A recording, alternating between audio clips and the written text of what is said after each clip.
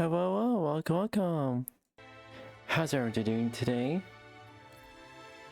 No, it's also way too loud for headphones. Extras. Way too loud for headphones.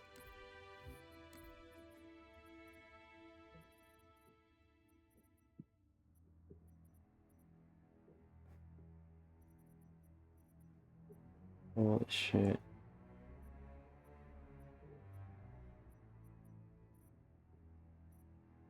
There we go. How's everyone been? Welcome. How's everyone doing today? And as you can see here, I have a new guest. Her name is the one and only adorable good girl Nugget. You wanna say hi?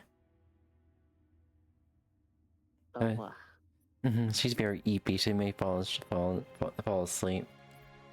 I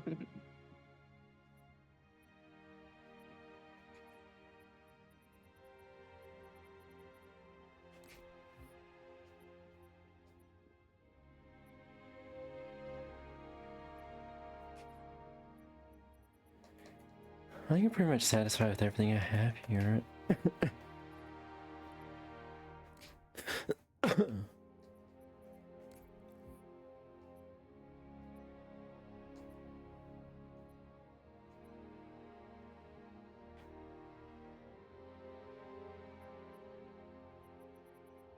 I think I want this one.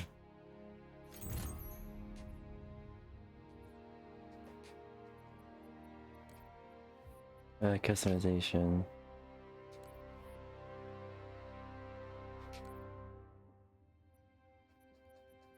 Sperm pose on patrol. Elite pose on patrol. Do I do this for every single one of them? Oh my god. I do this for every single one of them. That's also good. You choose different ones. But yeah, my plan, as you can see on the title, we're gonna be doing the Curse Halo.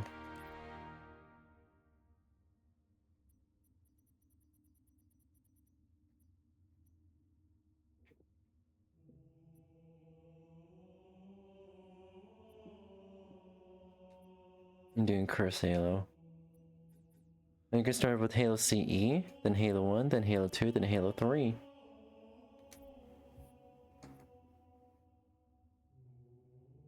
Halo CE Anniversary. We start. I think I do easy.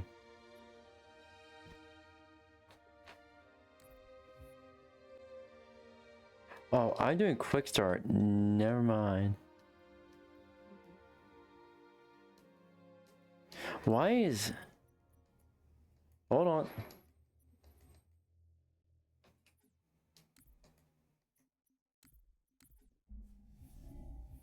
Hold on.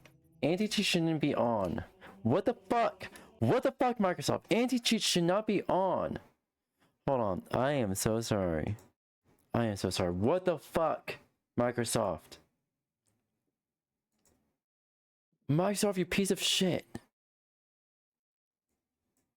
Also, no, I don't want to shoot there. Microsoft, you piece of shit. What the fuck?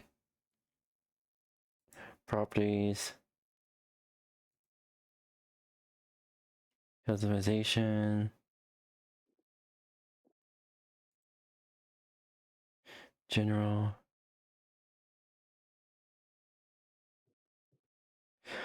Every time! Every fucking time! Wait a minute. Anti-cheats are disabled. What the fuck is going on? Is there an anti-cheat that just permanently enabled? What the fuck? Is there like a Steam, you have to take Halo the Master Chief Collection off the Steam store. Because clearly they're not abiding by the anti-cheat rules for Steam. They have their own anti-cheat under the anti-cheat they provide for Steam. What the fuck? That's fucked up. That is actually fucked up.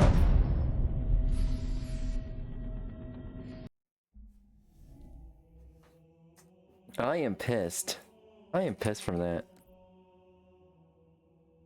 Anti-cheat incident. What the fuck? Built in.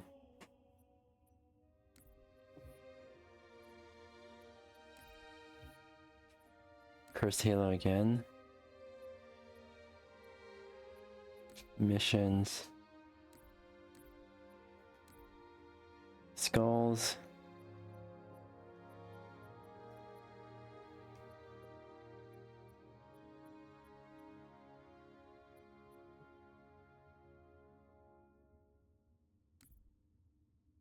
Skulls, what we're gonna do is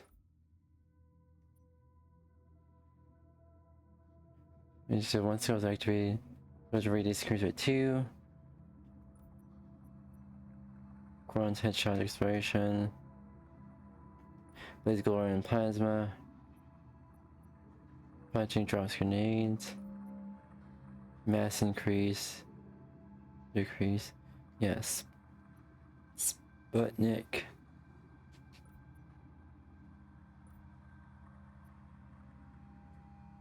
Alright.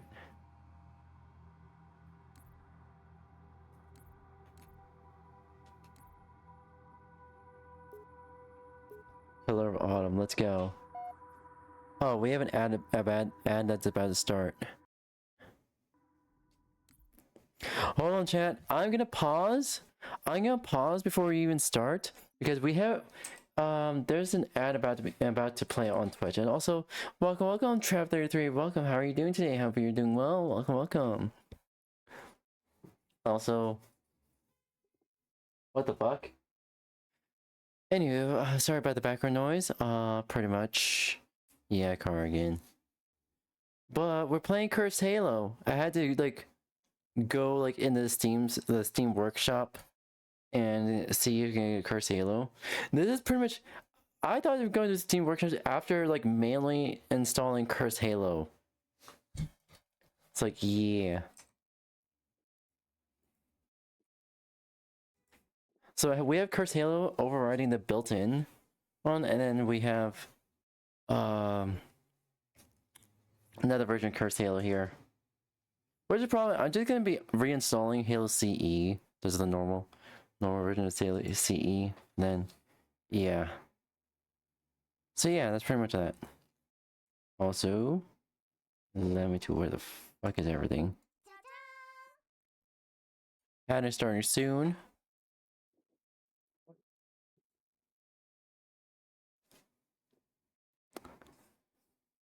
Okay, wait. Come on, ad. I know you're starting soon.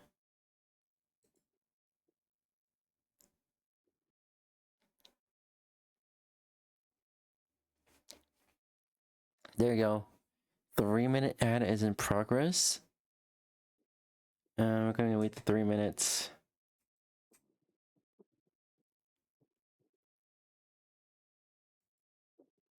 Alright.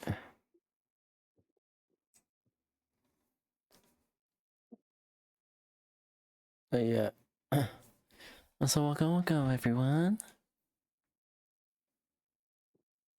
I'm gonna make sure real quick.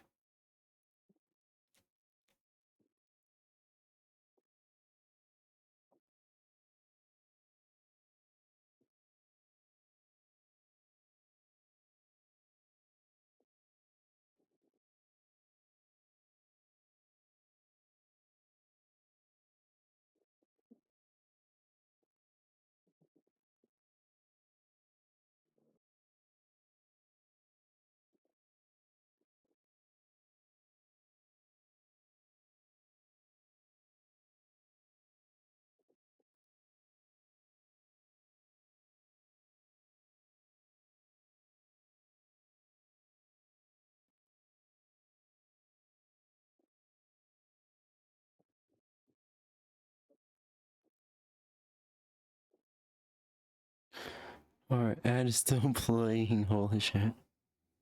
Anyway, don't worry chat. Say how are you doing today? Welcome.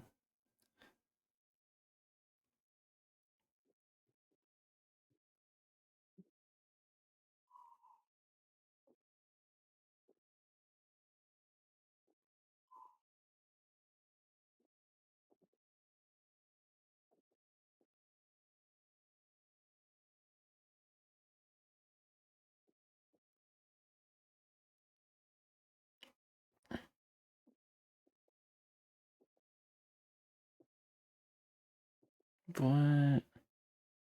Anywho.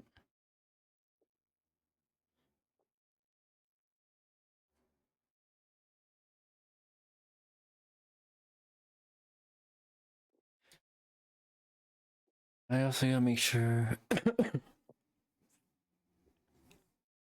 which is working on phone. Dismiss. Yep. Yeah. Alright. Alright, there we go. Alright, looks like ads are ending soon for Twitch.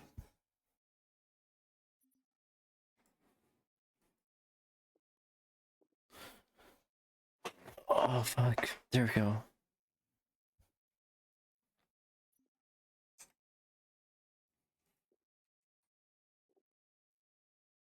Alright, ad ending, welcome back, welcome. We're going back to hit Curse Halo. We haven't even started it yet, but yeah.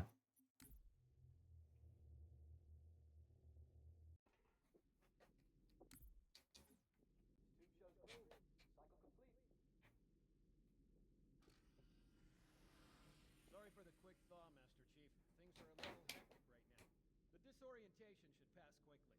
Welcome back, sir. We'll have your battle-ready stat. Way too quiet.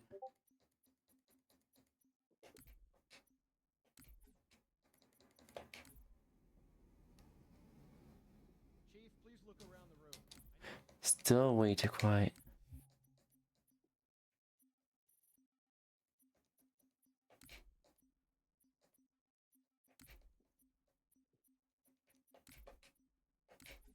Get a calibration reading for your battlesuit's diagnostics.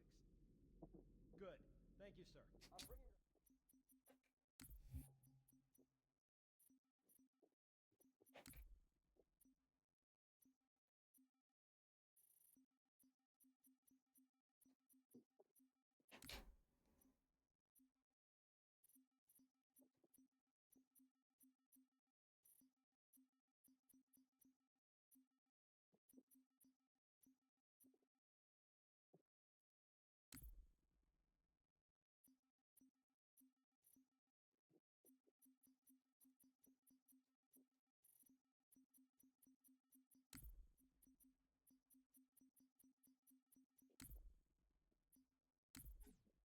Health monitors online, sir.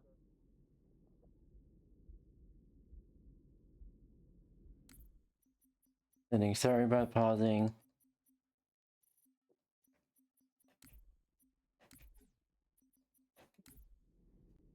Vital signs look normal. No freezer burn. Okay, sir. Go ahead and climb out of the cryo tube. Alright, there we go.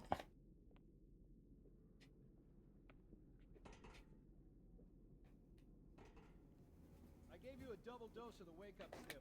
Take a quick walk around the cryo bay and join me at the optical diagnostic station when you're ready.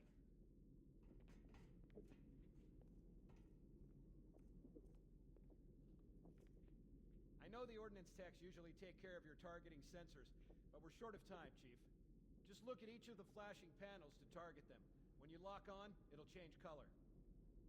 Okay, that looks good. Sir, I'm getting some calibration errors. I'm going to invert your looking pitch, so you can see if you like it better that way. Try targeting the flashing lights again. Is that better, or should I switch it back? Okay, try looking up and down again, please. Do you want me to leave it like that, or switch it again? Okay, I'll leave the pitch normal, but if you want, you can change it yourself later. I'm ready for the energy shield test now. Please follow me to the energy shield test station. Alright. Oh boy.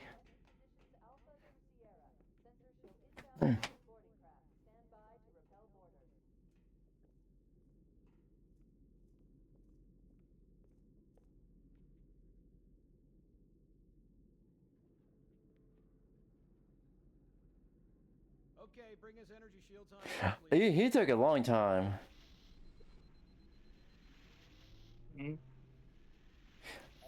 I'm streaming right now, remember? Okay, sir. Bring them down to the automatic recharge. What? I totally forgot about that. You totally forgot about that. It's okay. You're a good girl. You're such a good girl, sweetie.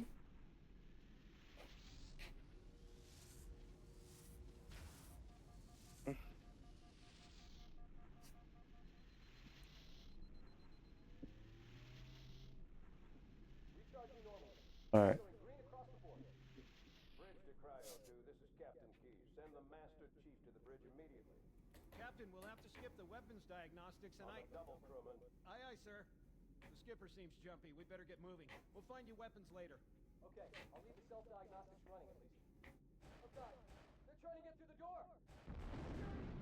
Intruders in Cryo 2. Oh my god, I can see the change. Come on, we've got to get the hell out of here. I see the changes.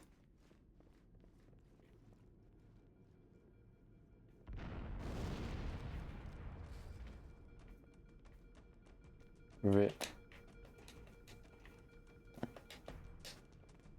Rip.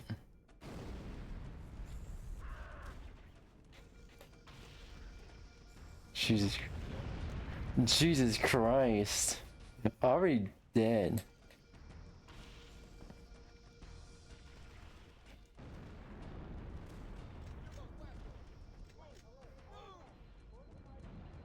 Oh my god, charging way slower, what the fuck?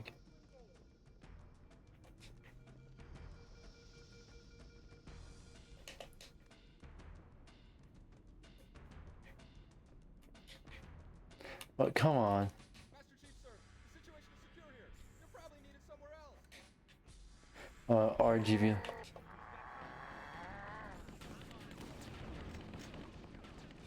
Fall back, man! Chief, Cortana says to get to the bridge, double quick. Oh boy, oh boy. Whoa! Sir, the captain needs you on the bridge ASAP. Better follow me.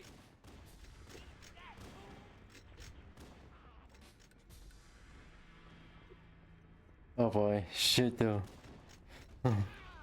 What the fuck?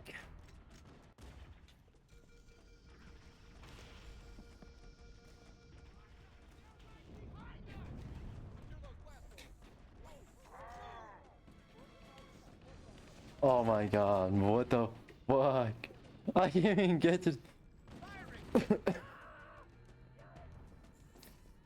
Jesus Christ, I don't even... Sir, the captain needs you on the bridge ASAP. Better follow me.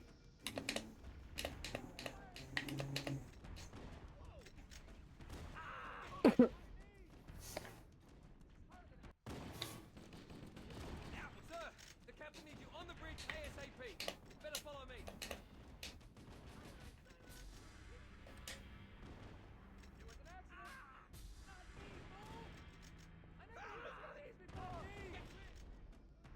I can't even get to... Holy shit.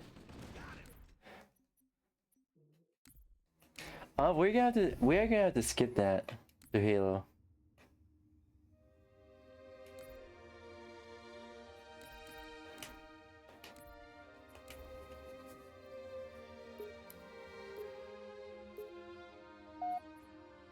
Alright, let's do this.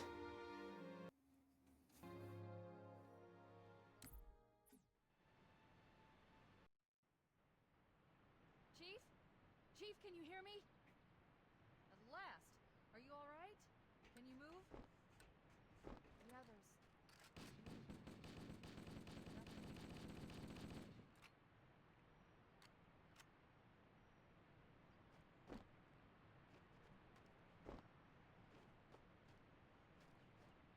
Warning. I've detected multiple Covenant dropships on approach. I recommend moving into those hills. If we're lucky, the Covenant will believe that everyone aboard this lifeboat died in the crash.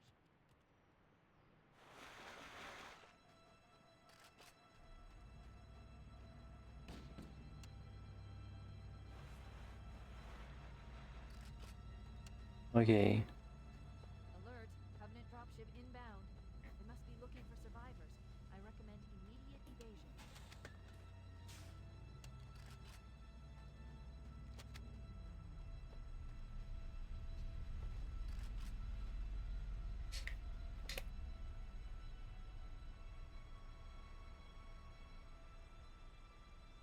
Alright, we're just flying through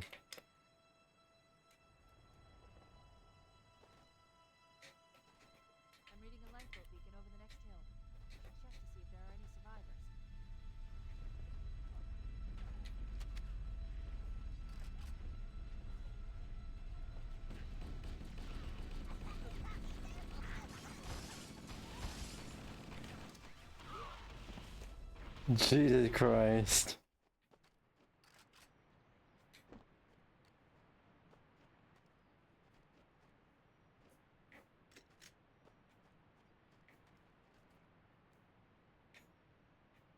Warning.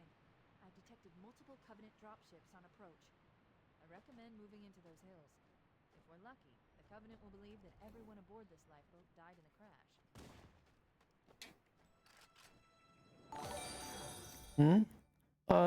Thank you for following. Welcome. Hi, Burger and Joy. How are you doing today? Hopefully you're doing well. Also, you probably see what I have. Are into Halo lore? Yeah, a lot of Halo lore.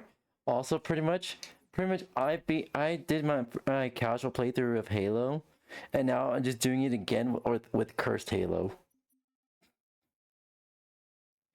And I can't even get through it on easy mode. How the fuck am I? Legendary is already hard as fuck. How the fuck is someone supposed to beat Cursed Halo on Legendary? Cursed Halo Lasso. Can anyone beat that?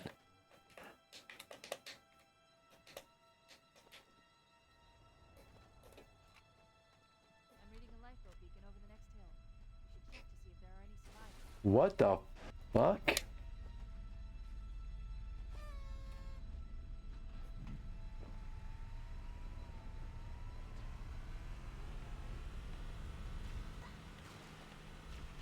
It's a miniature warthog!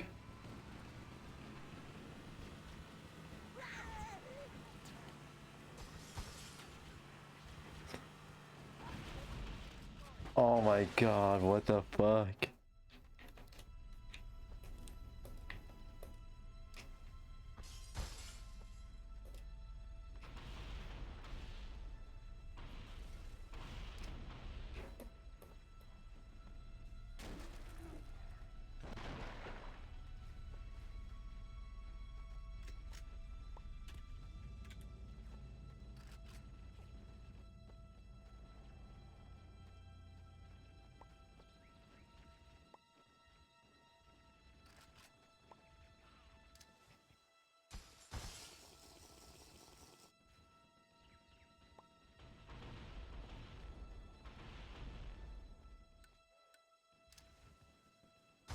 What the fuck is anyone supposed to do?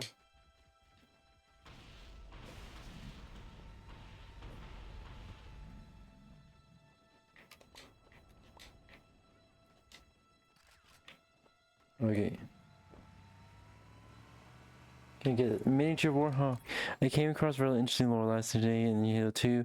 Main reason why the three prophets sent the Arbiter after the heretic leader is because he had a private video footage of the Tartar ASS rubbing. Oh my god. Nah, that can't be real. That can't be real.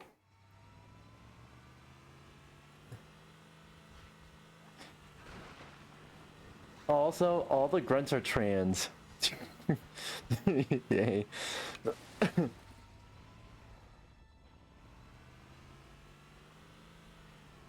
This is so fucked. They're fun at the same time.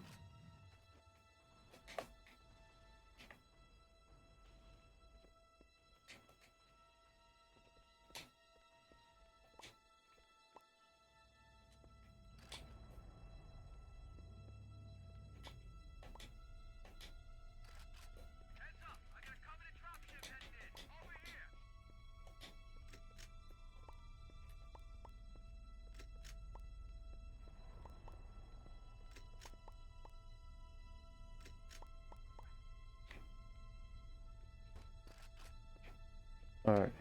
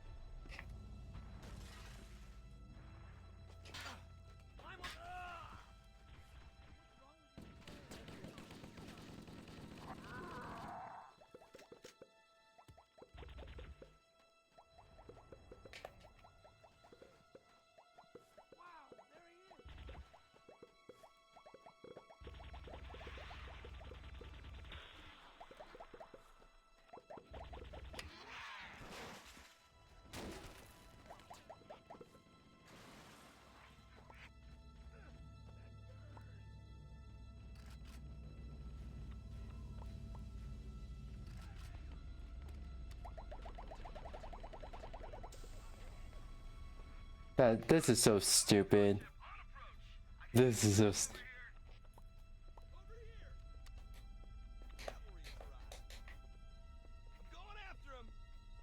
Alright. Alright, where the fuck am I supposed to go?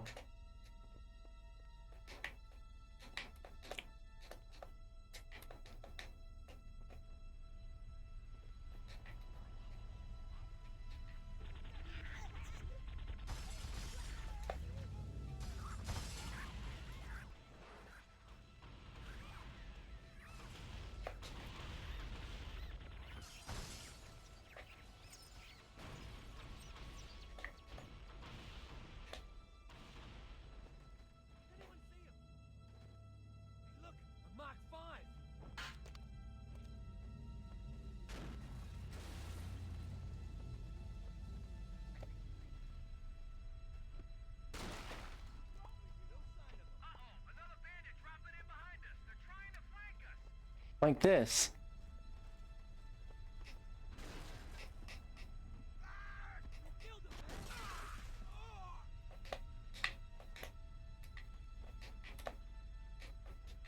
I recommend that we stay near the beacon and wait for extraction.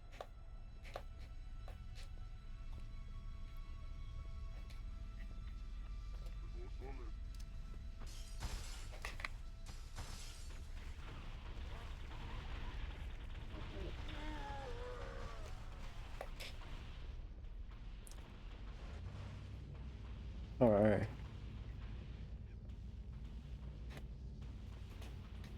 What the fuck?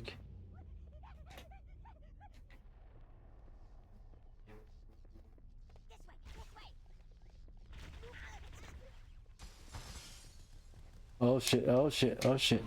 Oh no. What do you mean, oh no? Oh my god. Oh my god.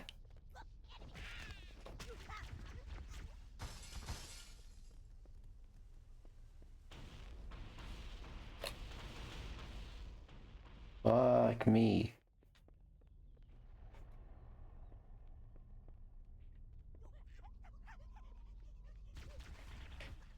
What the fuck?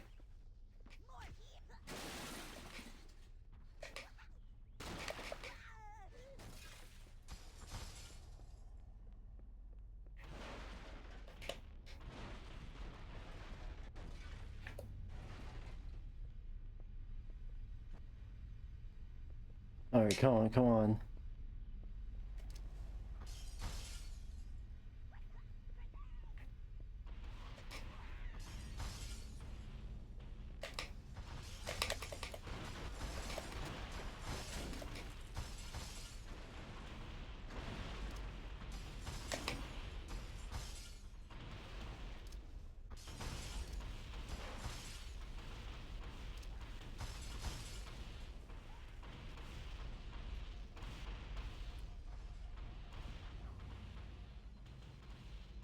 Alright,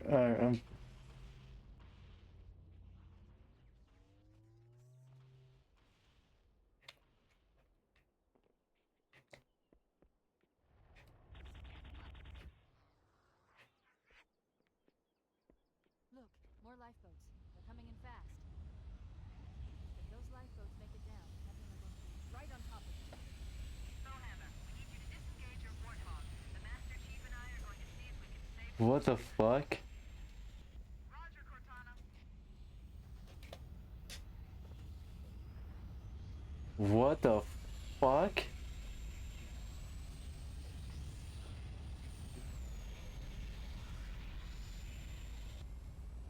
This is fucking huge.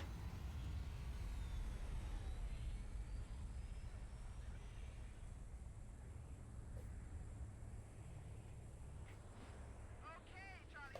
Warthog deployed. Saddle up and give 'em hell.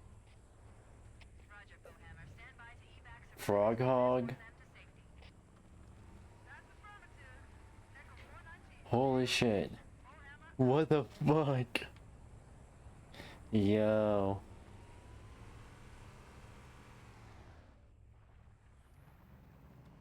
Was that Sputnik on so like this makes it harder? Drive a warthog.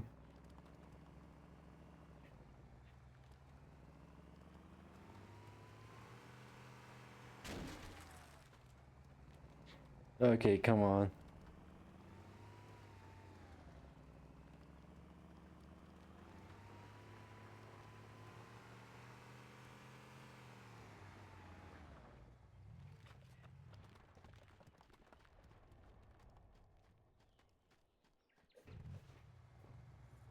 Let's roll! Let's go! Jesus Christ, how the fuck am I supposed to drive this?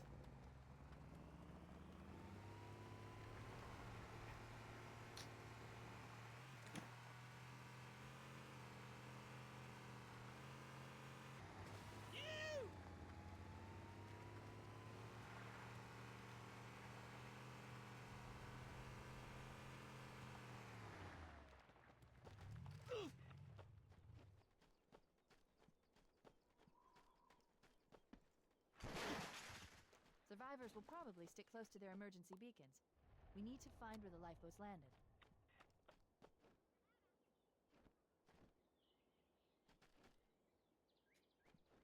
Alright. I think grab the bigger...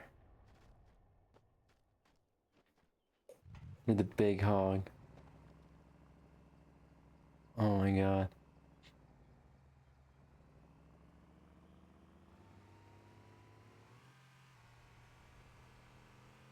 Oh my god, holy shit. This is big! This cave is not a natural formation. No shit. So it must lead somewhere.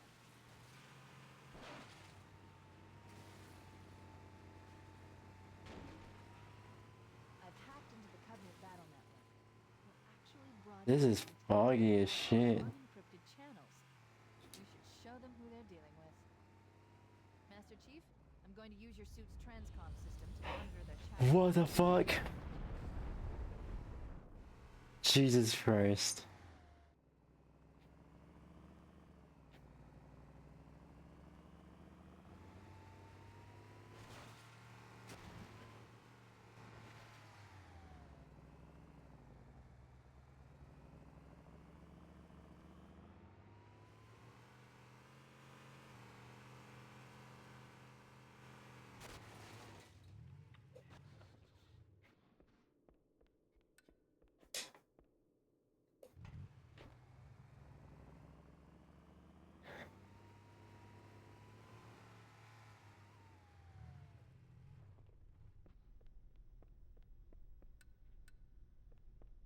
Alright.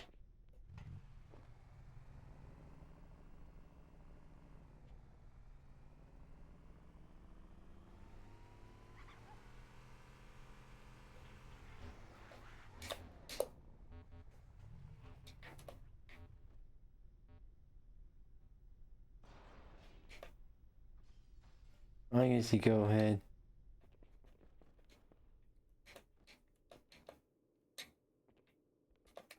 Never mind. Also... Ew, okay.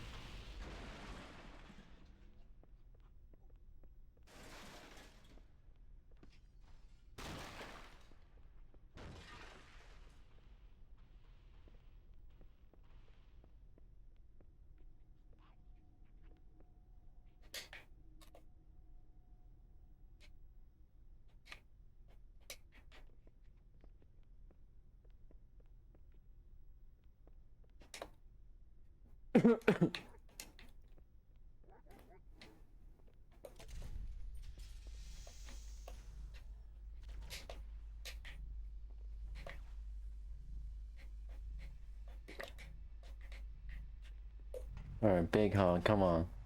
Let's go.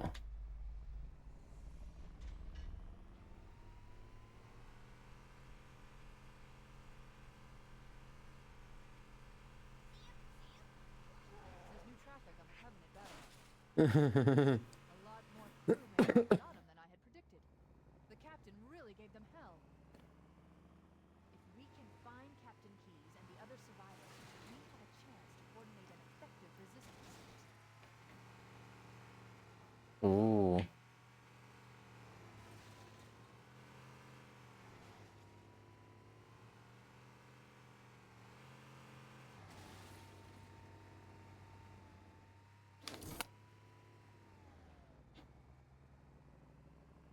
Ew. Human collection. Let's go.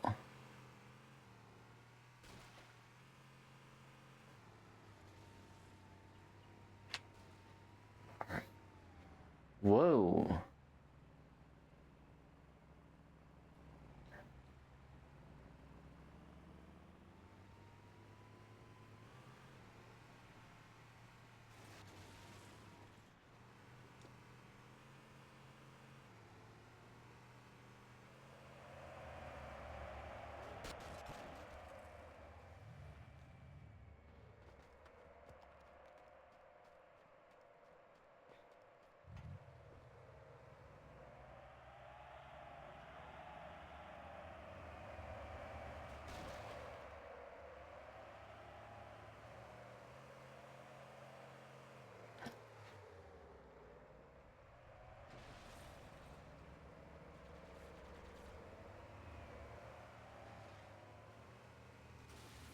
Alright.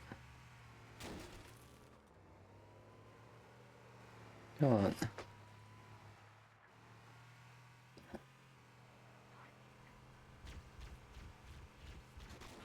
are some Marines hiding in the hills above the structure.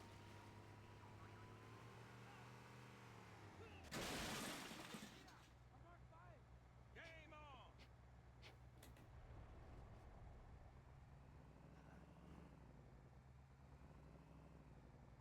Oh boy.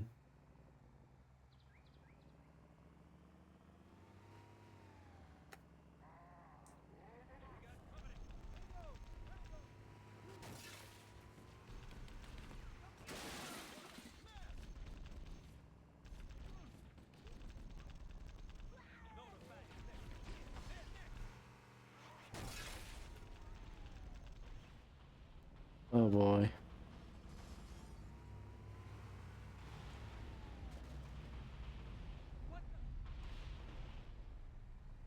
I can drive, hold on.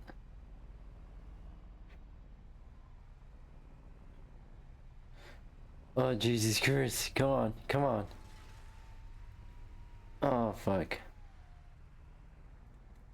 Oh, the big hog is really tough to even drive. What?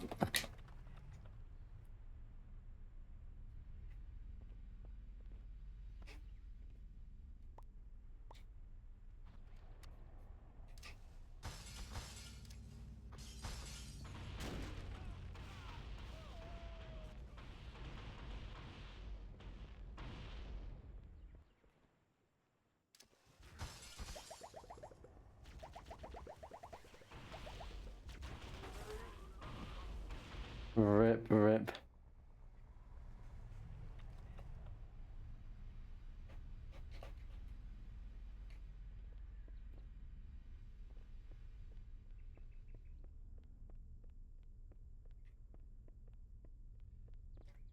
I'm gonna try to find.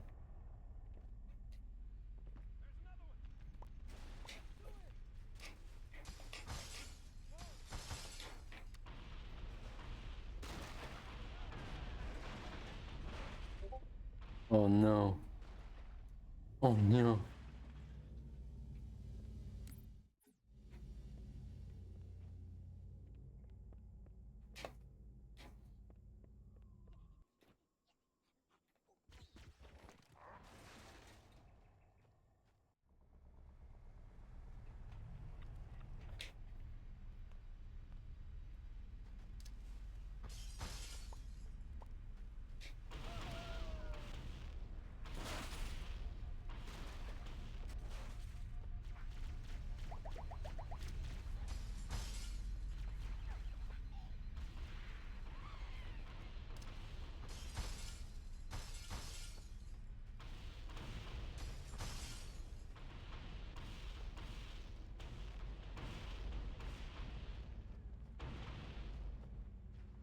Oh boy.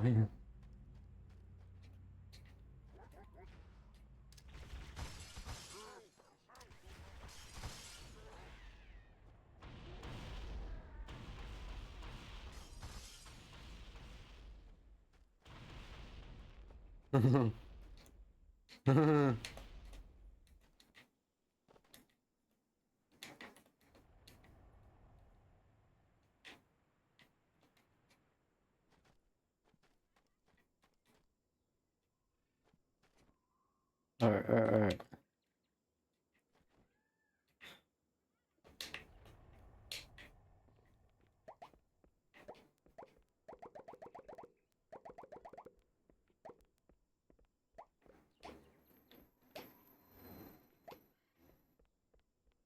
Alright. Let's make sure there are no Covenant hiding in the area.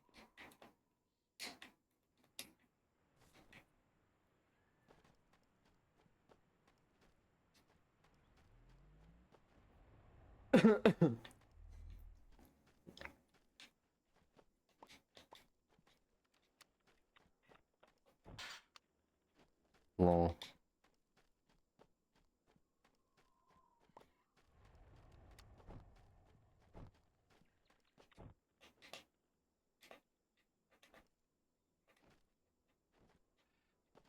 Oh boy, come on.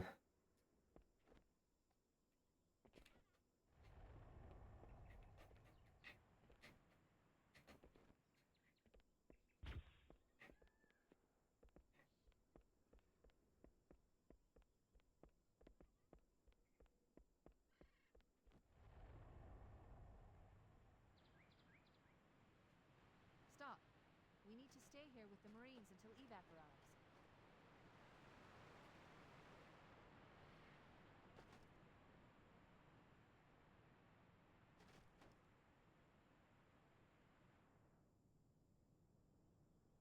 Survivors detected. Marines are concealed in those rocks.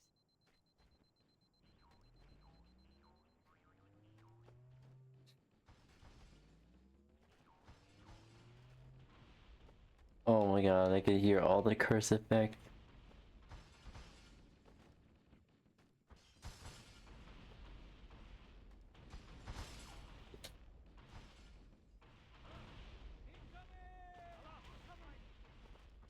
Echo 419 to Cortana, come in. We read you, Echo 419. We have survivors and need immediate dust-off. Roger, Cortana. On my way. I've spotted additional lifeboats in your area. One near a rock slide. And another near the cliff edge. Hard to see from my altitude, but it looks like there are more survivors. Oh no. We're on our way.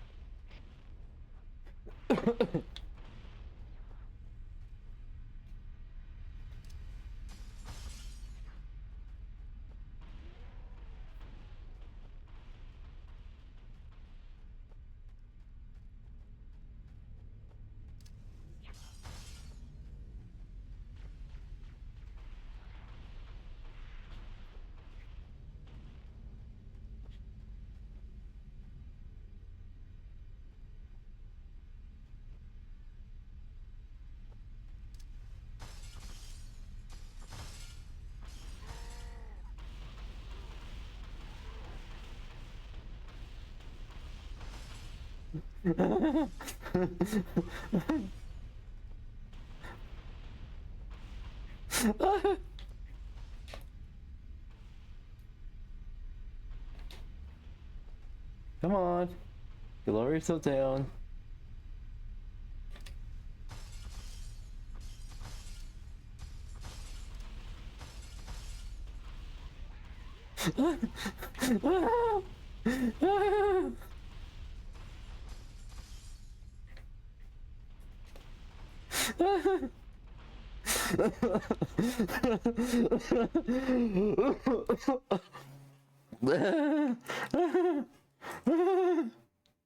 Jesus Christ.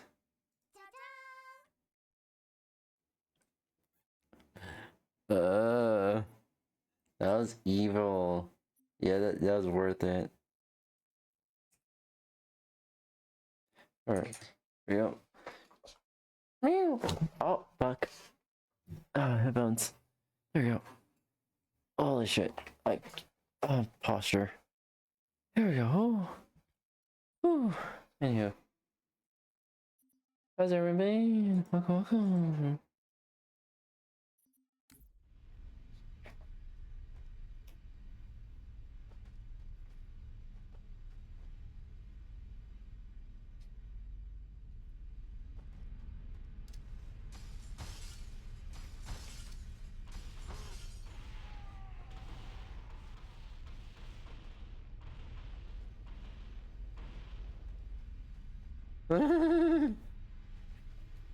What was that?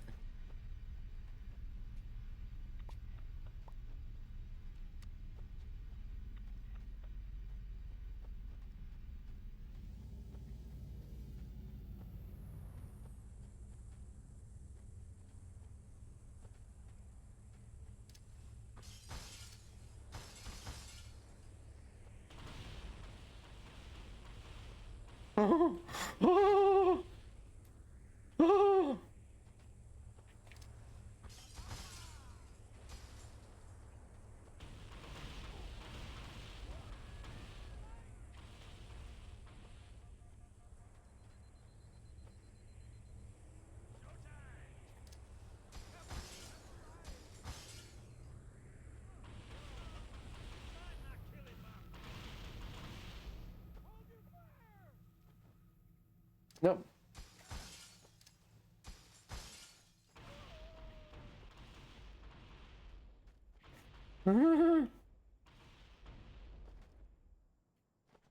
Well, make sure all three of them are dead so we don't have to wait for them.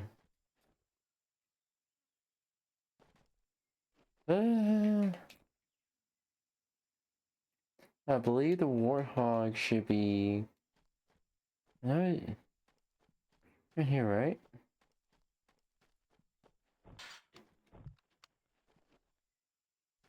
What the fuck? Okay.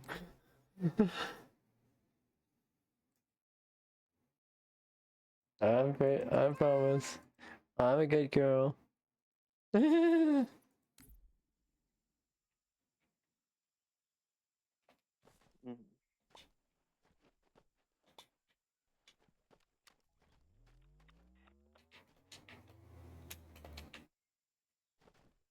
Okay,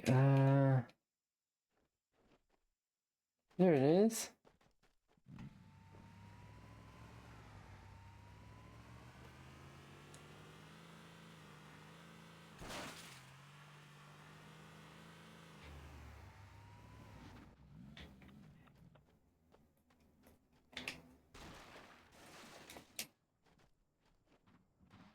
Alright. Let's go.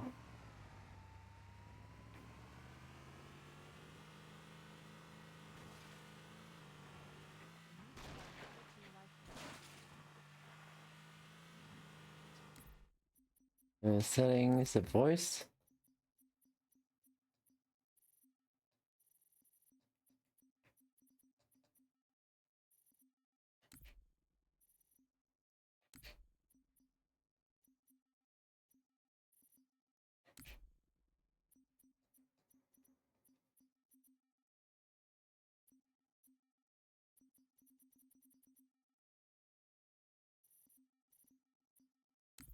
Alright.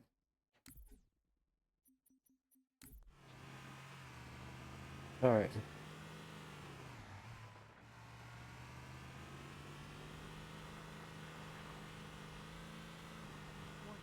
picked up reports that the Covenant has located...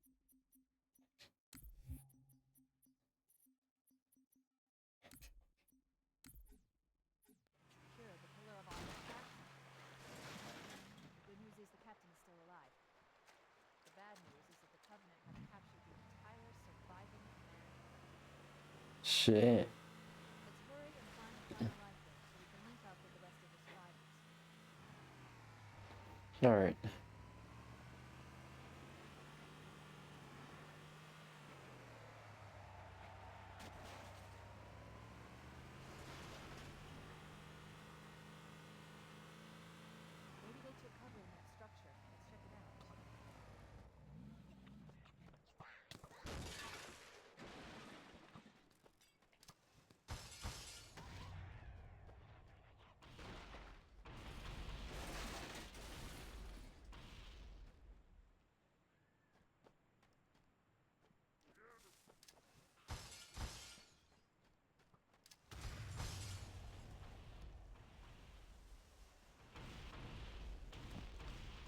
Jesus Christ.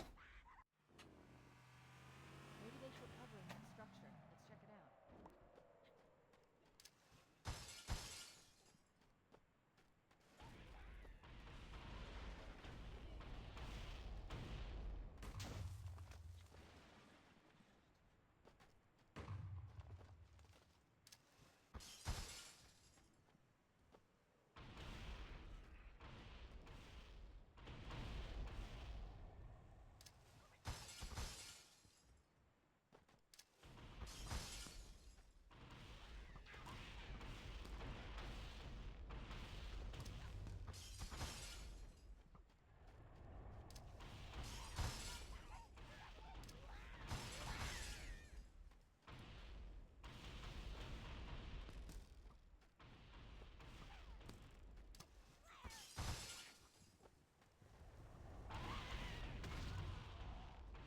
We should search the interior of those structures before we leave. I smell one.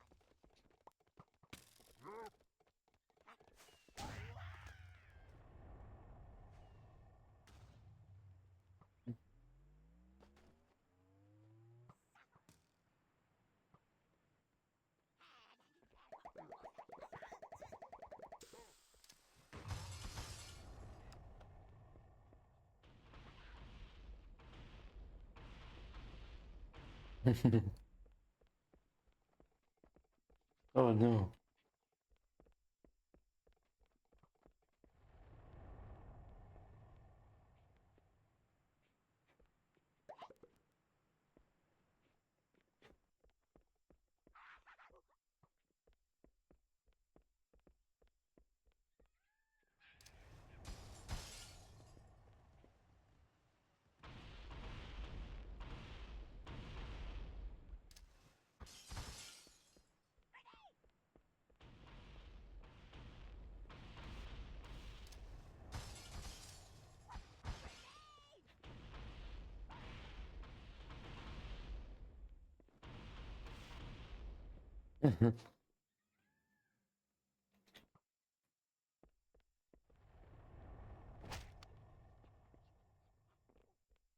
Alright, check for any survivors.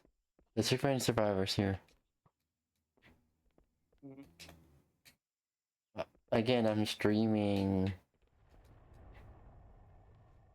What happened? We're live.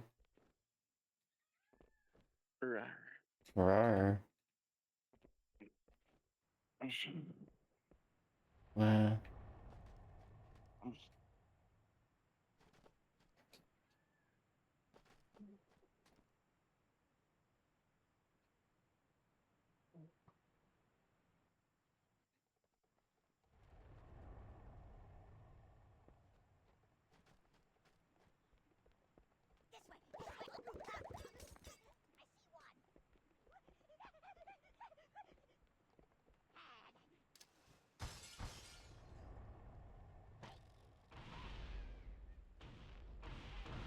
Are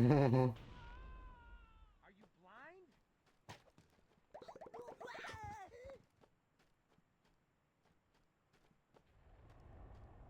Look, a Mark V.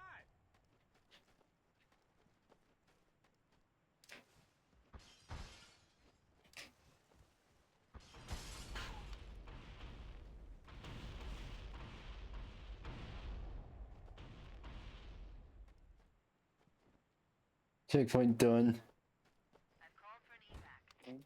Roger that. Marines, assemble.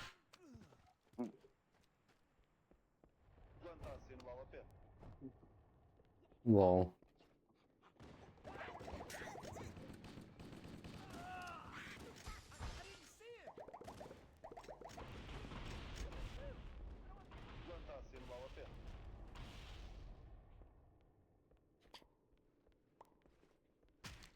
What's wrong with you? Oh, that's enough of that.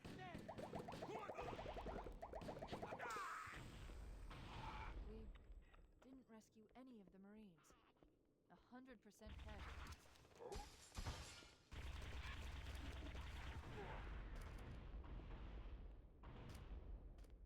That's the last of them. Roger that. I'm on my way. traffic on the Covenant BattleNet. I found Captain Keyes. He's being held on a Covenant cruiser, the Truth and Reconciliation, a ship I disabled before we abandoned the Autumn. The Truth and Reconciliation touched down on a desert plateau roughly 300 kilometers upspin.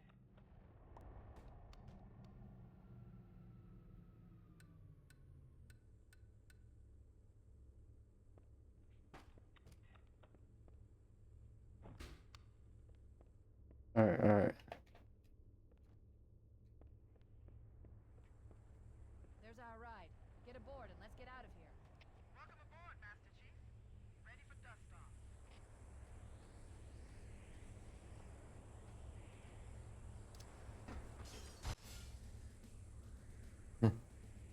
We should move out, Lieutenant, and then we'll need your help on a rescue mission.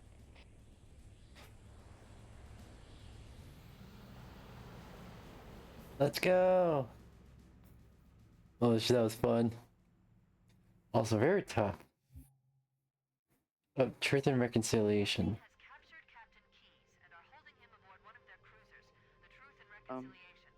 The ship Mm. is Can I currently holding go position for now? approximately Here you go. 300 Alright. meters above the other Bye bye, matinee. So how do we But get inside the ship if it's in the air? The Corps issued me a rifle, not wings.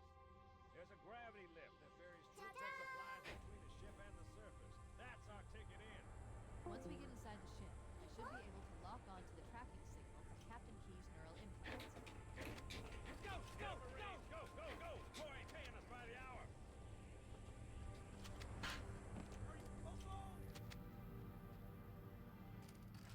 I wanted the gun.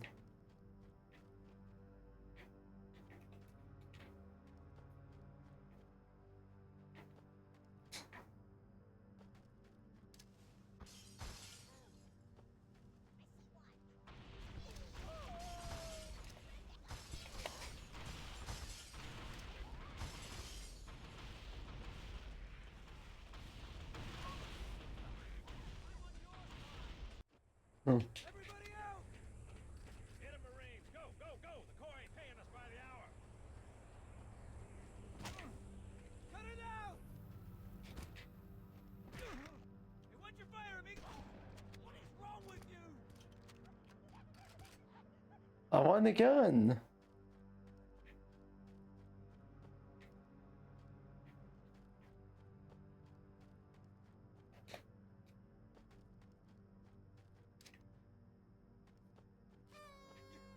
Man down!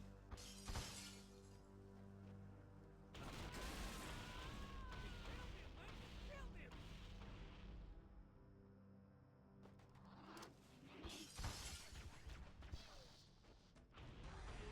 I didn't know these things could fly! Over here!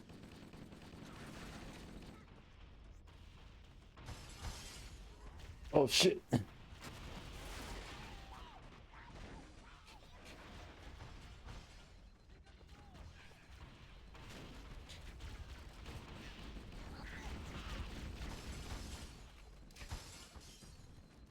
You bitch. Let's go! Get 'em, Marines! Go, go, go! The Corps ain't paying us by the hour. The enemy has captured Captain Keyes and are holding him aboard one of their cruisers, the Truth and Reconciliation. Alright. Is currently holding position approximately 300 meters above the other end of this plateau. So how do we get inside the ship if it's in the air? The Corps issued me a rifle, not wings. There's a gravity lift that ferries troops and supplies between the ship and the surface. That's our ticket in. Once we get inside the ship, I should be able to lock on to the tracking Right. signal from Captain Keyes' neural implants. Get 'em, Marines! Go, go, go! The Corps ain't paying us by the hour.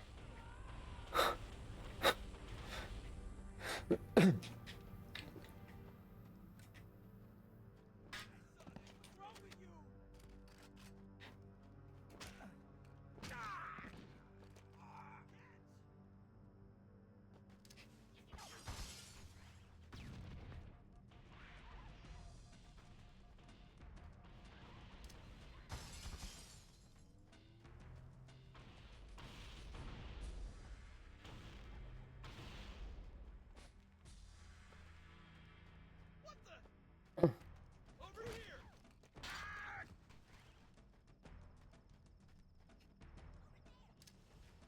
Mhm.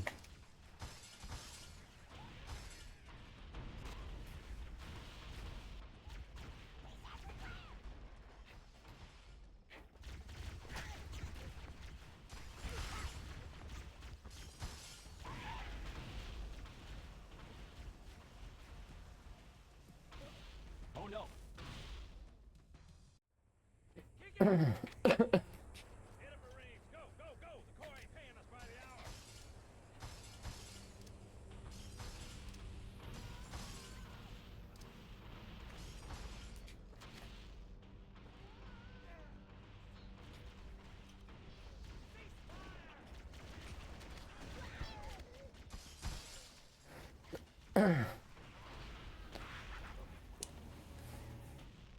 Jesus Christ. Go, go, go!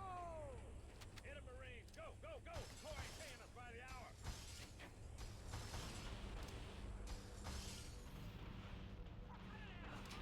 Hold your fire! What are you thinking? Hold your fire!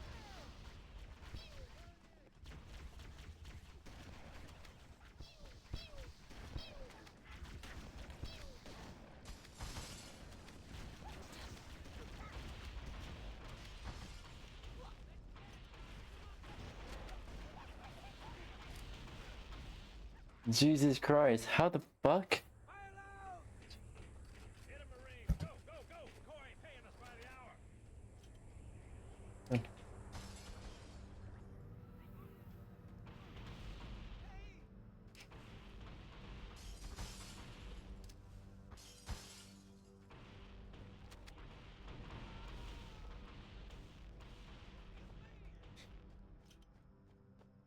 Alright.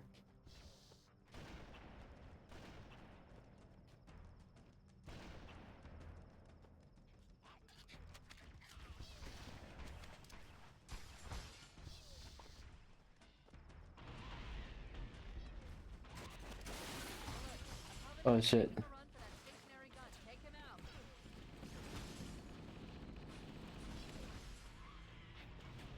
Firing! Now! Oh shit. Everybody out! Hit 'em, Marines! Go, go, go! The Corps ain't paying us by the hour!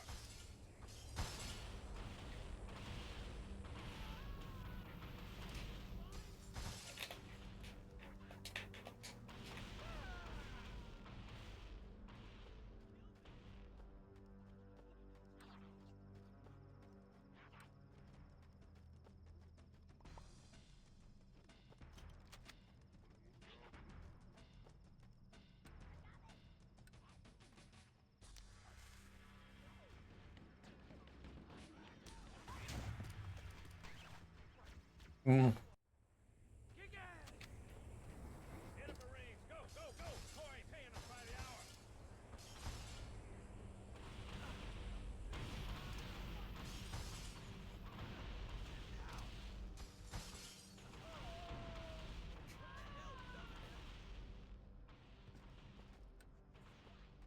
Mhm.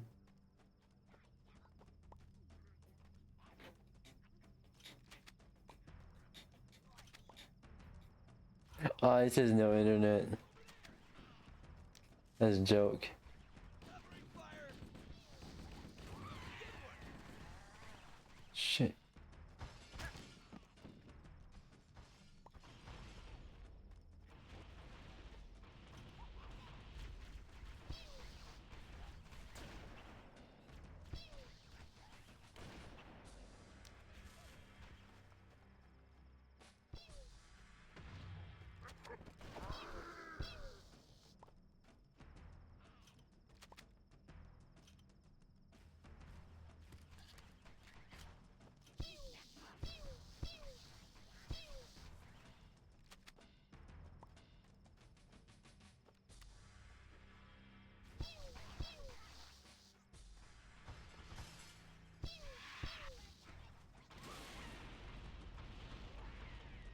Y'all are dumbasses.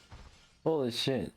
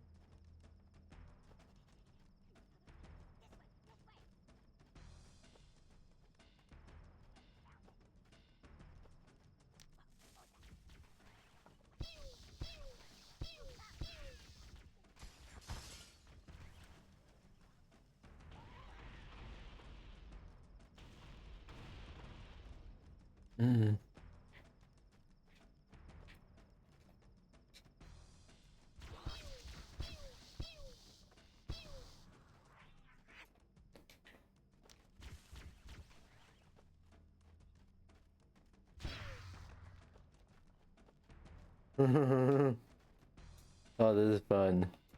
It's really fun.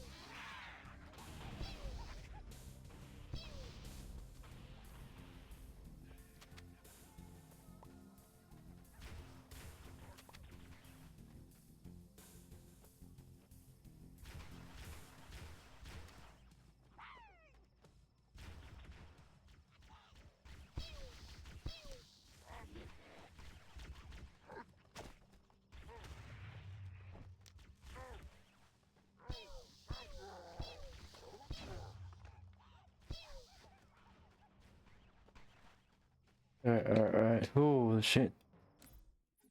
Are you winning, son? Does it look like I'm winning? Come on, come on. Pew, pew, pew, pew. Shit, come on. Come on.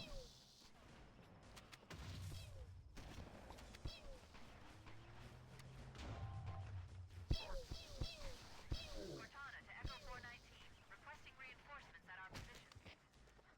Roger, Cortana. Echo 419 on approach.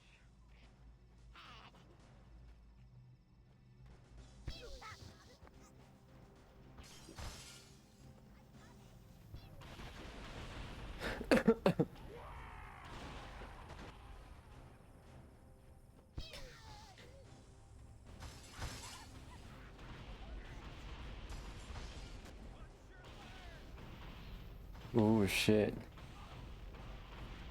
Shit.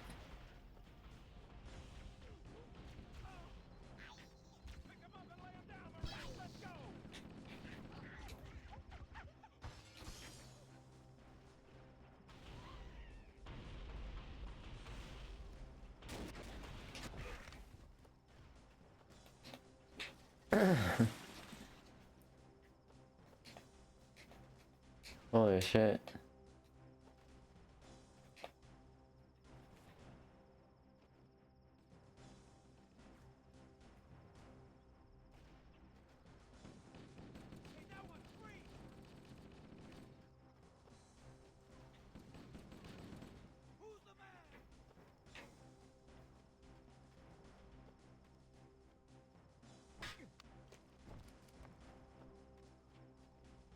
Lol. He had to die.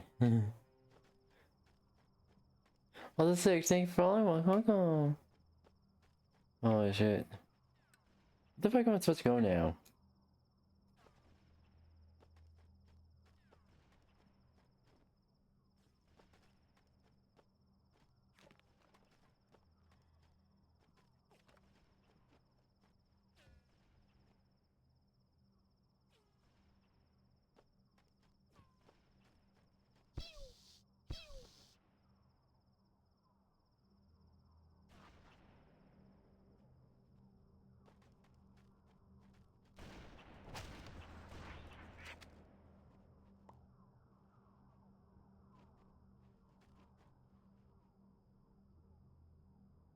What the fuck?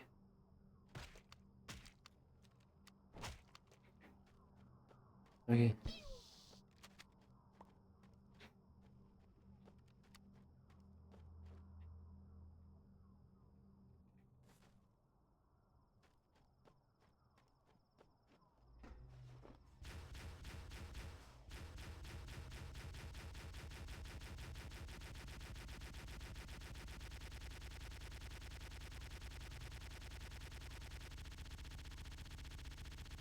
What the fuck?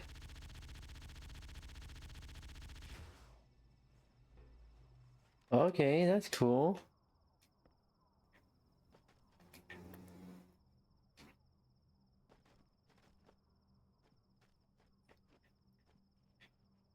Alright.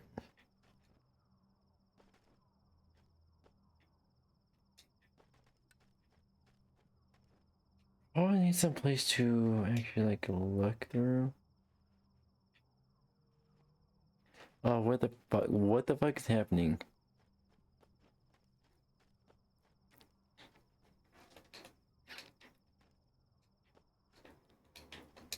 Oh, there it is.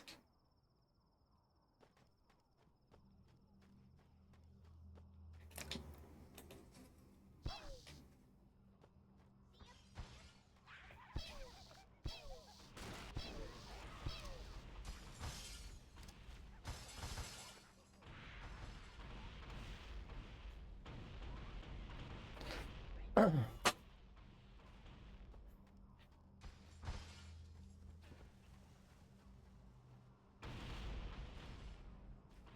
to Echo 419, requesting reinforcements at our position. Roger, Cortana. Echo 419 on approach.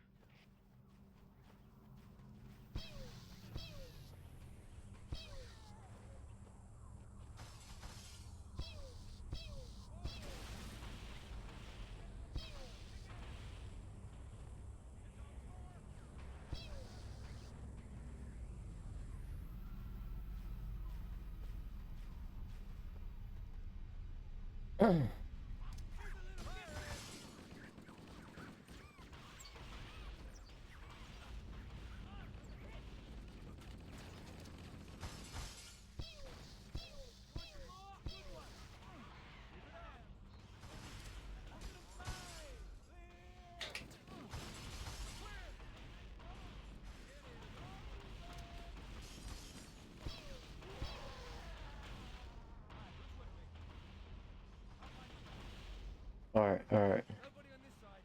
Oh, that'll put the fear of God in them.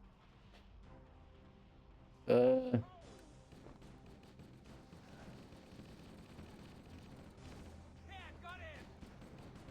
Yeah, man.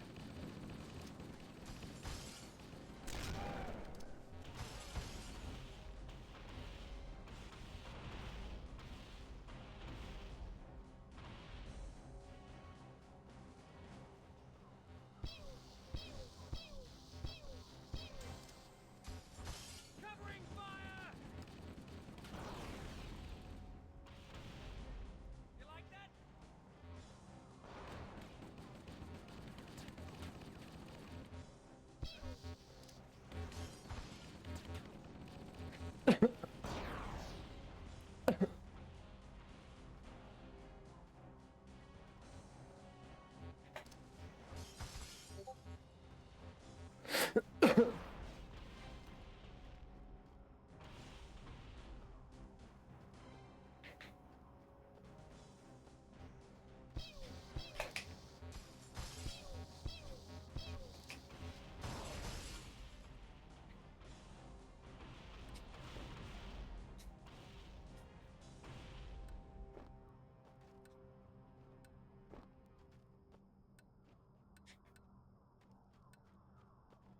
Alright, alright.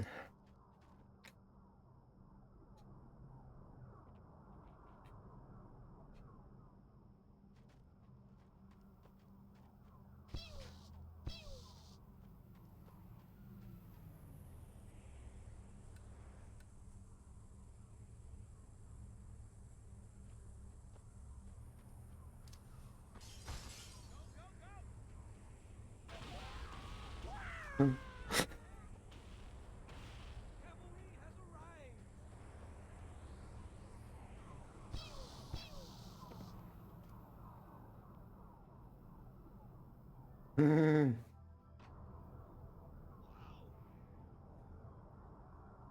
them all alive.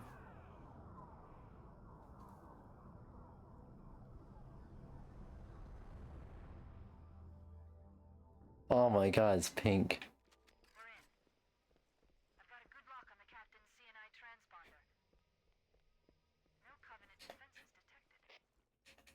What? No covenant here? I think maybe nobody's home.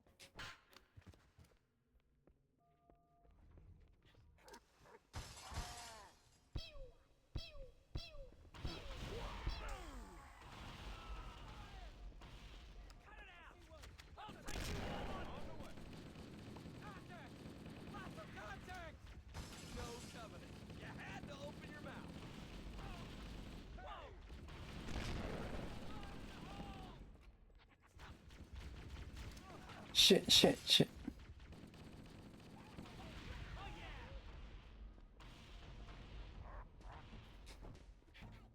Over here!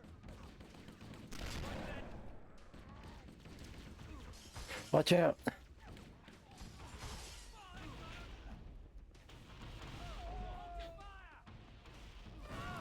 Oh yeah. Hey,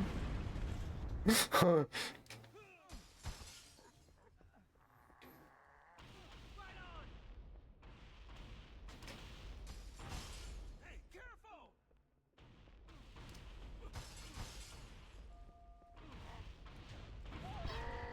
Hey, try aiming that weapon!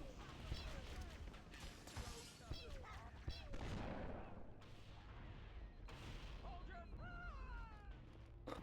What's wrong with you?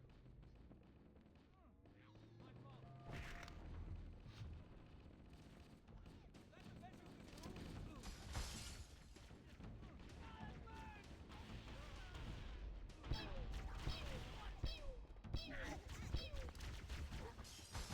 Firing!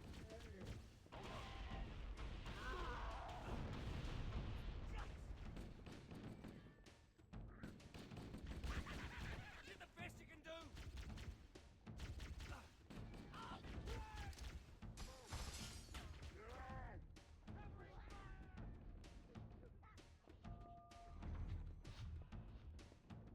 Alright.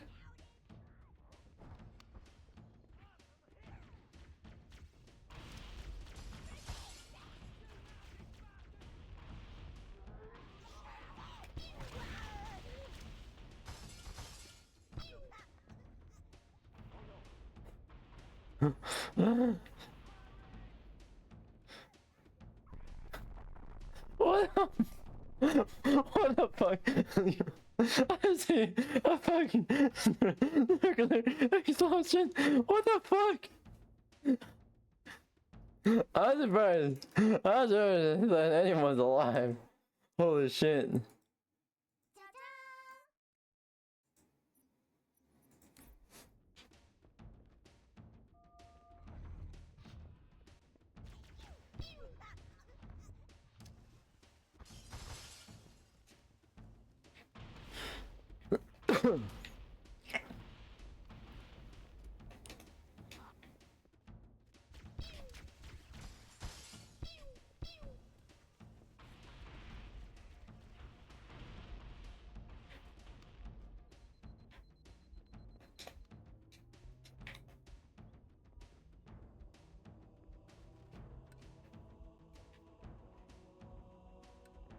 We could use the side passages to find a way around.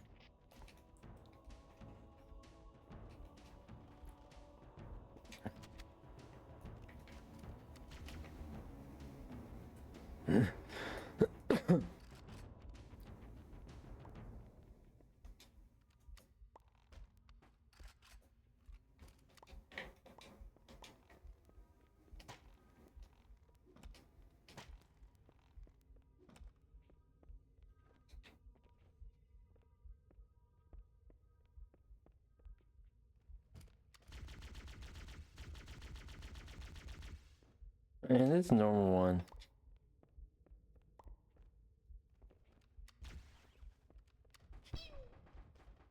Here you go. Alright, come on.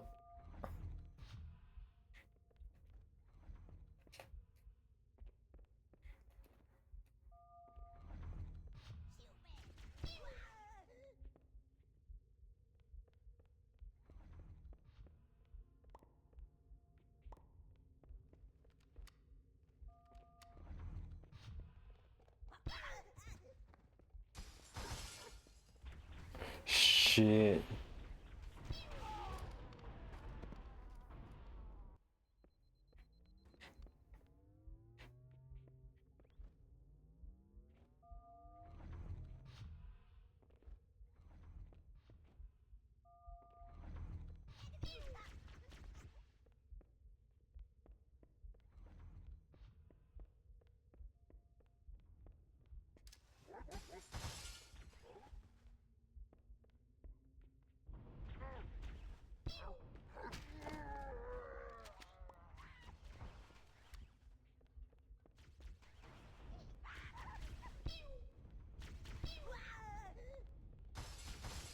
Oh shit.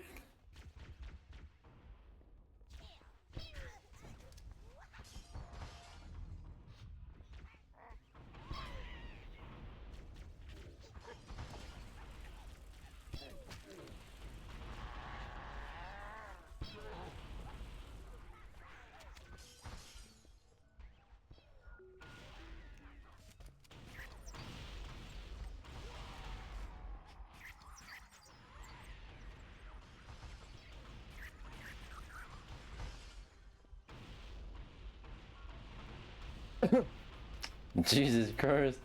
They're killing themselves.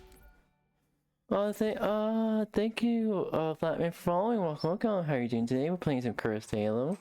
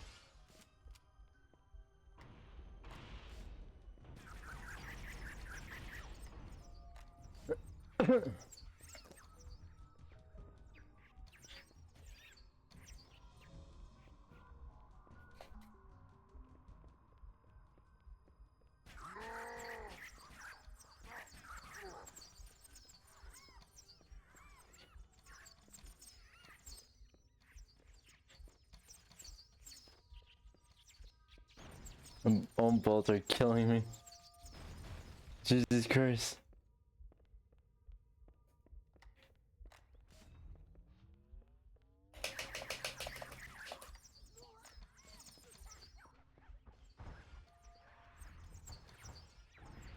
Ah!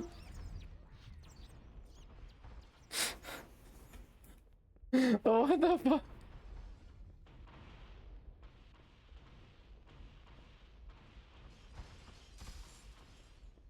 What the fuck? What the fuck? How's it going so far? I'm having a good time. I'm having a good time. Holy shit. Blue spun awful for. Oh no. Oh no. Awful furry rap? Shit. Alright, alright. Alright, chat. Alright, chat. Y'all request an awful furry rap. Let's go. Let's go.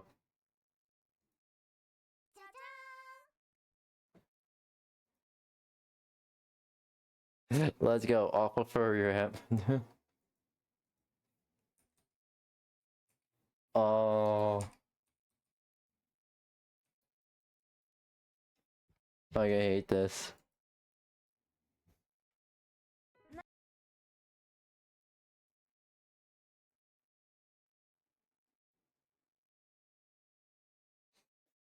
Oh, come on.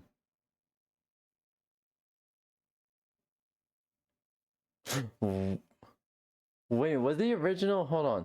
Wait, was the original? Oh, that's a Rickroll. Oh, was the original? Oh no, the original was taken down. Holy shit.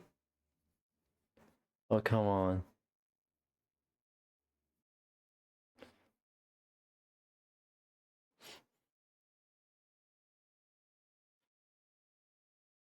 I don't know the.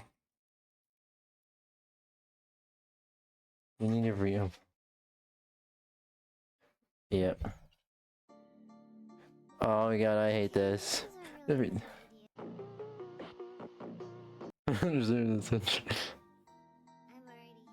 god, here we go. Okay, that's good.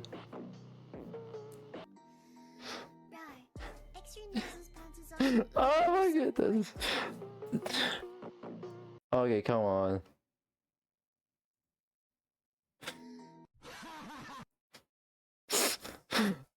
Don't tell me the original song, because I don't know the lyrics by heart.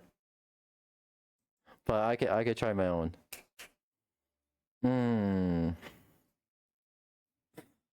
Okay.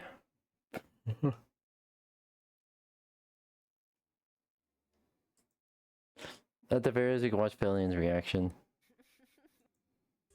Let me come play Soundworth and stuff. Oh, vocals maybe? Oh god! Really bad idea, but I'm already here, so let's. Wait, offer karaoke? Okay.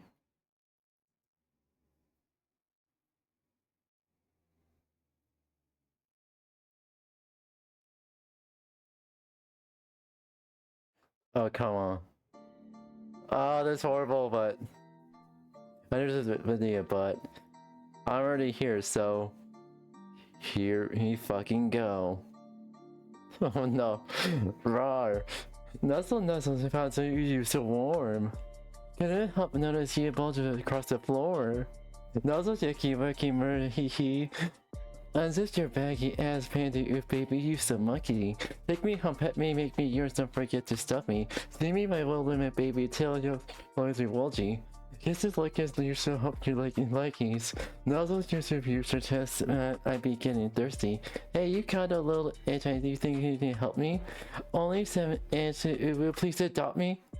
Uber, please volunteer to lift. Uber, punish me, please. About to hit them with the first shit, you don't see it coming. That was horrible. That was horrible.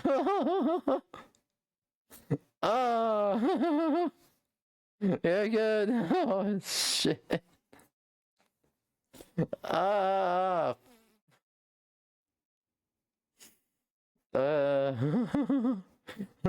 Completely go typical. Thank you for completing typical. Holy shit. Holy shit. I can increase the tip goal now. And goals. Holy shit, that was awful. How to increase it now? Tip menu.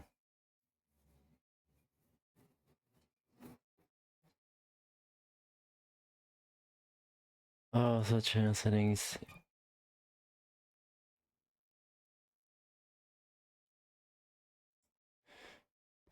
Alright. Steer. Okay, but yeah. Thank you for that. I blame the wheel. You blame the wheel? You're the one who tried to spin it. Oh, fuck. Thank you, Siri. Thank you. I didn't fucking... Alright. How the fuck do I increase the tip goal in here? Oh, real quick. And do just chat real quick. But yeah, thank you for that. I'll take a little bit of a break. But holy shit.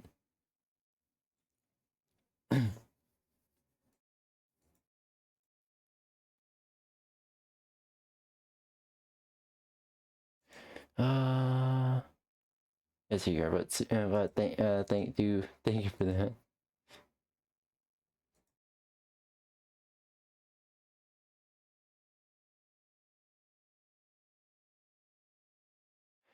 Oh boy.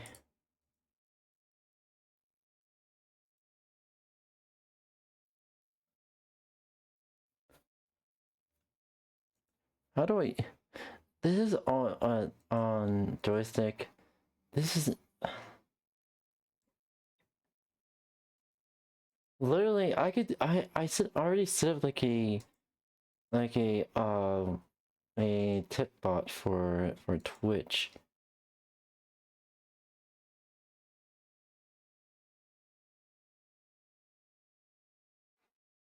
Ooh, do do do do do.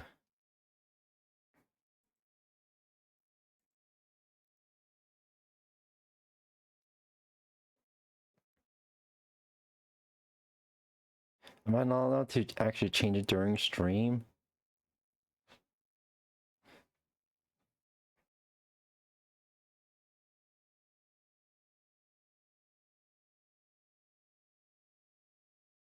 Okay, there the menu works there.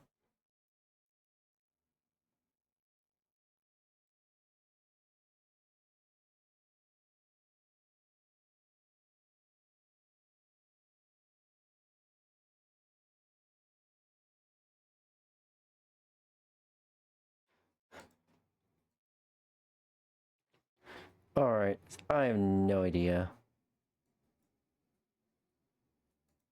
how to even get a typical work on here. I usually set up off stream.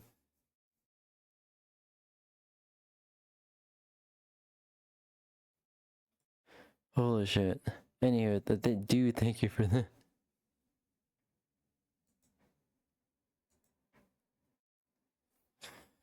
Oh fuck. Man, I knew I should have said something higher. Didn't think I would reach it already.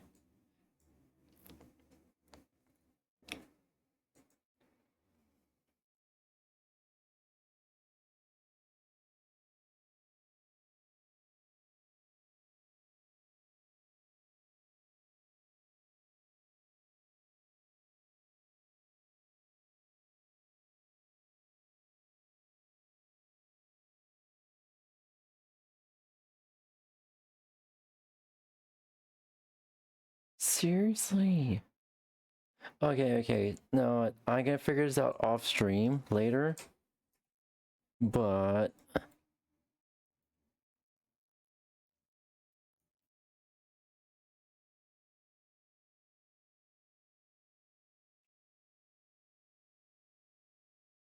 alright.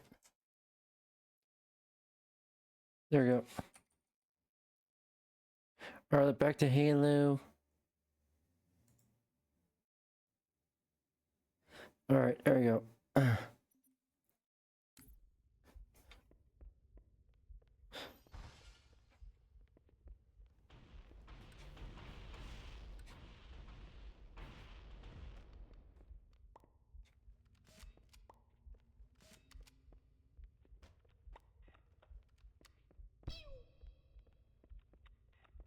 Alright.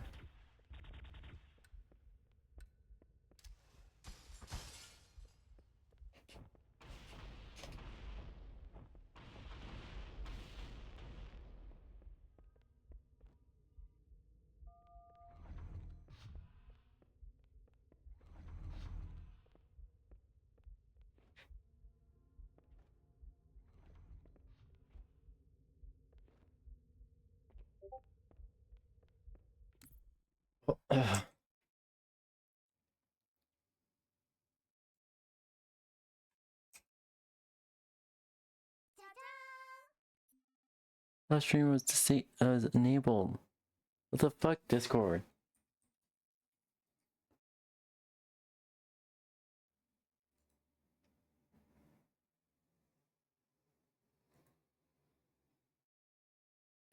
There we go.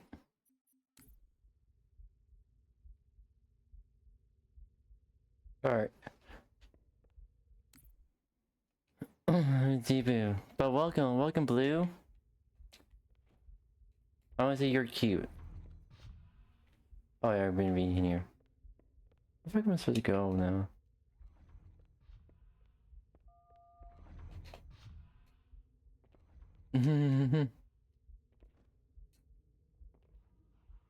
First time hearing a streamer call you cute? Come on. Oh shit. Instant regret. The second it did, it was like instant regret. See him? See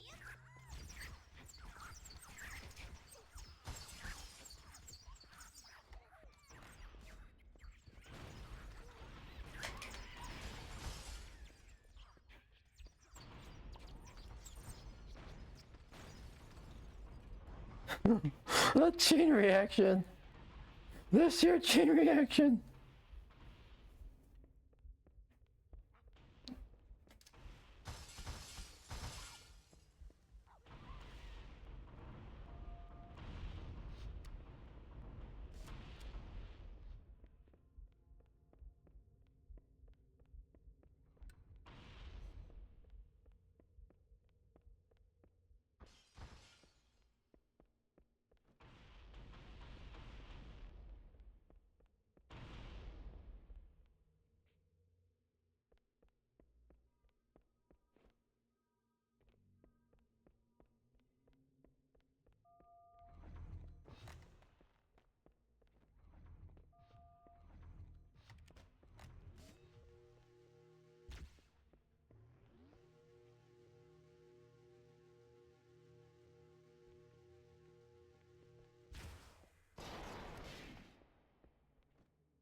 Oh, hell yeah.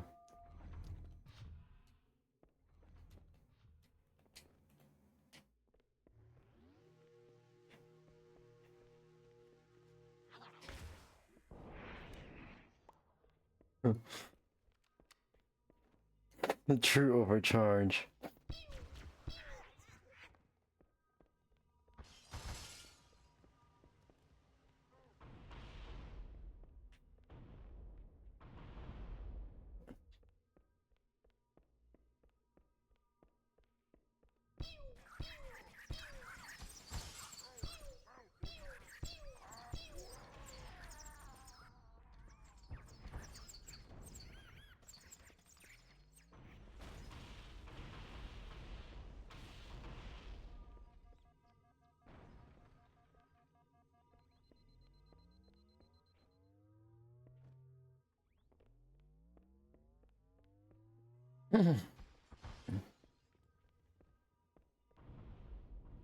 What the fuck?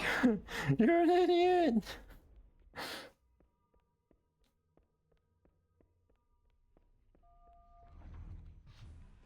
Cortana to Echo 419, requesting reinforcements at our position. Warhammer here, Cortana. I read you, but you're inside the Covenant ship. I'm not sure I can... Lock onto my signal and approach fast. Oh, There's a shuttle bay on the ship's starboard side. Jesus Christ. Roger, Cortana. I gotta go. It's late for me. Thank you, thank you. Hope you have a good one. Bye bye.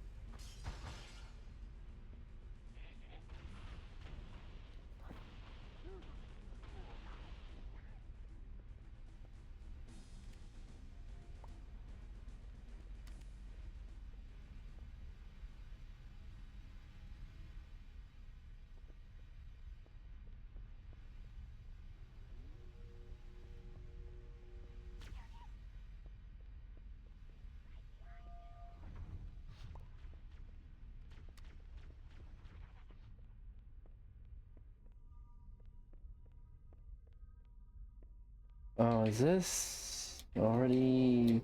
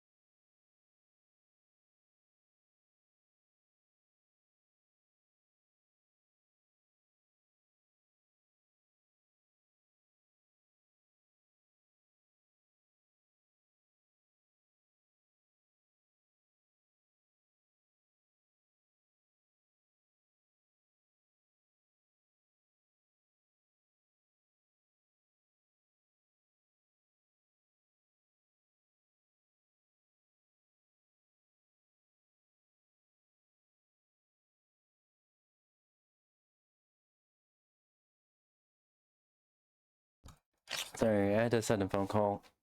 Anywho, let's continue.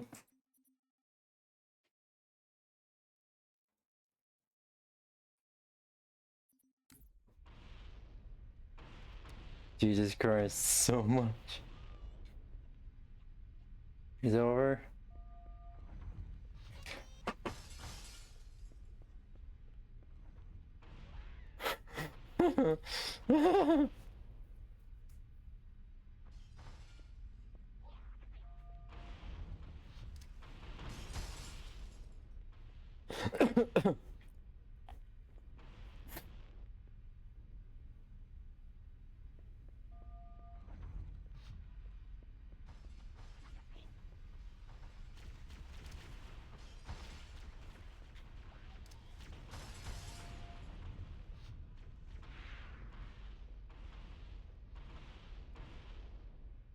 Jesus Christ. Bullshit.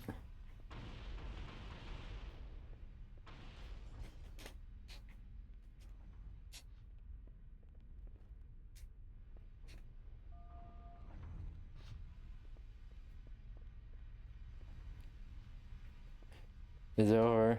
You're good. Are we good?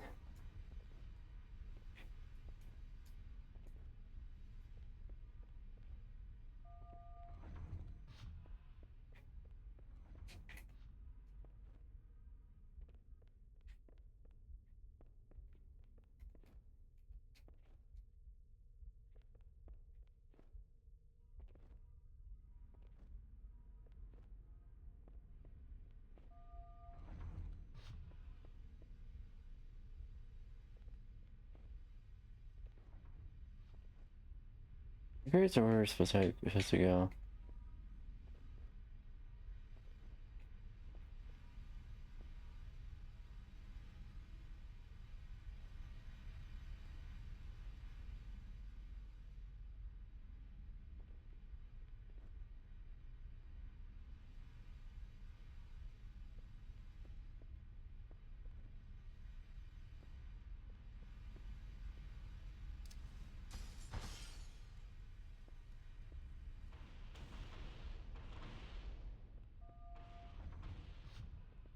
That's where it came from.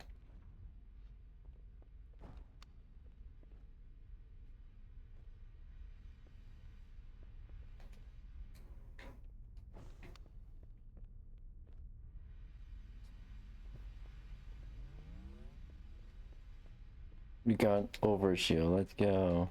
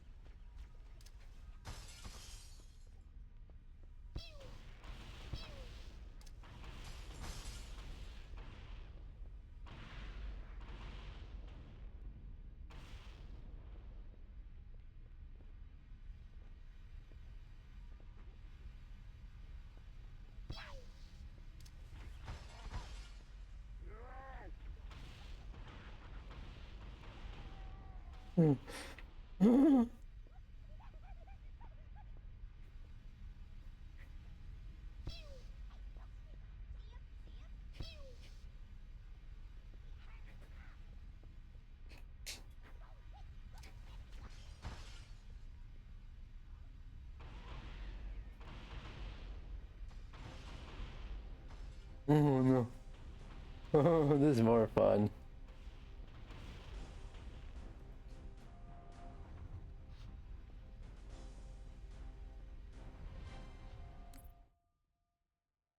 I'm gonna save up here and then we move on to our again. To our lunch break, basically to watch react to some YouTube videos.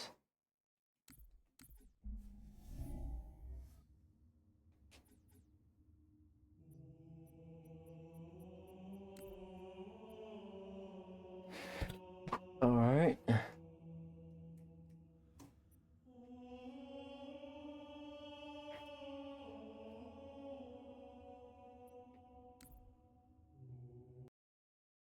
Alright.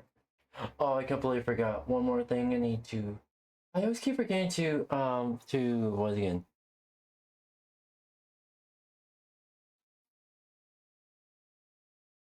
The stream avatars. I keep forgetting to turn that on.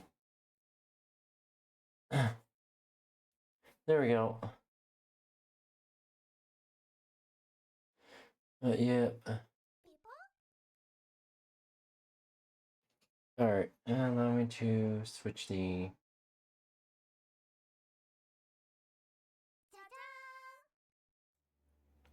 tag. Just chatting, alright?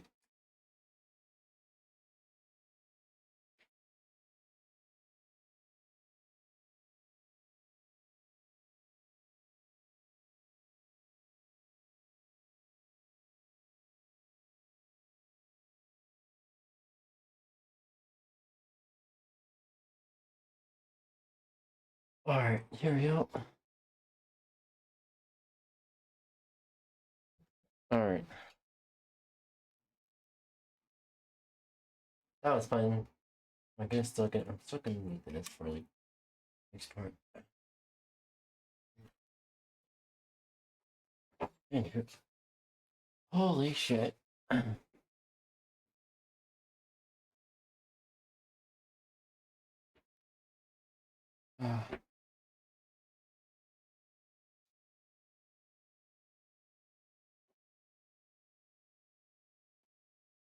Oh, my legs are so sweaty. My legs are so sweaty. Holy shit.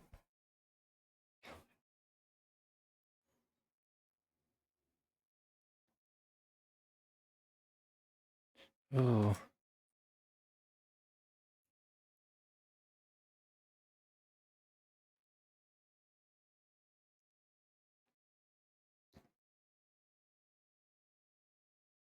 Alright.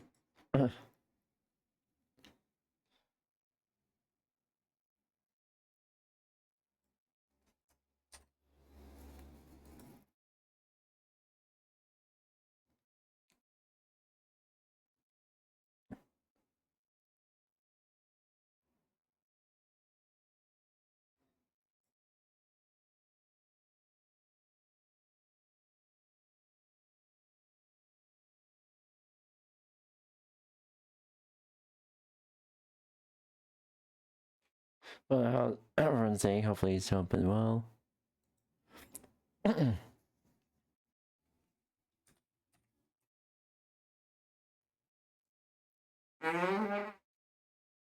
Part of me.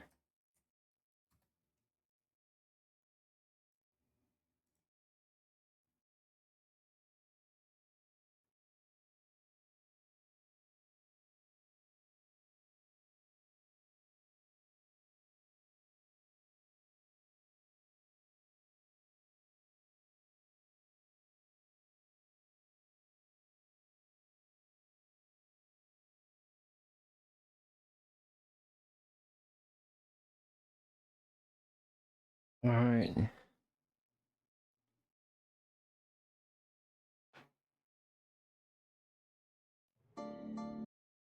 Alright. Nope. I'm doing that again. Alright. Here we go.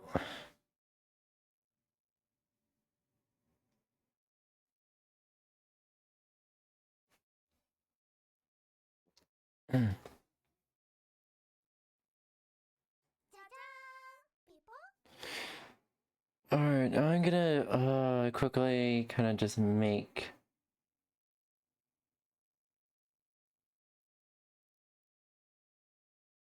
Alright, like. well, this one is going to need a Ooh. little bit of Oh wow.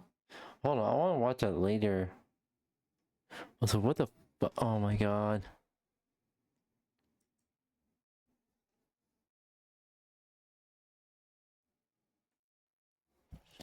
Properties. There we go. I can watch it a little later.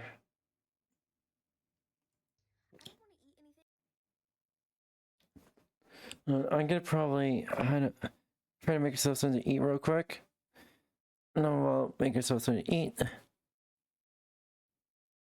Yeah, I'll watch a YouTube video here. I'm gonna just make a little bit of ramen. That's about it. All right.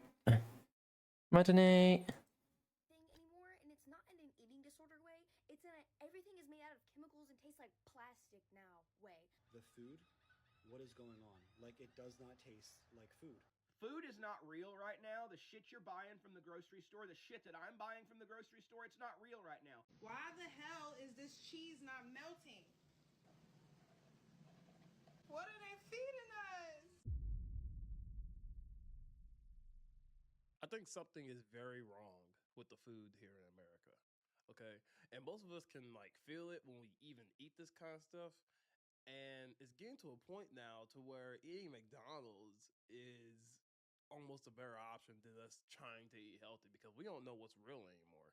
At least we know what we're getting with McDonald's.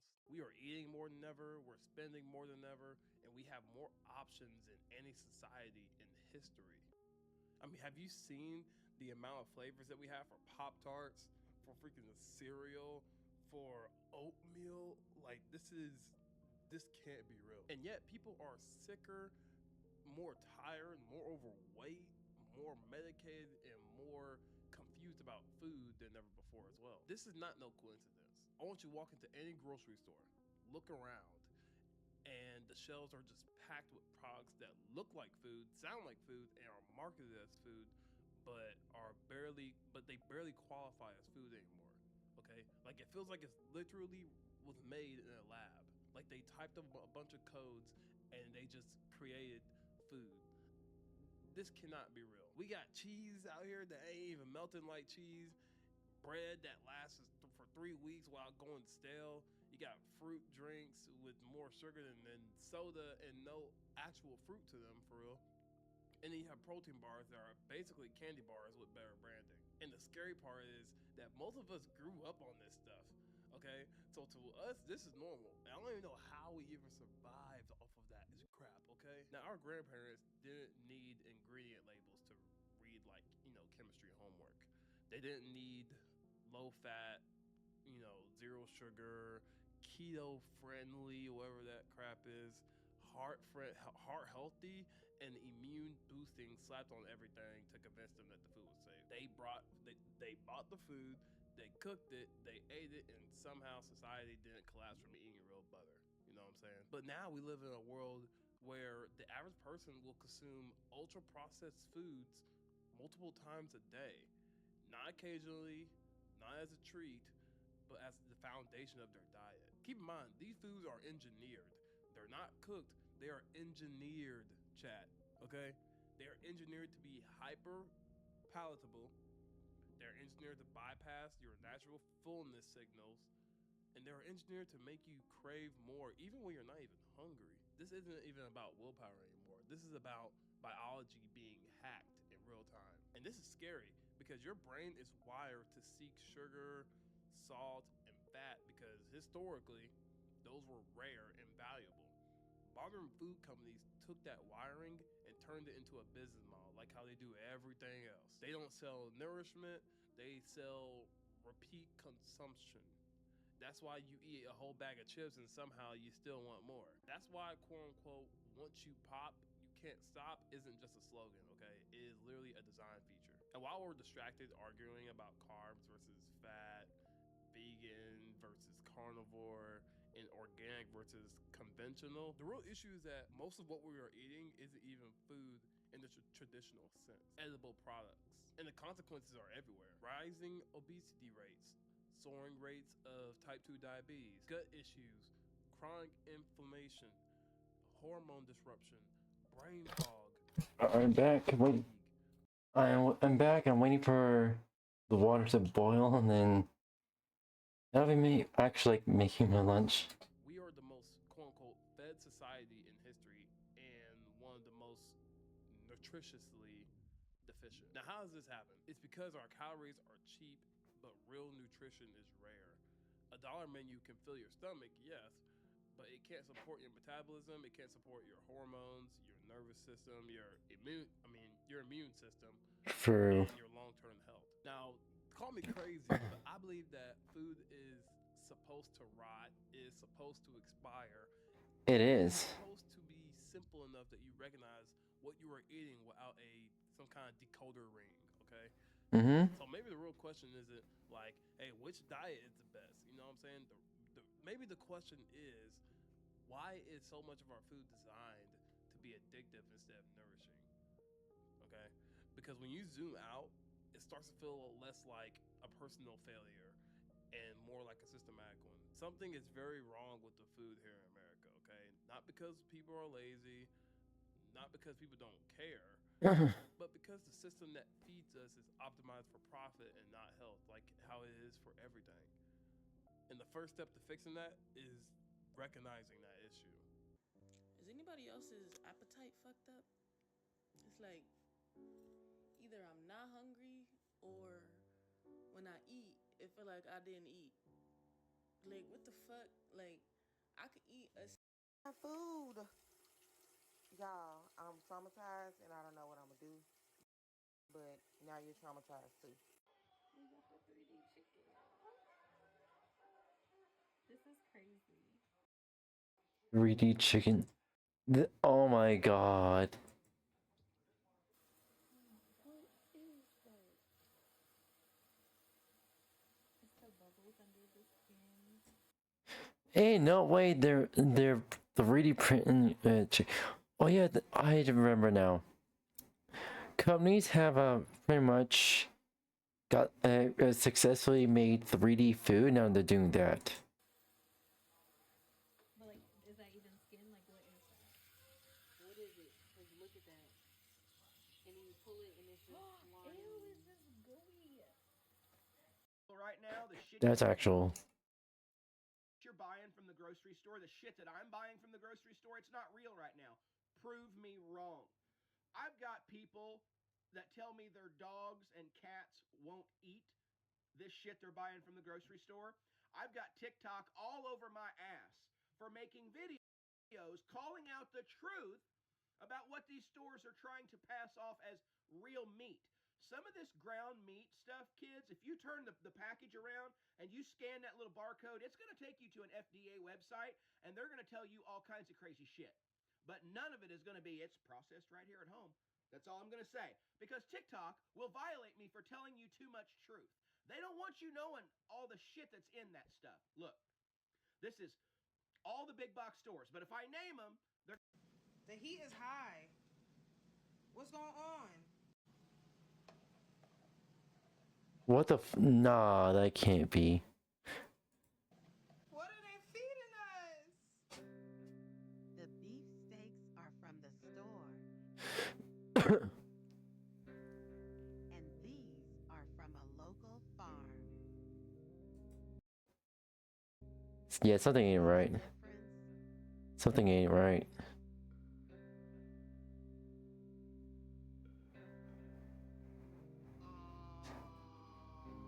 Okay, we are cooked. Yeah, we are. It doesn't really look normal to me though because I don't know. This doesn't look like fish to me. But look. Look at the texture. My finger makes an indent like a sponge. And then I did this. It causes muscle paralysis and even death. And the pesticides they're spraying on our fruit and vegetables doesn't help much either. And if you want real food in the States, you're paying an arm and a leg for it. If you've been eating clean and exercising regularly, but you're still noticing your body is inflamed, that's why. I'm currently in the Philippines and most meats aren't even pre-packaged. They're also not as red as what we're used to seeing. And when you eat it, it's like the food... Chat. Oh my god. Damn. Damn. What do you think? Move to the Philippines or to Japan? Actually gets turned into energy instead of making you feel sluggish and bloated. Like, what the fuck are they doing to our food supply? No idea. Put a magnet that I got from here into the Great Value chicken.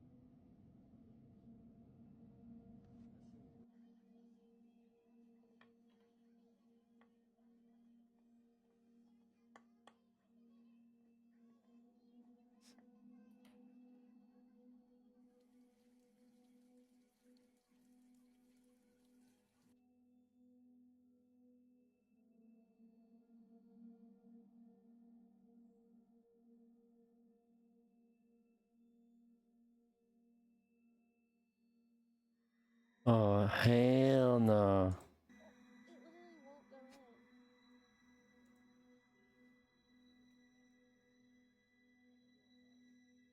Per diem.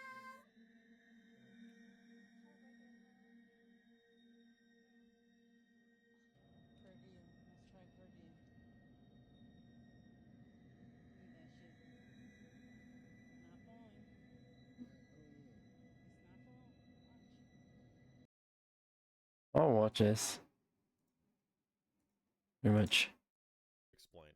Hello everybody and welcome back to another video where I bought something weird on eBay at like 1 a.m. This right here is a cash register system that was used at scholastic book fairs. I don't know about you guys, but this was always an exciting time back when I was in grade school. You know, you'd go down, you'd look at all the books for like 5 minutes, and then go over to like the cheat code booklets for video games and all the stuff that everybody really cared about. And then when you went to go check out, you would do so on a custom branded Scholastic POS system. Now, I actually volunteered at a Scholastic Book Fair one year, and we used this Windows CE based system, which was actually like the first time I'd ever heard of Windows CE. And I was trying to find that specific unit just to buy and make a video on because I thought it was kind of cool. But I ended up getting this one instead, which instead of running Windows CE, it runs Android. Specifically, this is a PAX 500 POS system that has some custom Scholastic. Okay, so the water should be boiling by now, and just gonna Alright, I'm gonna put up a random video. Oh, there's an ad playing too, so lucky me. How the fuck are they gonna make Linux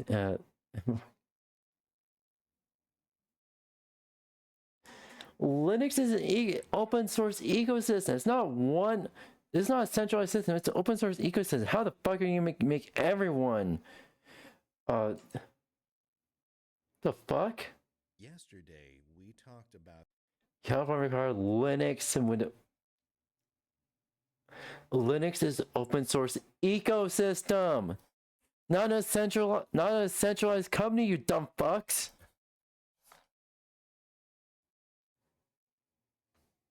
As much as California is based for being LGBT friendly, the government, obviously the government is fucking dumbass when it comes to technology. Holy shit! All right. a new proposed. I'm not getting bothered.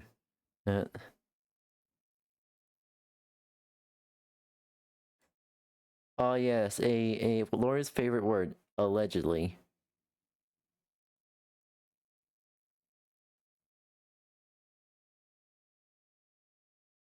I know everyone knows. Ooh. The modern operating system, and by that I mean Windows, and by Windows I mean Windows 11, and by Windows 11 I mean garbage. I'm still desperately holding on to Windows 10 because from what I hear, Windows 11 seems to be getting worse with every update. It is getting worse with every update. Also, I'm gonna make my lunch. BRB chat. Matinee. I don't want you to track me. I don't want you to enhance my experience by making my PC slower. I don't want your dumb AI tools shoved into Paint and Notepad of all places.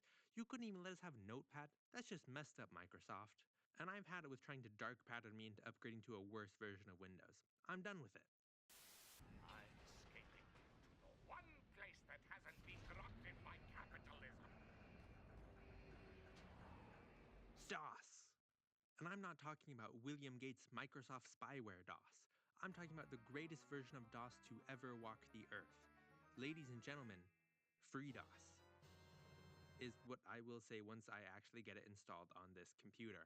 But of all the DOS variants I could be using, 86DOS, PC-DOS, DR-DOS, Apple-DOS, PTS-DOS, CN-DOS, A-DOS, H-DOS, Los Dos Amigos, and Atari-DOS, why am I going with FreeDOS? born from the efforts of Jim Hall in 1994 because he wasn't, quote, a fan of Windows 3X, and the fact that Microsoft said they'd be getting rid of DOS in the next version of Windows. FreeDOS was created as a community version of the disk-based operating system to provide continued support not just for the thousands of brilliant and perfectly cromulent DOS applications, but to continue to have an OS that just boots up and gets out of your way. Thanks to the contributions of dozens of developers over the last 30 years, FreeDOS has blossomed into the definitive version of DOS that you should install on your PC, with the latest version, FreeDOS 1.4, being released back in April of 2025. I've downloaded and Rufused up my USB, so I'm ready to install it. All I need right now is a tiny slice off the SSD, just a 10 gig cut for the DOS partition, and I probably won't even need that much, and actually that might be too big. We'll see. I'm just gonna power down here, gross a Copilot button, but don't worry, there's gonna be no use for that where we're going. And then restart the PC and get into the BIOS.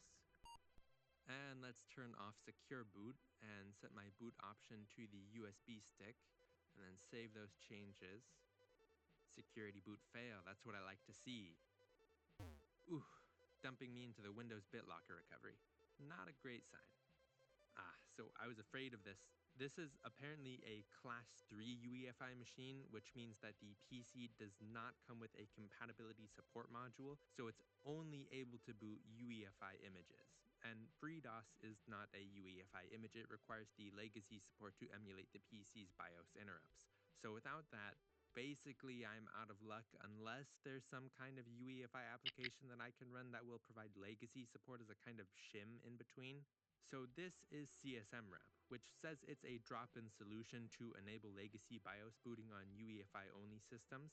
The way it should work is that I boot into the CSMWrap UEFI image, then CSMWrap will boot into my DOS image. I'm too lazy to reformat a USB so it boots automatically, so I'm just gonna run this image straight from the UEFI command line. Yes!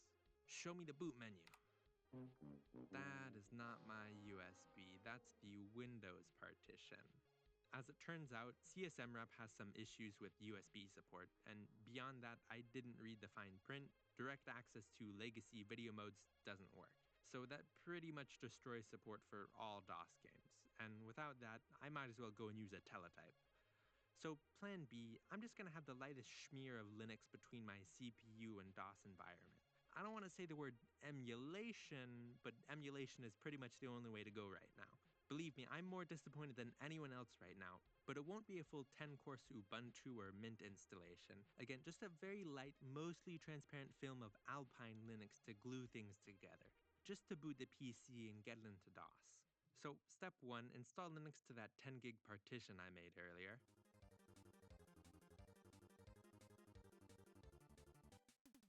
Step 2, download and run QEMU.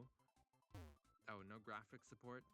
Yeah, I don't think this distro comes with a desktop environment. Step 3, download a desktop environment. And finally, step 4, realize I installed Linux to the 1 gig Windows recovery partition and not the 10 gig partition. Step 1, install Linux to that 10 gig partition I made earlier. And well, anyways, now I'm here in the desktop environment, and I've written a launch script to start up my DOS computer via QEMU. It just went straight to the installation disk, perfect. Welcome to FreeDOS 1.4. Setup.bat, I think, is the right command. Welcome to the FreeDOS 1.4 installation program. If you choose to install this on your computer, you may overwrite the operating system you have now, like Windows. I wish. Drive C does not appear to be formatted. Sure, you can format the C drive. See how polite and informative FreeDOS is? Keyboard layout US. Full installation with apps and games, please. I'm gonna start a timer.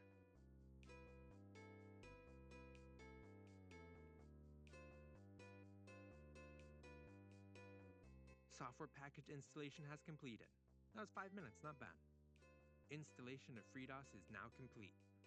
And here we are, welcome to freedom, boys. Now FreeDOS also has an additional bonus CD with extra programs on it, and I want to use it to install everything. All the apps, all the games, all the utilities, I want it all. Give me the full experience here. Lot of package unloading. I guess if I was a Linux dev, this would be my life every day.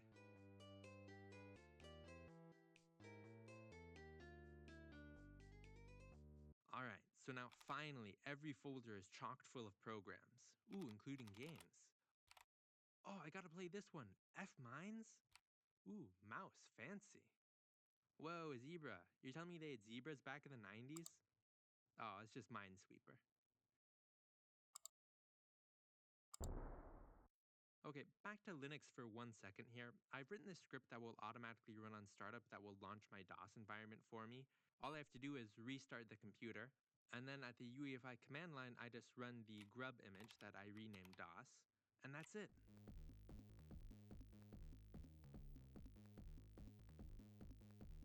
Now that wasn't instant, but still pretty quick. And first thing first, I want to do a test bench to see how the system is doing. Now, I've downloaded a DOS test bench suite to this USB, and it's not that complicated to actually transfer files from my regular PC to my DOS PC. With a little Linux glue, I can mount my USB to a shared folder and then make sure that my QEMU startup script attaches that as a disk when booting up. It should be my G drive, and there it all is. So I just gotta copy these files over. And now let's run 3D Bench 2 looks interesting. Whoa, look at it go! Over 5,800 frames per second. What else? How about PCP Bench? Okay, 1524.2. In isolation, I honestly have no idea whether these scores are good or bad. So thanks to emulation, I've actually changed the CPU that QEMU is using from a regular 386 to a 486 to just passing the PC's own CPU for the system to use, and then ran the same benchmark test to get these results. Interestingly, the host CPU, which is just a single core from this actual PC, is still the fastest. But the 486 with the KVM flag set also performed nearly identical. The KVM flag just means that the instructions are executing directly on the host CPU without having to walk through a otherwise slower software interpretation layer. And since the instructions are the same, because it's just the x86 architecture, then for the most part, DOS is actually running straight on the bare metal. But one of the biggest myths I see regarding DOS is that DOS games will run faster on a fast CPU, sometimes so fast that the games are unplayable. Well, what does Doom have to say about that? Nothing, apparently. It's just going right at the same speed it always does. I figure this myth comes from the experience where a kid will write a game on their computer at school, then take it home where their computer was newer, and it runs way too fast to play. If the game's logic and graphic speed are based directly on the CPU speed, perhaps by having a loop that says do nothing while the program counts to 28 million just to burn cycles before the next frame of logic, then yeah, a faster CPU will eat through those instructions faster, causing the game to speed up. But professional games and even amateur games use the PC's external hardware timer to make sure the logic on two different PCs is executed at the same real-time intervals. Just take a look at Microsoft Flight Sim. Frozen. Typical Microsoft. Just take a look at Chuck Yeager's Air Combat. It's a great day for flying. It's running just as smooth on my CPU as it would on a CPU from when it was released 35 years ago. And you know what? With all the development resources installed in FreeDOS, I think I'm just gonna make my own DOS game as well. I mean, there's tons of assemblers and compilers here. Oh, is that BASIC? 𝙂𝙚 BASIC? 𝙂𝙚? Oh, is it just Bywater BASIC? Obligatory 2-line BASIC program. What are the commands like for this? Oh, that's a lot of commands. Is that Tron? That's my favorite game! Oh, trace on. What does that do? That's neat, although I wish it was actual Tron. Oh, but I'll just make Tron myself then. Let's see what compilers are around here. NASM? I've used NASM before. I don't see a linker in here. Wait, but this is DOS, isn't it? I should just be able to directly assemble into a COM file. I'll just create a new directory for my code here, and while FreeDOS does come installed with Vim for all you addicts out there, I want to use the built-in editor, edit. And I'll just call this new file game.asm.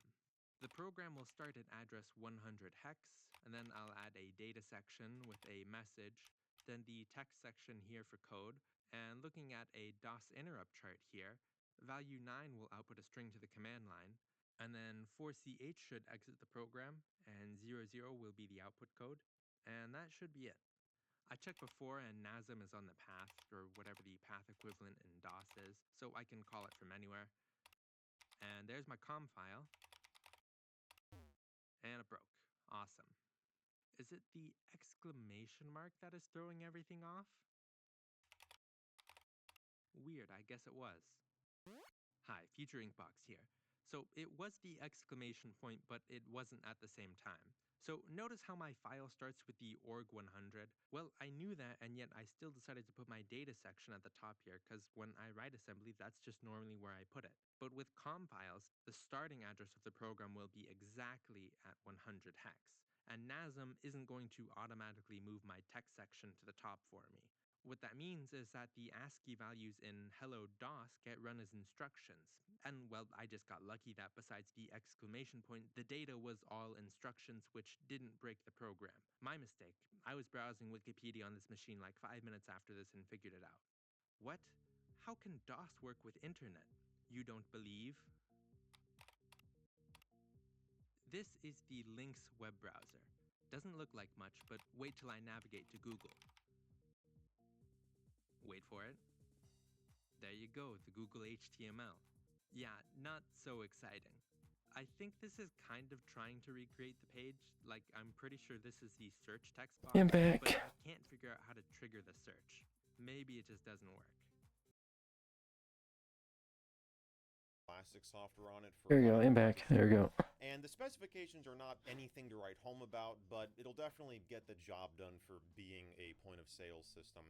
And this is the kit that you would have gotten if you were actually running a Scholastic Book Fair, along with a cash drawer. That I do not have, but it was the same color as the POS system itself, or at least close enough. And you were supposed to send all this stuff back to Scholastic after the book fair. Not sure how this one ended up on eBay, because I think that these are the registers that they still use for Scholastic Book Fairs today. So we'll go ahead and take this thing out of the box, and we'll explore what else that you would have gotten in here. And then we also have the power cord, of course, so we'll set that aside.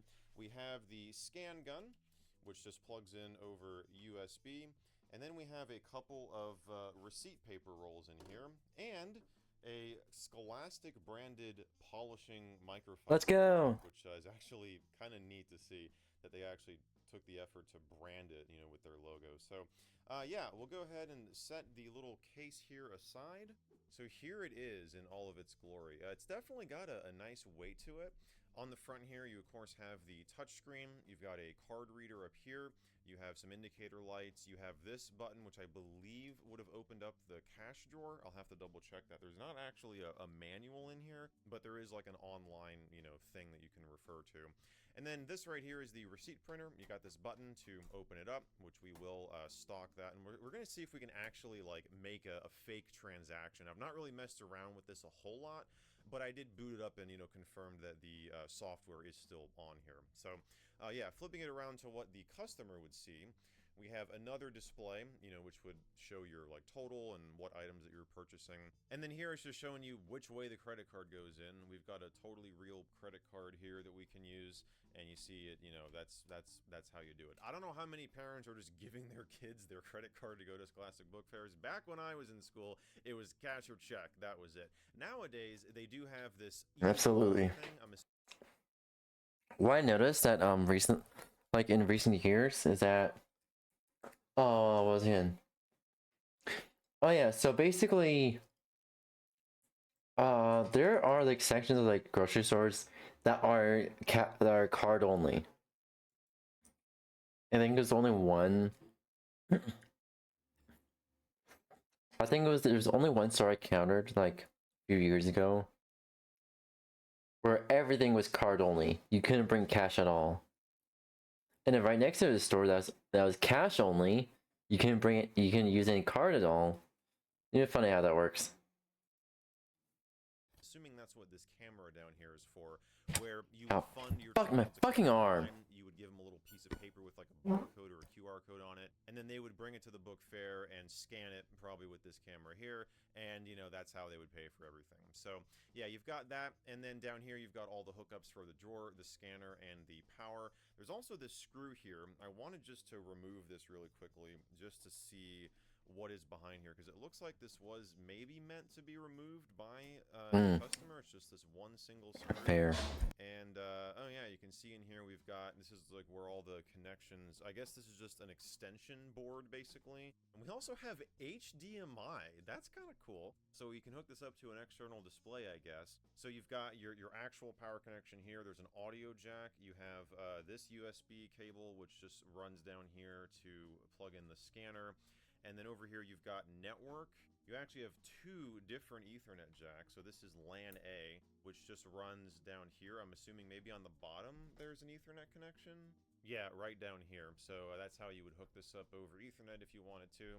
And then you've got this connector, which runs to the cache drawer. So yeah, that's kind of neat. I had not taken that off before, and we'll just go ahead and put it back on. Now, of course, the big question is, can we actually get into the Scholastic software on this thing to, you know, make some fake transactions? Well, that's what we're going to do. And then, of course, towards the end of the video, I mean, this thing runs Android.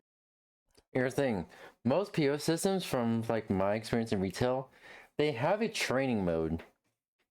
They can do transactions, but it's under training mode. So like, like the transactions go through, but any errors, you're not like held liable. The company is.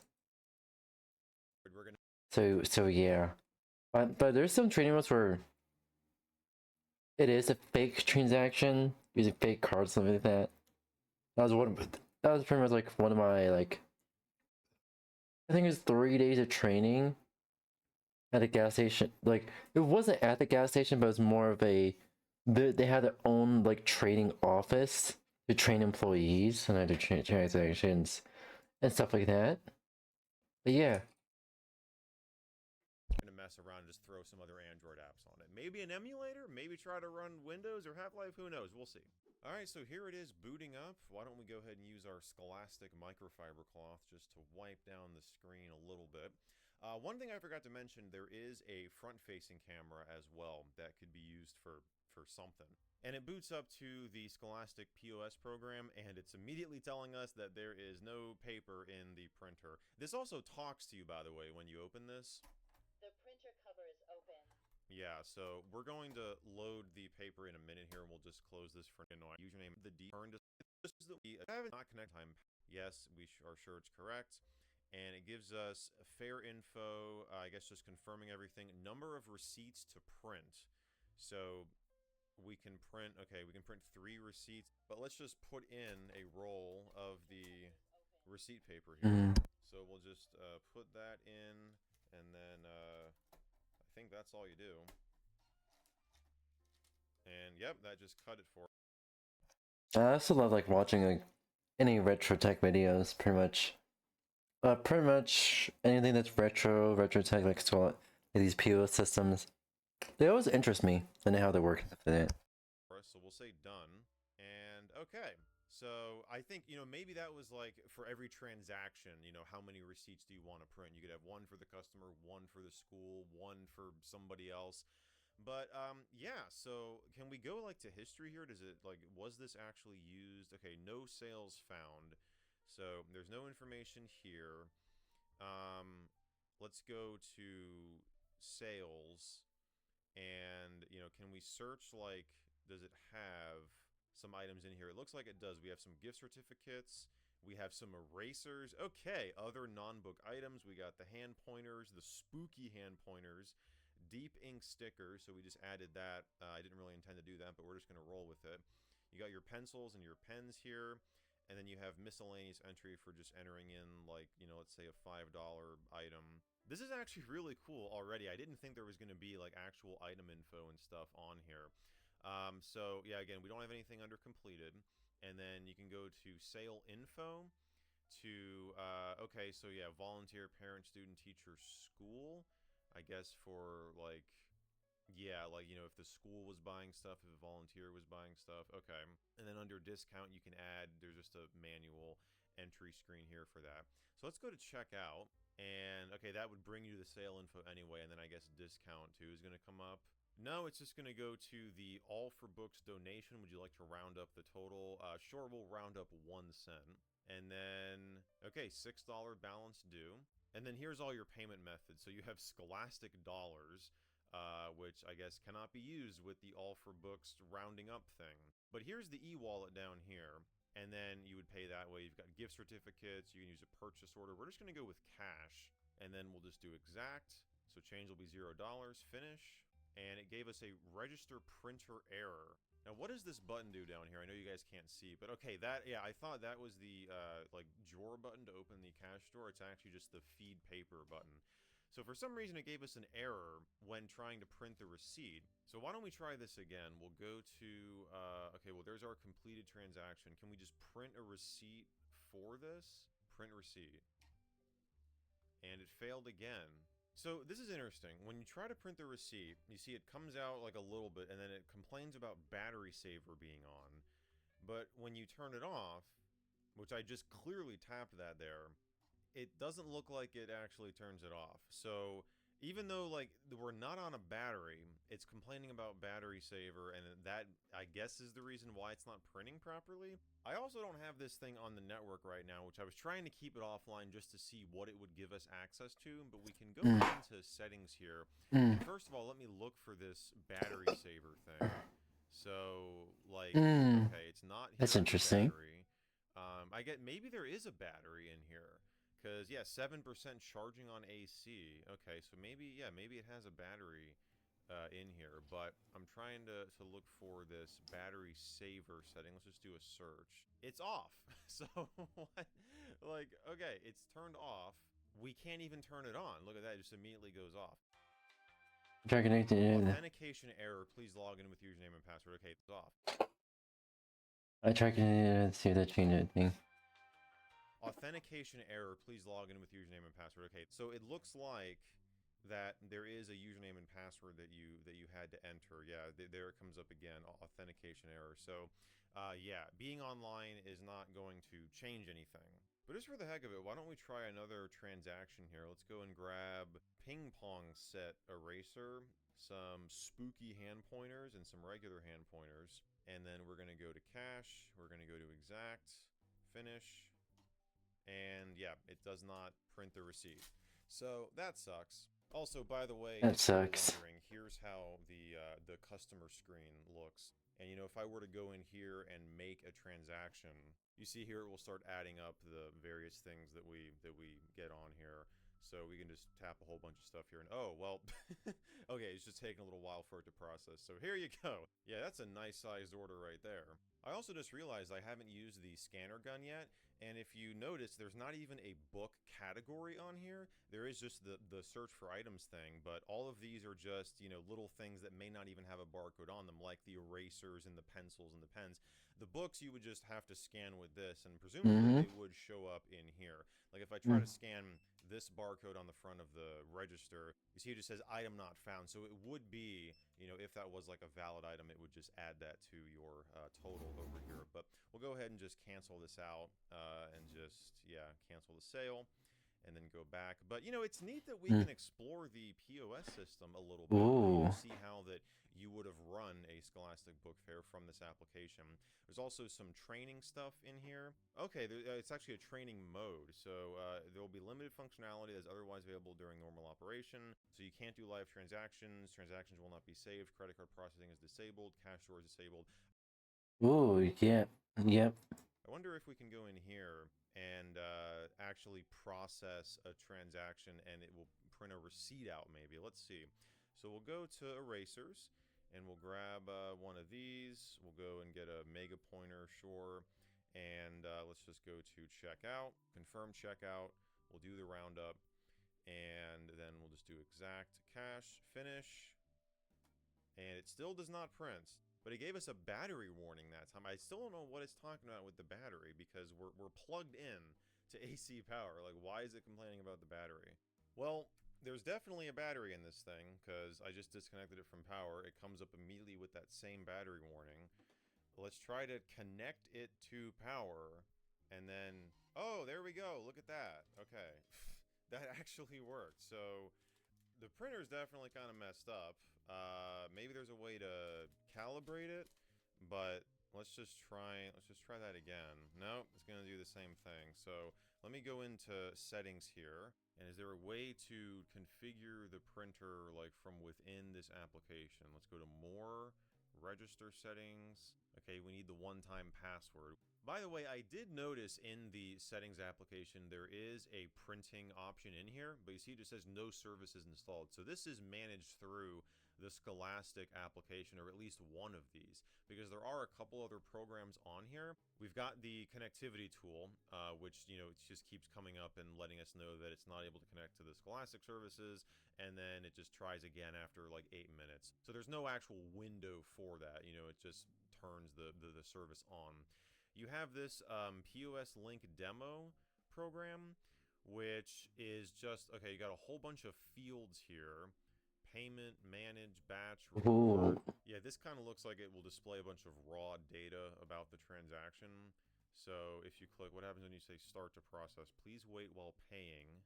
And yeah, this starts to run a transaction because on the customer-facing display, it's, you know, telling you to insert your card right now. We've got Pack Store, which is, I mean, maybe this is like the just generic POS program that comes with all the pack. Custom app store.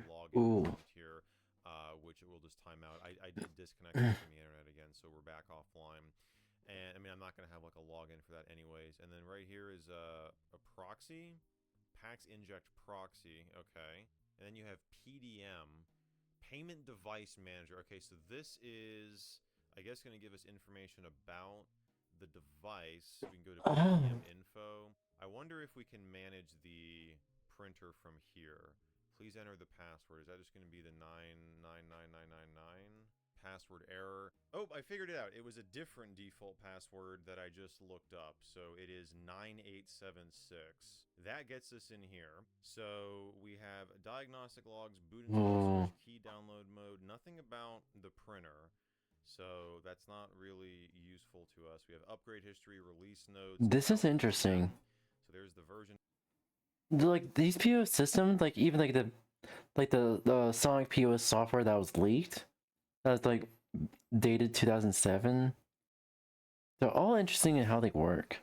Number upgrade time. This has a date of 3/8/2022. Okay. Is there anything like about the printer? I mean, I'd love to see if we can configure that. Maybe there's nothing that we can do. It could just be like a hardware thing. But I do have the paper put in here correctly, so that's not the problem. It should be working. You can do a local upgrade, a key download, do a remote upgrade. Got some authorization stuff there. And then again, we have the Scholastic connectivity stuff. So those are all of the default programs that come on this thing. I am curious, let's go into settings and see what Android version this is. This is Android 6.0.1. Oh no. Oh my gosh. Yeah, that's Android Marshmallow. Jeez. You've probably already figured it out, but notably, one of the applications missing from here is the Google Play Store, so we can't just go on and like download additional applications. Do we have any widgets? We have contacts, which we don't even have the contacts app on here, and then we have the gallery. What do we have for wallpapers?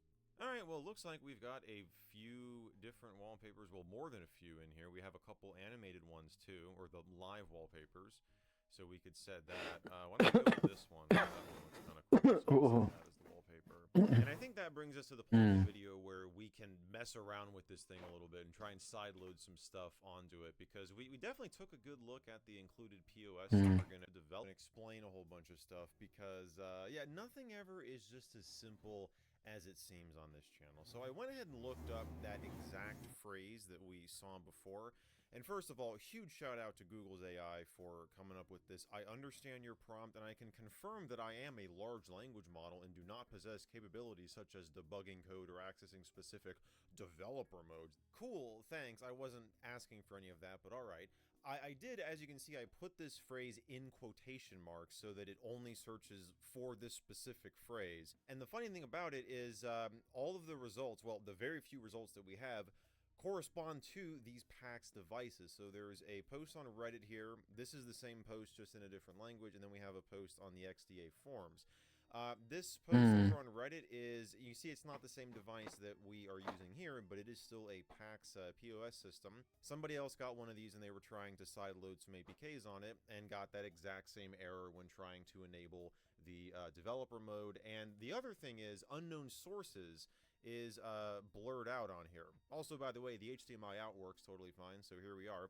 And you can see, yeah, unknown sources, although, like, it shows it as on, but I'm pretty sure that it's off, actually, because as you'll see in a moment when we try to install an APK, it will just fail. But anyways, between these two posts, there was a good effort put in to try to get, you know, these devices into developer mode and to run some side-loaded applications on it. And ultimately, from what I can tell, they were not successful, because it seems that this device, these PAX devices in general, actually run a specialized version of Android called 𝙂𝙗𝙣𝙬𝙧. So you see right here, under the build number and the custom build number, this is 𝙂𝙗𝙣𝙬𝙧 6.0.1.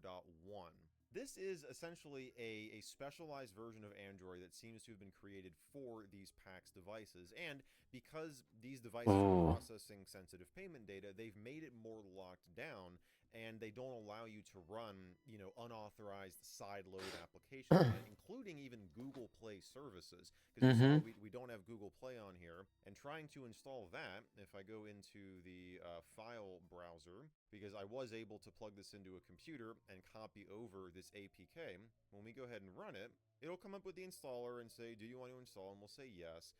But it will eventually just come up with an error message and say that you are not authorized to do this. So there it is. The organization signature verification failed, and then there's the Scholastic Connectivity Manager coming up once again. But yeah, and this is the exact same thing that these people experienced in this post. I think it was in the XDA post here.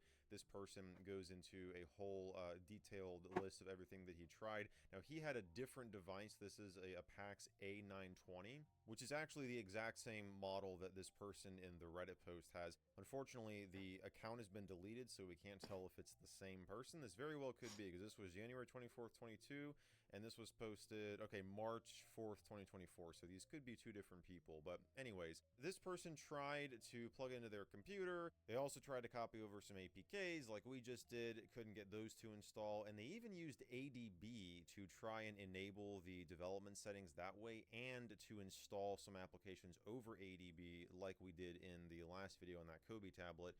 And long story short, I did those things too. It wasn't successful. And on this Reddit post here, somebody basically said there very well might be a way of doing this. And apparently there's an exploit for at least some of these PAX devices.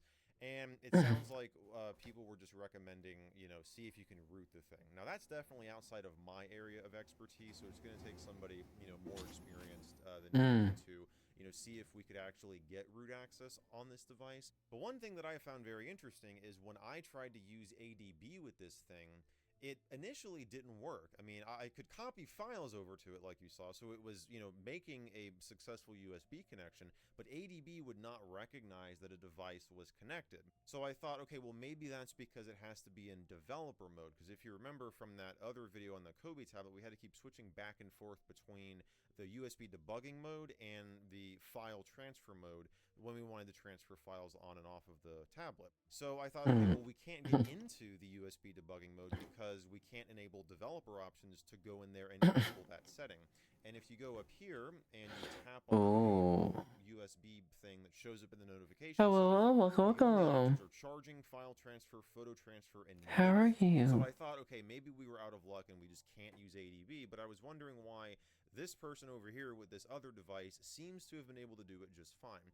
Well, then I noticed in this Reddit post, somebody down here suggested using this tool over on the Aaron Archive, and it's called 𝙂𝙗𝙖𝙬𝙧 tool. Now, there's two versions of this on the Aaron Archive. There's 1.06 and 1.07, and this is what it looks like when you download it. Now, it also came with a driver that I installed, and that allowed this program to see the PAX device that we have connected. So you see under app program, these are all of the programs on the device. So we have the Scholastic Connectivity Manager, and then you can also, you know, load like a local APK and copy it over. It's interesting. I know something. It's interesting that it's not really one.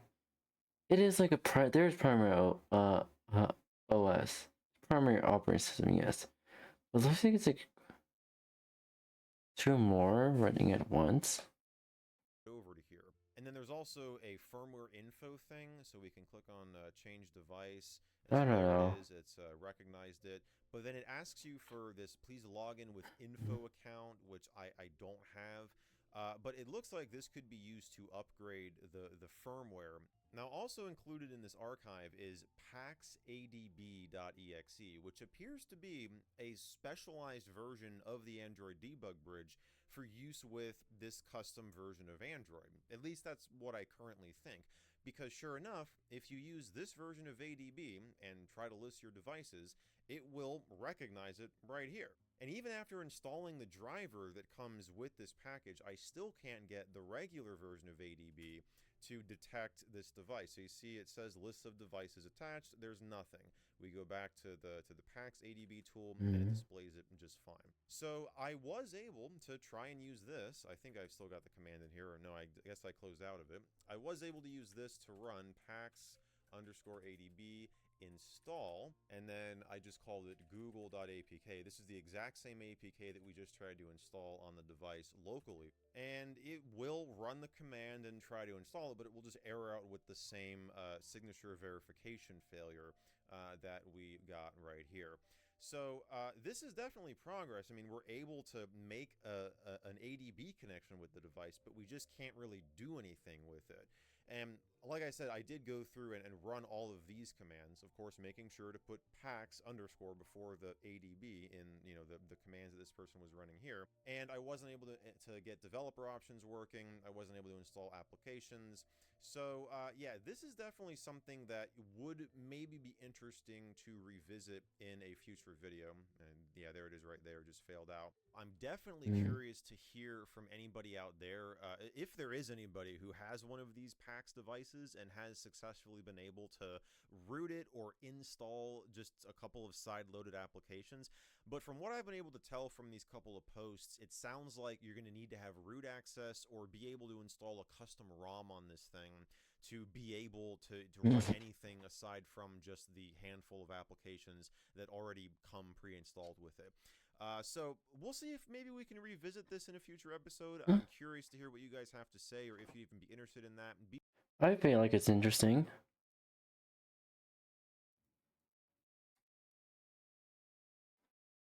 Alright. And it's brilliant. Be sure to let me know down in the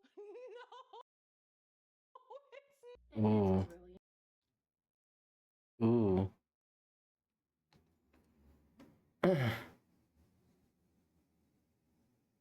Probably look up some YouTube videos if we can do reaction to. Probably what I would do, except for reaction videos, I want to look up some YouTube poops.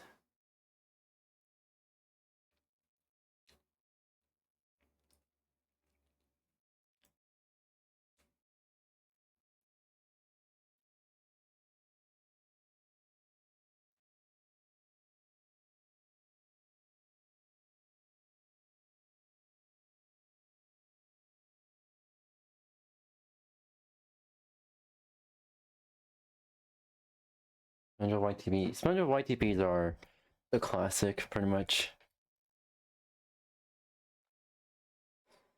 Let's see here.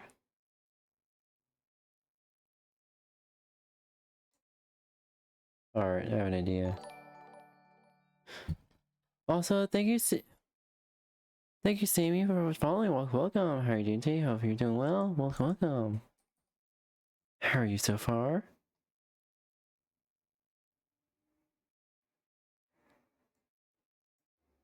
Alright.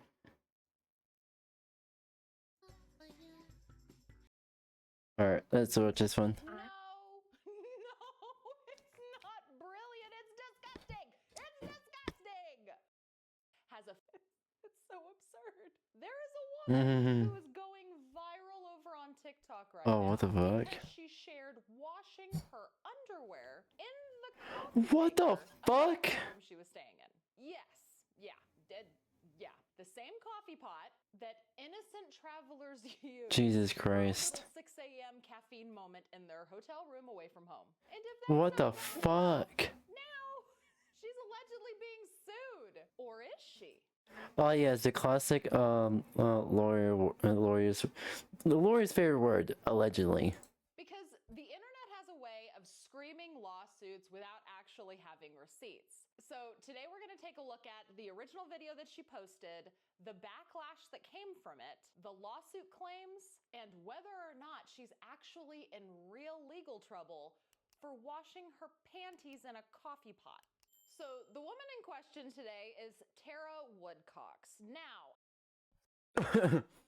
What the fuck? Who the fuck came up with that last name?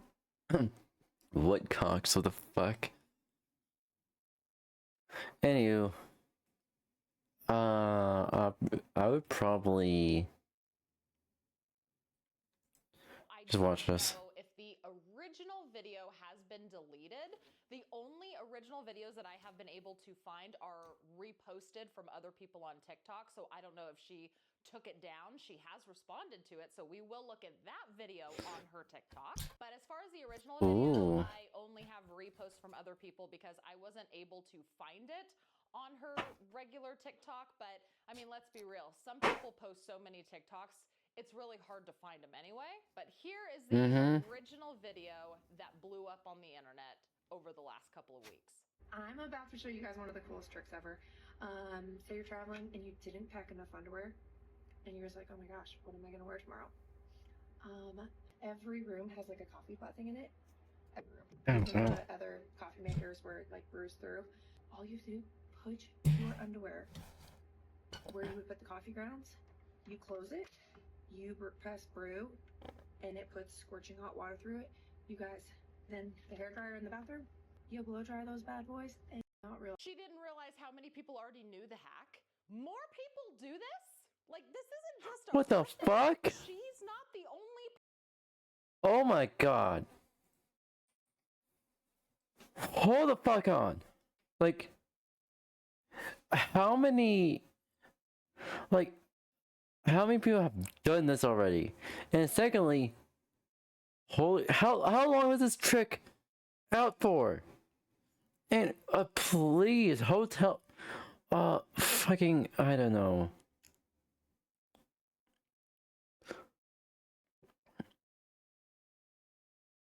Like, I'm against cameras in the guest rooms.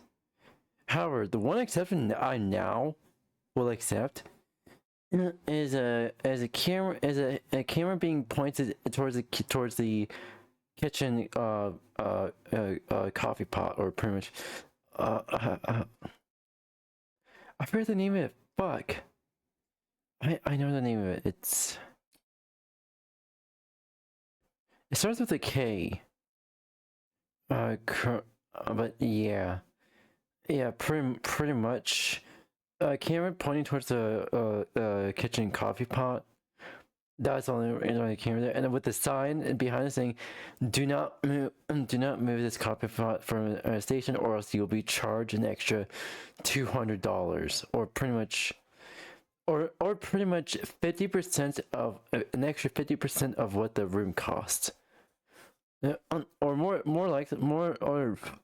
justifiably, an extra 50% of what your stay cost. Person that's putting used panties into coffee pots in hotel rooms to wash them? So she's basically stating that she learned this travel hack from a flight attendant. So apparently, a flight attendant? She's not the only person in the world that does this. If that Nah. What the fuck? Also, if you don't have enough underwear on your trip, that's your fault. How much underwear are you gonna be using, or pretty much how long your stay is? Pack for double that stay. Just in case. Just in case. That's true. My God, I am never ever using a coffee machine in a hotel room ever again. Ever again. Never, ever. Yeah, never again in a hotel room. Hopefully, like, the hotel kitchen doesn't do that. I hope so. Never. Years ago from a friend that was a flight attendant, and it's brilliant. No, Hell no. It's disgusting. It's disgusting. So let's look at some of the comments that people have said. Cindy says, "Thank you so much for sharing. I will never use a hotel coffee maker again." Yes. You have a bathroom sink with soap. I agree, Renee. Why use a coffee pot?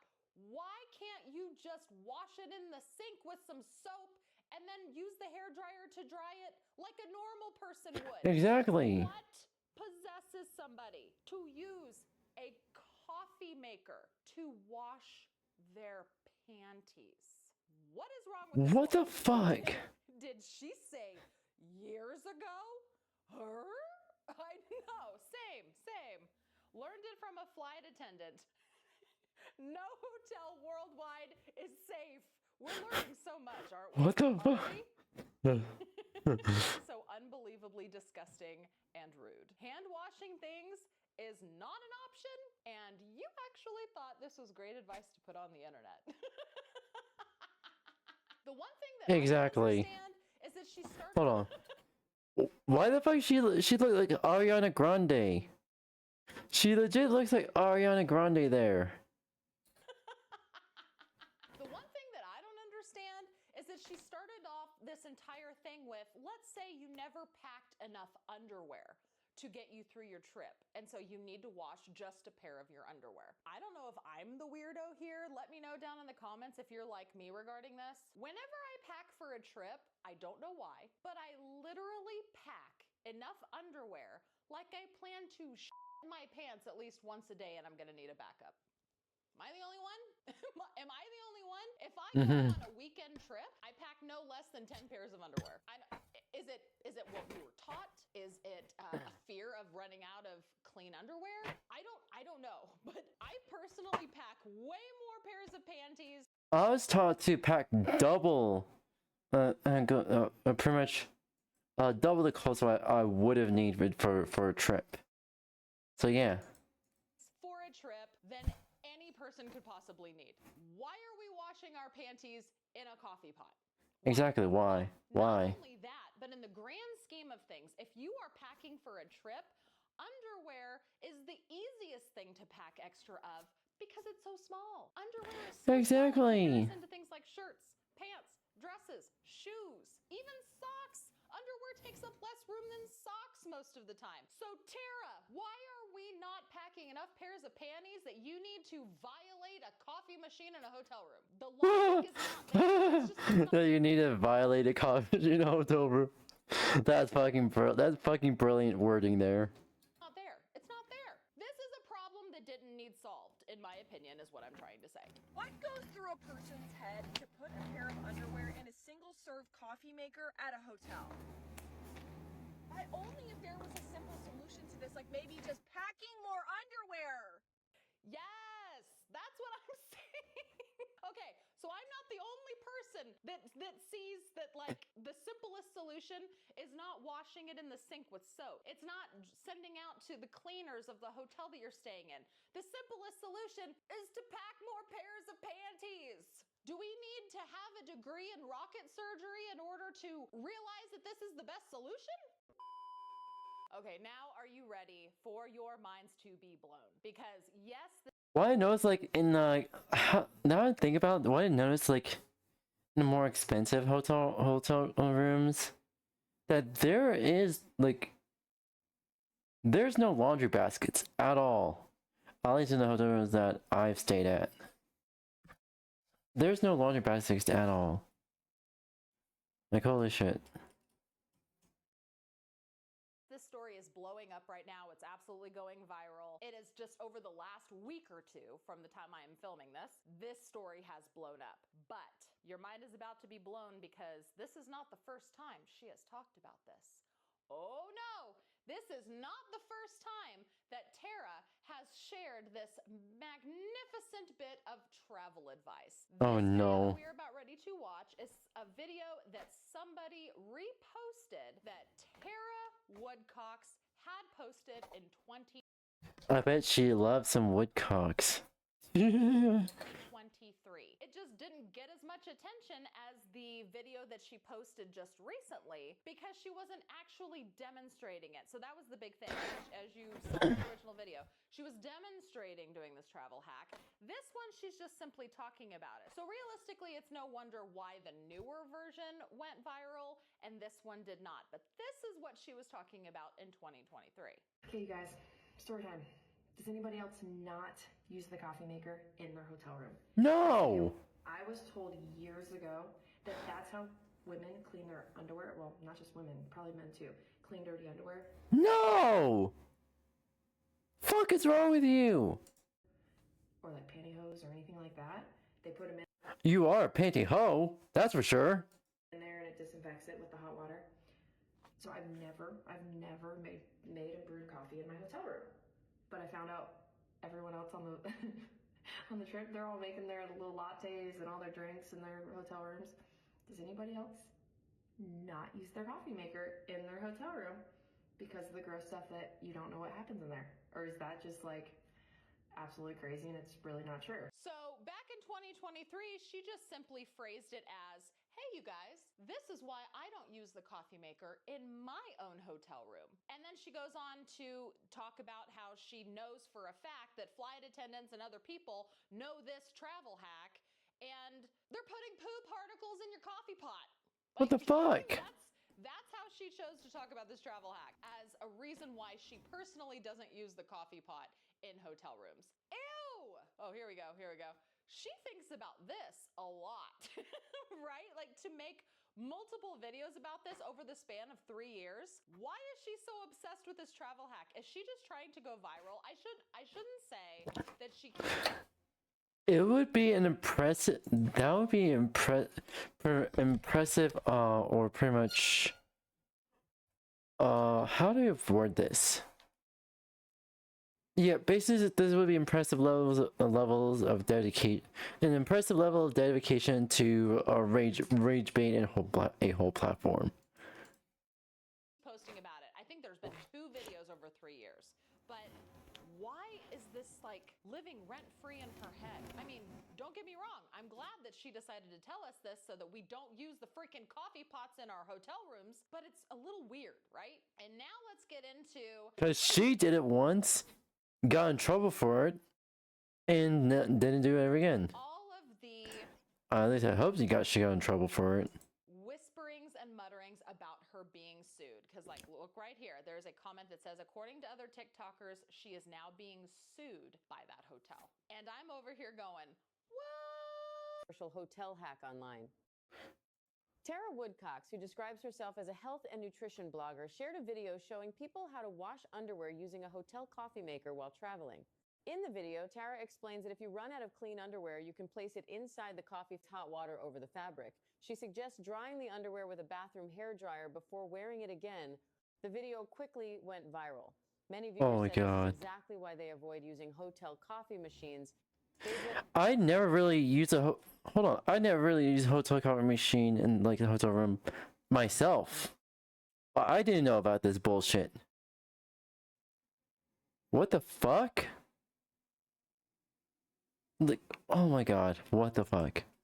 Later, several guests realized they had stayed at the same hotel as Tara and had already used the in-room coffee makers. Some filed complaints and demanded compensation. To calm the situation, the hotel reportedly offered refunds to recent guests and replaced all coffee machines on the property.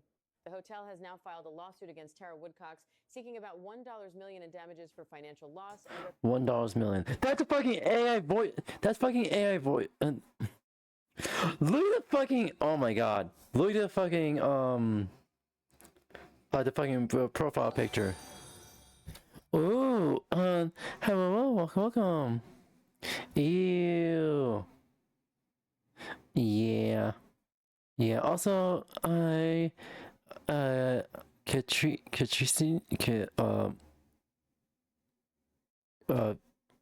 Kate, hi. How are you? Welcome. How are you doing? I can't believe you failed it. I can't believe you failed pronouncing it. I am so sorry. I am so sorry. But yeah, pretty much, this woman right here, yeah. This woman here was talking about a quote-unquote travel hack, which pretty much she's trying to put her underwear in in the coffee cup, replace her the coffee cup slot, and ran hot water through it. Like, what the fuck? You can't just like wash your under. Yeah, like for French. Yeah. And so like, what the fuck? And I hear the voice say, I heard, well, I thought it was like, yeah, a person say $1 million. So I was like, wait, what? It's an AI voice? And then look at the profile picture. It's an AI. It's an AI generated image. So this voice is AI. What the fuck? Vile. The TikTok itself is real. She's a vile human being. Holy shit. But the supposed lawsuit is AI. I need to look this up. Woman. And puts in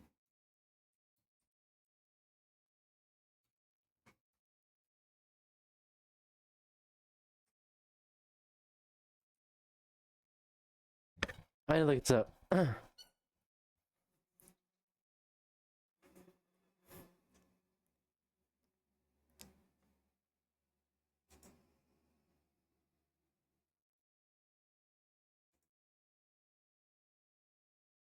So it looks like she is being sued. Holy shit, she is being sued.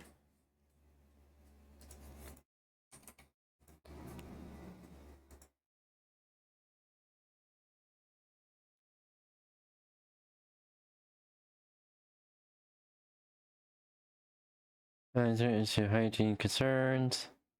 Wilcox has never been into hotel coffee. Concluded by noting that she has never been to a hotel coffee machine anyways. She's probably been told to deny it, publicly deny it by her lawyer. But yeah. She's a vile human being.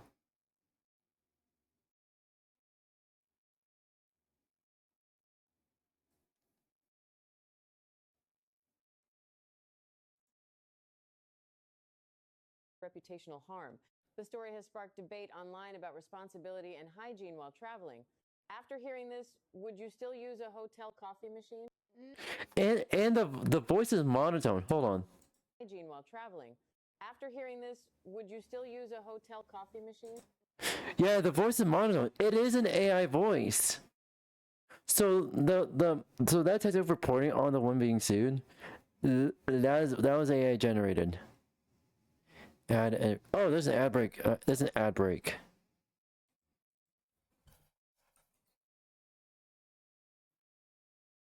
There is an ad break.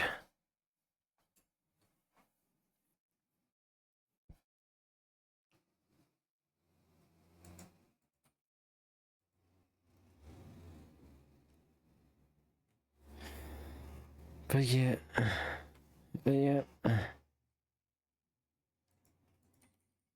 She's a vile human being. I am pissed the fuck off on like everyone else's behalf because holy shit. What in the actual fuck? Like what was she thinking at all? What was she thinking at all? Like holy shit. Hell no. Hell fucking no. What the fuck? I don't understand. I don't understand. What possesses someone to put their underwear in a fucking in the coffee cup slot, the coffee cup machine? Like what the fuck? Like there's no one in the right mind who even thinks of that. The flight attendant she supposedly learned it from. Let's find her ass and sue her ass. Also, I'm glad that woman's being sued. I would want compensation. I would sue the hotel first, and then sue the woman. Make sure I get my money's worth from that. Jesus fuck.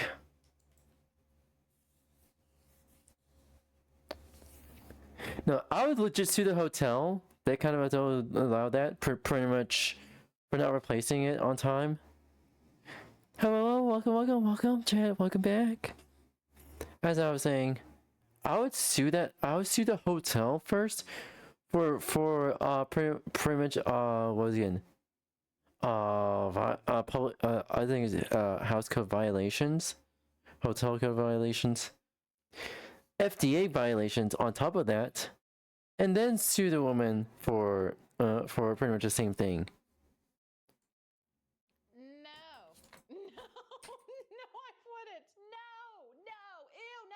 Chick who admitted to putting her underwear inside of coffee machines is now hit with a $1 million lawsuit. Well, because she was telling her followers to wash their dirty underwear using the hotel's coffee maker. Not only was she Fuck around and find out, bitch. telling people to do this, she was showing them the process. She recommends using the coffee maker to clean your dirty underwear if you run out of clean underwear while staying at hotels. She's a dumbass. By loading your dirty underwear into the coffee filter part of the coffee maker. And then after turning on the coffee maker and running the hot water through your dirty underwear, thus through the coffee making system, she then takes her wet underwear out of the coffee filter and uses the hotel air dryer to blow dry her underwear dry. Then her dirty underwear coffee maker video started going viral because people realized they were staying not only in the same hotel, but in the same room and had used the coffee maker to make coffee, causing the hotel to have to reimburse their guests. They were able to prove that this one was putting her dirty underwear in their coffee.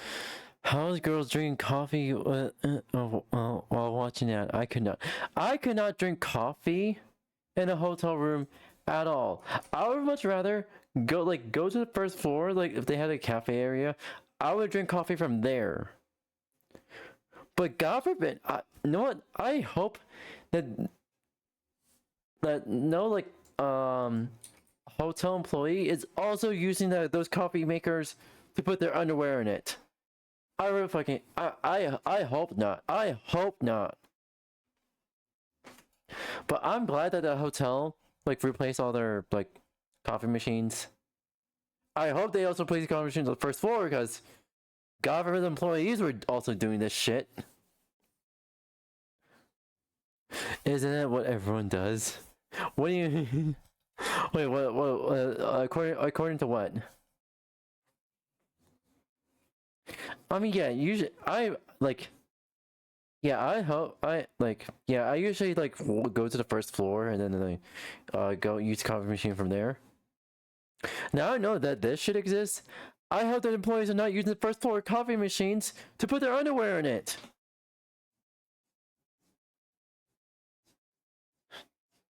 I know, but I really hope they are not dumb enough since there's actually there's cameras on the first floor all the time. I use downstairs. Yeah, me too. And also the fact that there's cameras on the first floor, just to protect the company. And also catch these fuckers as well. But if there's an employee who's dumb enough to do that, yeah, I would be pissed. I would be even more pissed. And baffled that they'd be blatant. They would pretty much do that in front of a camera. Machines. Then Tara would just go about her day. Tara Woodcox calls her. Also, there's we have the stream avatars. You could do !join. If I could do this correctly. And boom, there you go. Herself a health and nutrition blogger, which is ironic for her to call herself that while she is simultaneously teaching people the most horrifically disgusting hotel hack. Now the hotel where she cleaned her dirty underwear in the coffee maker is suing her for $1 million. Compensate for the damages, the refund, the harm done to their reputation, and the loss of future earnings now that everyone knows it was their hotel she stayed at. So here's the thing. Is there any validity to this story? I dug deep so that you didn't have to. As of right now, there is no public knowledge legally in court filings and all of this that she is actually being sued. That doesn't mean that she wasn't threatened, right? Because she did do an apology video. Well, it wasn't really an apology video, it was a video addressing it. And so that kind of led a lot of people to speculate that the reason why she did that was because that was the hotel kind of forcing her to backtrack and let people know, hey, this isn't, you know, I was joking. It was all a joke. It was all a joke. Because apparently what happened was people were so mortified by this entire thing that they started breaking down like aspects of the room. They knew what hotel she was staying at because she is a health, it's so ironic, right? She's a health influencer and she posts a lot and she travels. That's ironic. People were able to deduce what hotel she was at, where it was. People started calling the hotel, and the hotel allegedly is suing her because they have damage done to their reputation. They had people trying to get refunds because they had stayed at that hotel before. Like it came back to bite her in the ass. Let's just say that. Yep. There are no actual receipts of a lawsuit that is currently ongoing.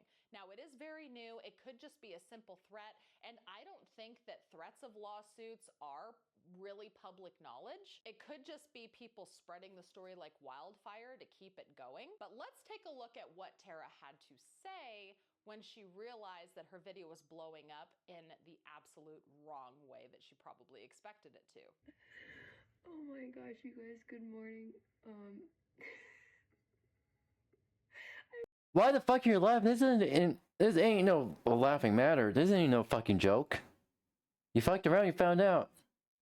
I was just telling Colton about the video about the underwear and the Keurig or whatever, and he goes, he said, what's a Keurig? I said, it's like the coffee pot when I washed the underwear in the coffee pot. He goes, mine? I said, yeah, when I used to clean out. He goes, you are so disgusting. I've never actually done that, but it's really funny, you guys. The amount of you guys that because I've heard it from a friend before. She's a flight attendant, and people do that. What? No, but she said people do that. Anyway, the amount of you that have went back for me and have gotten into full-blown arguments with people over social media in your DMs. Some of you guys, I've been reading the comments. Yeah, I'll read through the text thread if you guys send it to me, and I'm like, this is insane. I have to say thank you. You guys are awesome. It is pretty. I want to smack her upside the head so fucking hard that she gets launched, that pretty much she ends up seeing Jesus. That pretty much she gets launched out of her home and ends up seeing Jesus. Holy fucking shit. This is actually giving me a headache. Holy fuck. But what the fuck? Seriously, what the fuck? Entertaining. The amount of emails we're getting about this right now. Sorry, Lynn. I love you. You are dumb. You are no health influencer. You're very much a dumbass and a half. And that's fucking impressive. It was more of something that I posted to like be why not to use the coffee pot. So it was more like, hey, this is why I wouldn't use the coffee pot. I learned that from a friend that was flight attendant, and I was like, no, you try to fucking backtrack. You never said this is why I've never used a coffee pot. You just said how to fucking clean your underwear. Fuck you. Ew. But I've never been into those Keurigs anyway. Not even Keurigs, there we go. Go fuck yourself.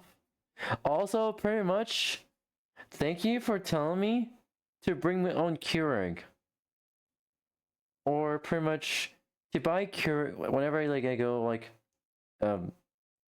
eventually pretty much whenever I end up going on vacation, stuff like that. Thank you for telling me to bring my own Keurig. Dirty, and I don't think the hotel cleans them. But the underwear part, well, I don't even want to tell you guys that it wasn't real. I don't even want to tell you guys it wasn't real. So it is fucking real. It wasn't real. You demonstrated doing it while talking about you had heard that a flight attendant friend had told you this in the past. That is why it got taken so wrong by people. She almost presented it like it was a travel hack. And people were kind of like, this is disgusting. Why are you telling people to do this? But then again, that video from 2023 clearly says that she was telling people, hey, this is why I personally don't use the coffee pots in the hotel rooms because this is what I heard. But the video where she's actually showing doing it in a hotel room, that is what absolutely blew up. And she's kind of laughing and she's like, yeah, ha ha ha, thanks guys, thanks. It's because she blew up. She blew up. Her TikTok is getting a lot of engagement. Do I think she posted it to go viral? Here's the thing. Most people that post things on TikTok are doing it to try to go viral.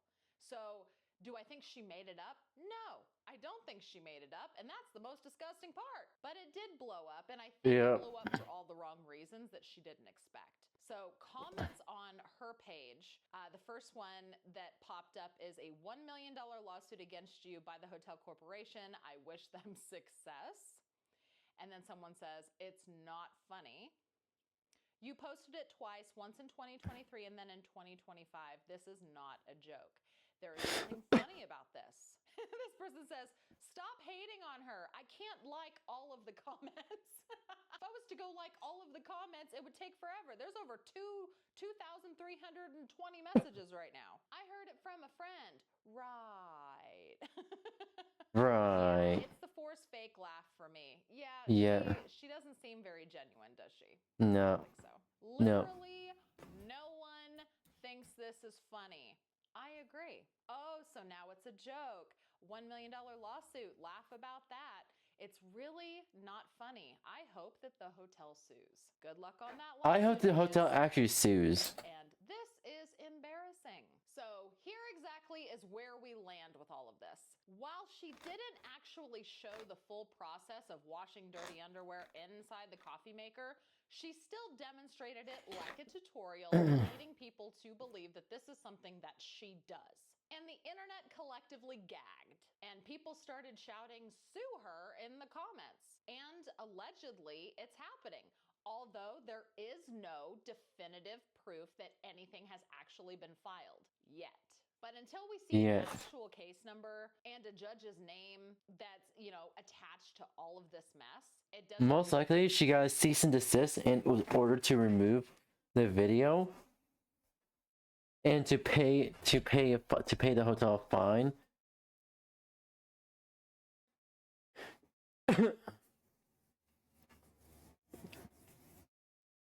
First, she probably offer to pay out of court.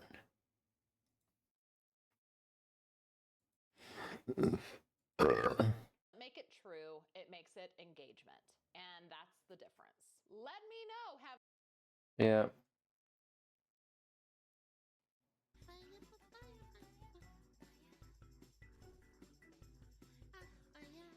Yeah, let me read this for you guys. News. Oh, it's good. I better sleep fine. Alright. It better be a steep fine. Steep fine. Yeah. It better be a fucking steep fine. Indeed. Not only that is a FDA violation on the hotel part, but also pretty much that is a damages lawsuit.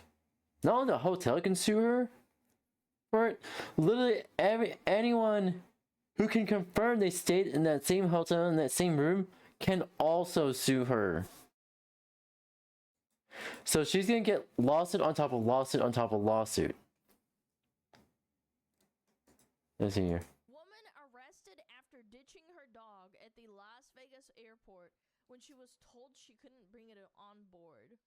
The woman was told the golden doodle couldn't fly because it wasn't a registered service animal. Instead of leaving the airport, the woman decided to tie the dog to the JetBlue ticket counter, which is like the company, and leave for the departure gate. This shit makes me so mad, man. Yeah, she just straight up ditched it. Airline staff advised the dog's owner she was required to complete online documentation in order to travel with the animal as a service dog, which is fair. Yeah. Said the Las Vegas Police Department. When the required paperwork was not completed, the passenger was denied a boarding pass. So she didn't even do the required work. She was like, fuck that! The passenger was denied a boarding pass. She then left the dog behind and proceeded to go through the airport to the departure gate. Officers later located the individual at gate D1. When asked why she abandoned the dog, she said the airline would not allow her to fly with it and claimed the dog had a tracking device, implying it was acceptable to leave the animal behind it would return to her. Holy fuck, what a schizo. She is. Wow. Hostile and resisted officers who tried to detain her. I would have loved to be that officer. Just fucking tackle her to the ground. Exactly. Arrest after you fucking abandon your dog? She was tried with not child abandonment, sorry, might as well be, but animal abandonment and resisting arrest. The dog was sent to Animal Protective Services for holding for 10 days. The owner never tried reclaiming the dog, who will now be up for adoption. The dog, now officially named JetBlue, is safe in foster care and will soon be placed in a new loving home. Aww. Bro, this makes me so angry. Dude, what the fuck? Do this to an animal. Actually, I'm gonna put my bags down because I'm exhausted. No, what we're gonna do is we're gonna walk you back to where your dog's at, and then when you get a Nah, issue that's citation. crazy. Because you left your dog at the ticket counter. Well, I was trying to rebook my flight. So you walked out here to rebook your flight? Yes. And left your dog there. Tell me at the counter because To walk out here without your dog.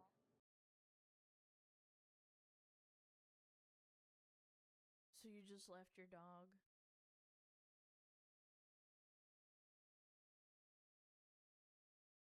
You're such a piece of shit.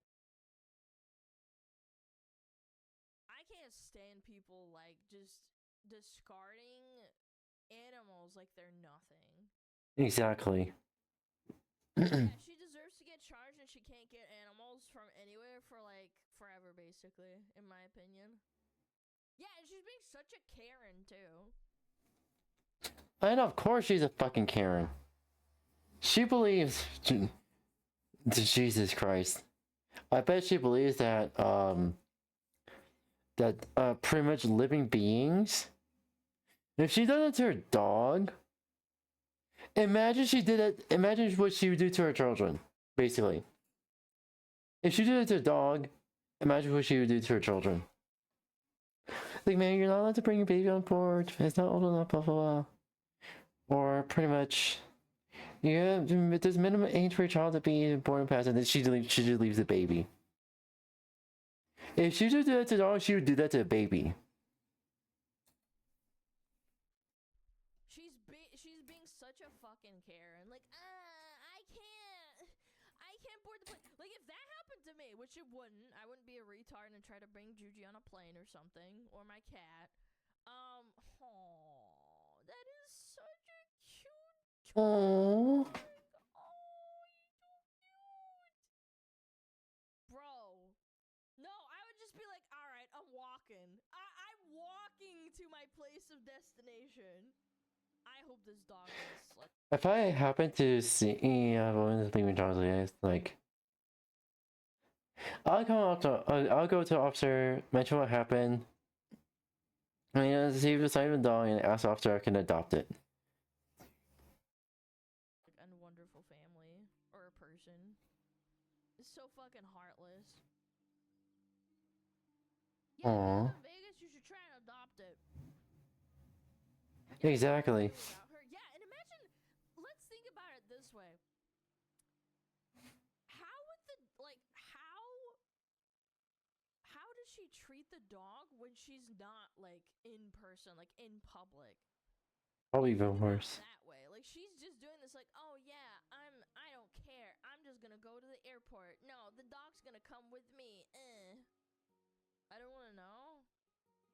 I don't want to know. I hope it's not bad, but like I just have to think about like correlation. Like if you abandon your dog like without a second thought, it's basically like a toy to her.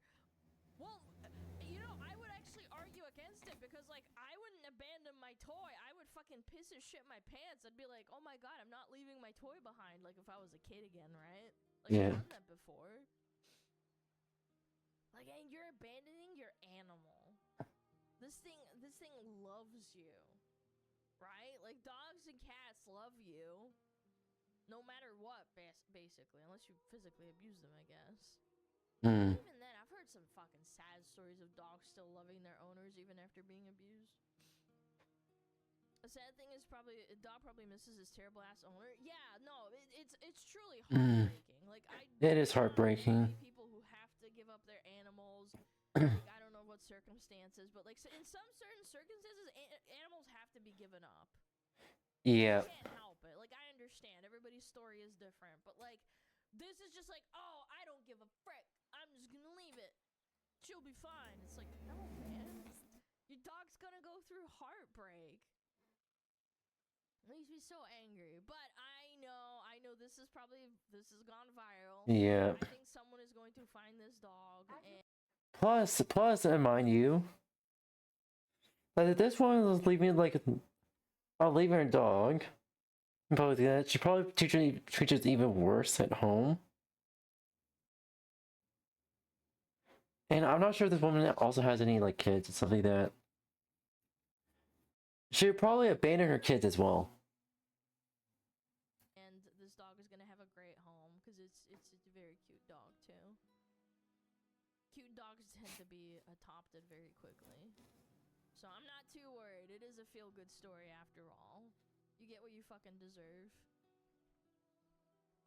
She got fined, never fucking Exactly. even talk to people that own freaking ass. Exactly. Also, pretty much. Alright. So what I'm gonna do now is pretty much we're gonna be doing like a YouTube intro.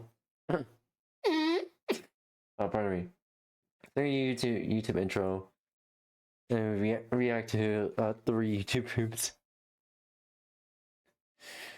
Alrighty, chatters.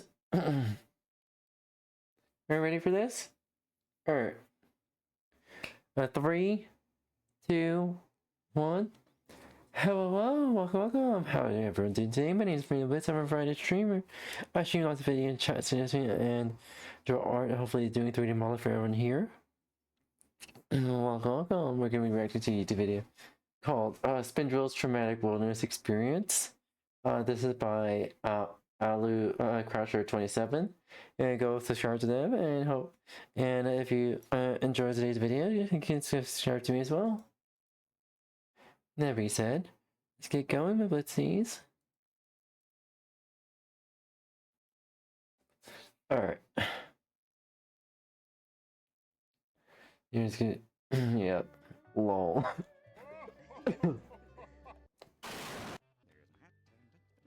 Mario Man. Let's go. What the fuck? Squidward is dead. What the fuck was that? Classic.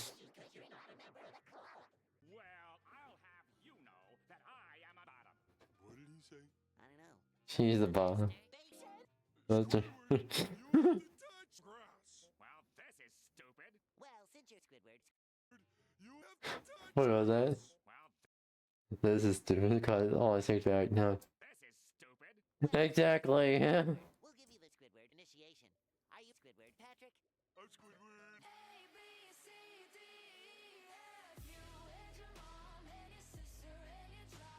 Hey yo. What the fuck? Oops. That's funny. Oh jeez. What the fuck? With SpongeBob and Patrick. Oh, cheer up, Squid. It could be worse. Yeah, you could have a small cock. Wow. Thanks. Oh my god. Really? Another another fruity grape joke? Come on. And besides, we have this. What's that? Mushrooms. Oh, magic mushrooms. Let's eat it now. We can't just sit here and get fucked up. Fucking hot. Fucked. They're high. Oh my god.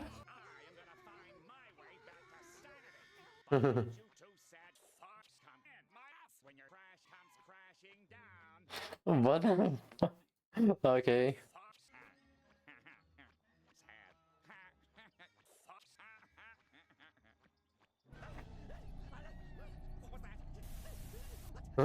Slender Man.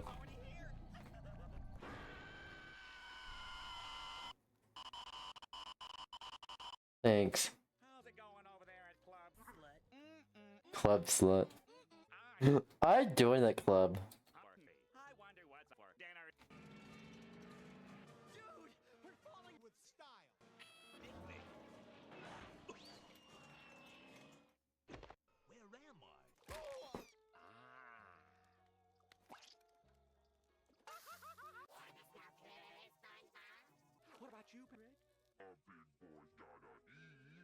Oh no. No. Yes. I think about this every day. Yes. All night long. I stay awake, not sleeping, because I'm thinking about this. Yes, Markiplier is so based. Mark is so based for that. Oh, what do I feel?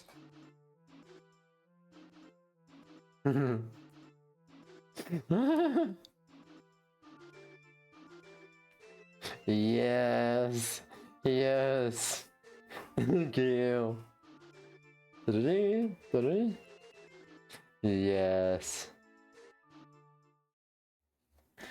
Alright. Alright, so that was YTV SpongeBob's Traumatic Wilderness Experience by 𝙂𝙗𝙤𝙬𝙀27. If you like that video, go follow 𝙂𝙗𝙤𝙬𝙀27, and if you like my reaction videos, go follow me here. That being said, gotta go. Let's see. Bye bye, matinee. Alright, YouTube section done. Oh. Alright.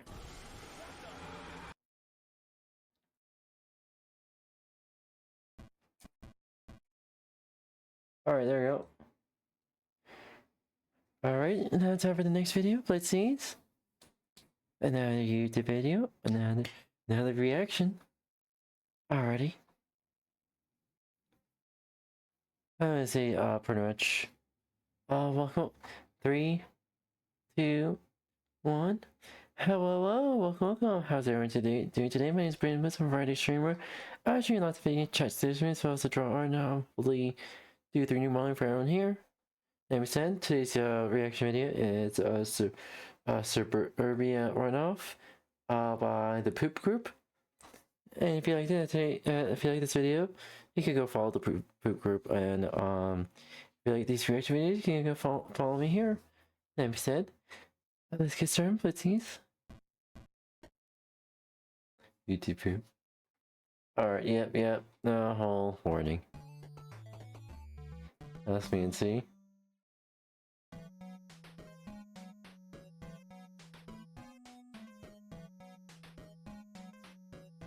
Oh, this is so cool. House shit.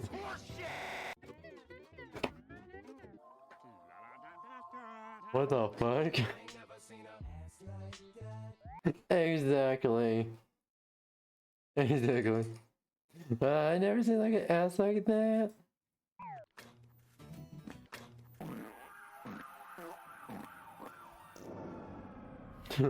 That's chaos.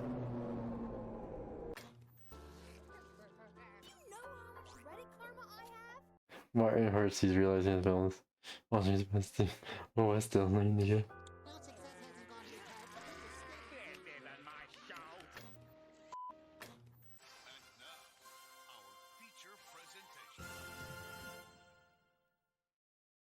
Oh, it's gonna be. Oh no.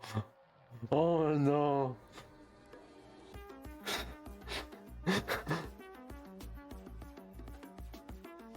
House fancy. Hello and welcome to a super special episode of Objects That I've Shoved Up My Ass. I'm your host. No host. Today's show will be none other than... Yes.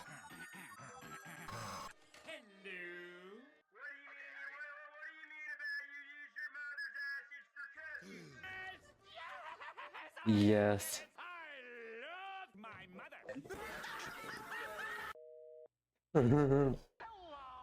This isn't Squilliam Fancy, son.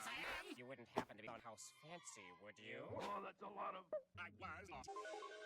I enjoy Squidward chat, and you know how I always hated it. My cakes burn. Sorry, Squilliam, but... This is fucking wrong! Who's that in the background? Oh, I'm dreadfully sauce. I hate Lol. That was fancy. Welcome back to House. Here next to me is Squilliam Fancyson. Hello, pussy. Hello, pussy. Saying what a lovely unibrow you have, Mr. Fancyson. It's big and valuable. And your house Looks like a dildo. Yes, I camera crew can get a shot of my fat ass, please. How about no? Do it! That's no What the fuck? Wait, what? What the fuck? Well, there's the end. I bid you welcome to my hallway, I guess. It's simply It truly is, Nick. It's like Nick. I've died. It's like I've died. That's host 21. She wrote to the fuck. It's like I've died and gone to fancy heaven. Lol. Is that what I think it is? No. It's a Hold on. Is that what I think it is? iRobot. iRobot. So I know the age of the creator of this now. Either Zoomer or Millennial. Because iRobot is a fucking based movie. It's a gilded Dildo. Absolute sin. Absolutely Exactly. What the fuck? You are truly a piece of shit! I would like to present my favorite room in the house. It's all custom. What the fuck? Yo! Yo! Yo! I brought some soap.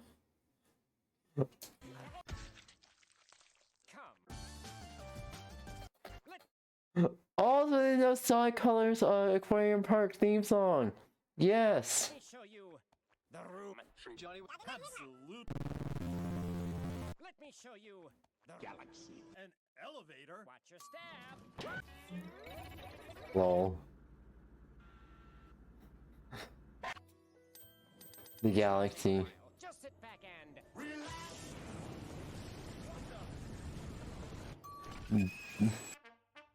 If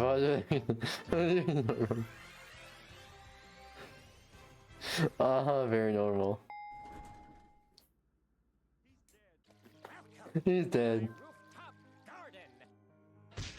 Romantic grotto. What the? To my rooftop garden. Oh, lol. Grotto. Romantic grotto. And my personal favorite. Romantic grotto. And a 1,000-foot-long sculpture of my dildo. If you look closely, you'll notice it's made entirely out of frozen Kiss. You have the fan. What the fuck? Have no dick. Ow! Your mother's a nice woman, but your grandma's a whore. And she sucked my wiener until I saw her teeth in my butthole. Whoa! What the fuck? Yeah, hang on. It's for you. Her teeth in my butthole. Oh yeah, hang on. No social interaction. It's for you.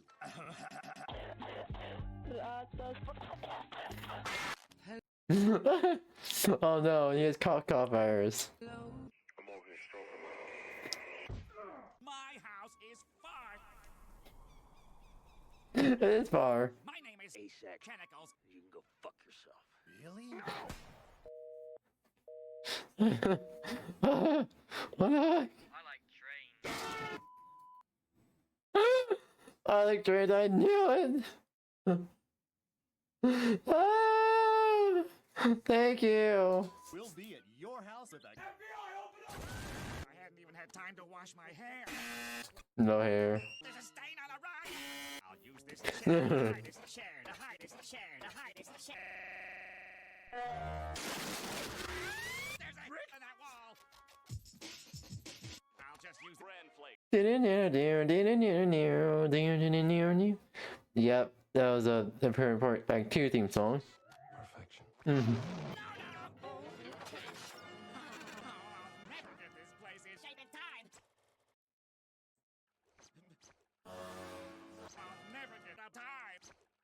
Whoa. What day is it? It's the day crabs fries. It's the day you time.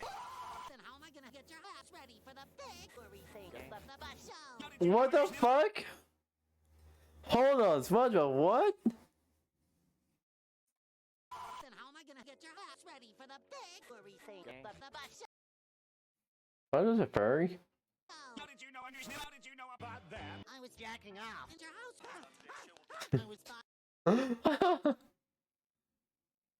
You're just fine, Chorus Girl.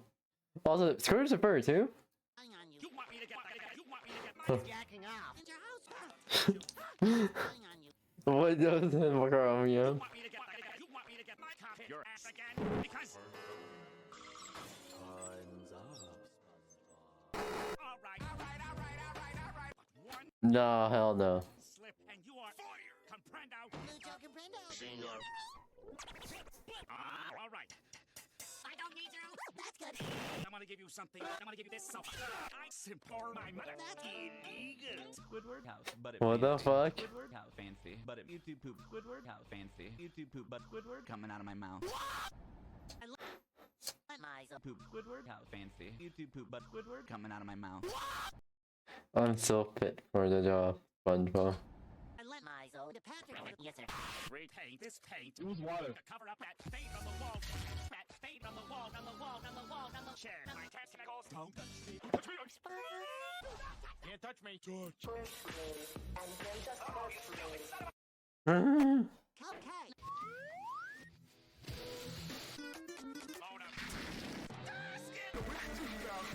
Oh yes. Ow, ow, ow. You got it, Squiddy. What have you done to my I told you just to paint. Huh. You got it, Squiddy. What have you done? Oh my god. Also the lack of William. That's why organization. Real. Let's two monitors for real. And what the fuck? Holy shit, a lot of anime. I told you just to paint the face. Well, it all looked kind of gay. Gay. That's gay. You can't clock me. Look at her room. Oh. Maybe it won't show up on TV. Help me, move this piece of shit. Hang on, I'm trying to get a grip on the... Oh, I can't. Oh. Okay. I ripped your nail again. No. What the fuck? Big shit. What the fuck? Oh no, Squidward is stuck. Help me, set bro. Oh no. Jesus Christ. Did you edit? Didn't buy the thing. 30 minute talk. This has been Group Production Season 3. The original scene was inspired by outliner Downey Mitchell ripping off his boss's Tinoa while moving his couch. Ooh, nice. Door open. Fuck you, thumb. Oh, my wrist. Go get a vacuum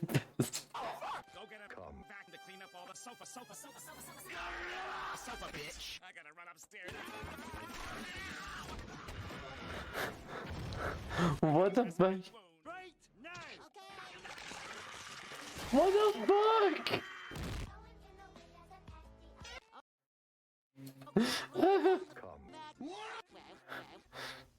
Very scary. Walking.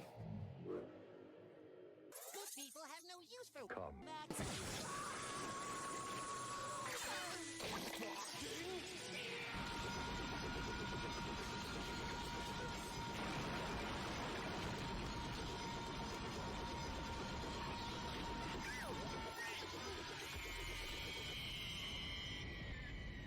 The Earth is gone.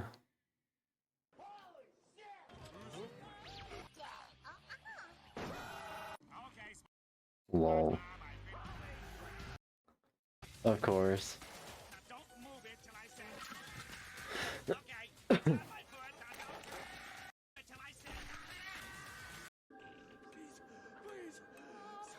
Revive.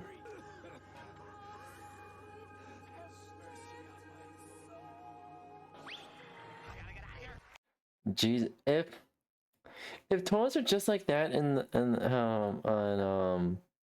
Bikini Bottom,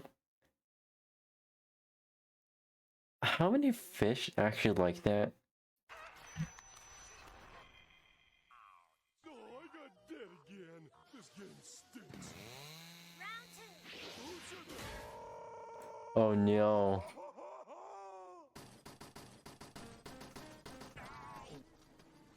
Oh. Yes. Yes.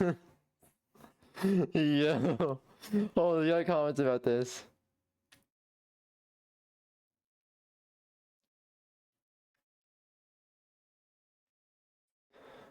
You think I got? Oh my god. Also, yes, WTF boom, thank you.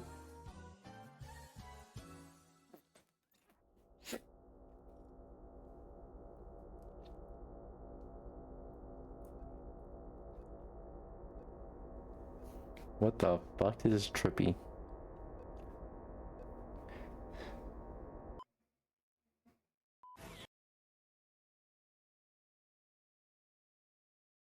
That was the send nudes meme.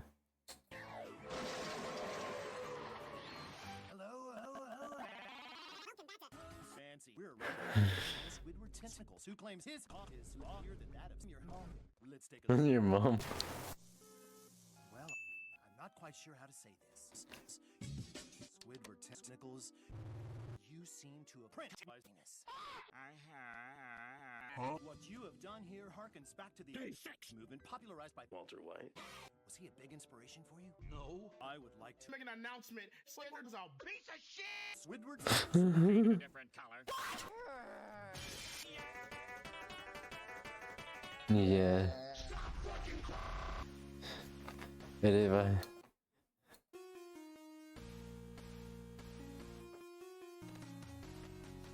That's funny. Alright, so yeah, that's pretty much Suburbia runoff by the Poop Group. If you liked the video, go follow them, and if you like my reactions, follow me here. That being said, bye bye, much night. Alright, time for the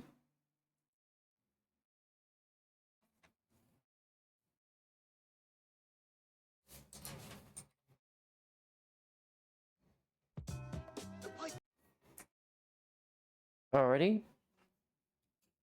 I think this is the third and final YouTube reaction video for today. Are you ready, chat? Time for the third video? In well, quick. I need Alright, there we go. Alrighty. Are you ready, chat? Ready? 3, 2, 1. Hello, welcome. How are you doing today? My name is Brandon Blitz. I'm a Friday streamer. I stream lots of video games, chat to this, as well as I'll draw art, and hopefully I'll be doing 3D modeling for everyone here. That being said, let's get started with Blitzies. Oh, I completely picked the intro. Alright. 3, 2, 1. Hello, welcome from. My name is Rainbow. I'm a variety streamer. I stream lots of video chats as well as I draw art, and hopefully I'll be doing 3D modeling here. Today's reaction video is called 𝙂𝙂 Sponge Guide in the Pape by 𝙂𝙬𝙧𝙬𝙀. If you like today's video, go search to 𝙂𝙬𝙧𝙬𝙀, and if you like my reaction videos, follow me here. That being said, let's get started with Blitzies.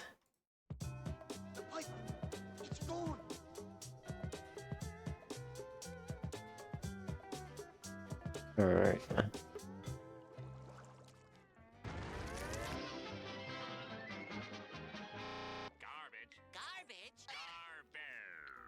Garbage. Do you like scary movies? Yes! What's your favorite?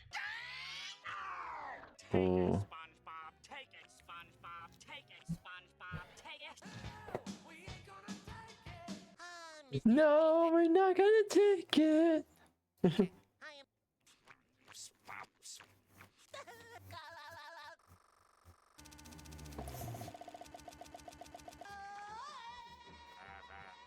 I wonder if there's like closed captions. Suppose you're yelling in auto-tune.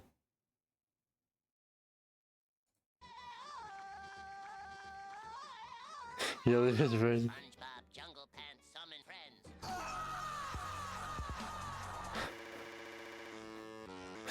What the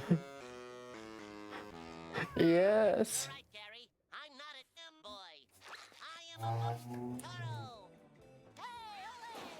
Now for some impressions. A guy with a mustache. The safety of Townsville is in great peril. A guy with I'm a pirate. A regular guy. I am not a pirate. You are a pirate. Oh, lol. Oh, yeah. What the fuck? Yo.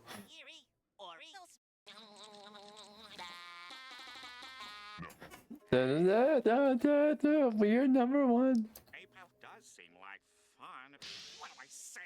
I am sus. There's nothing more fun than paint. There's nothing more fun than piss. There's nothing more fun than piss fruit. This is more fun than anything. Oh, they? More fun than piss fruit. This is more Base Squidward. fun than anything.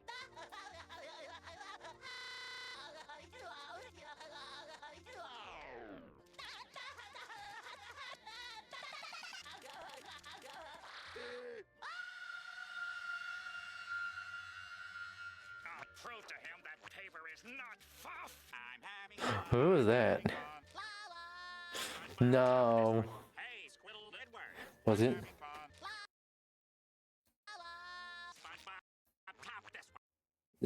I'm in an emergency. I can talk. I saw this meme on Twitter.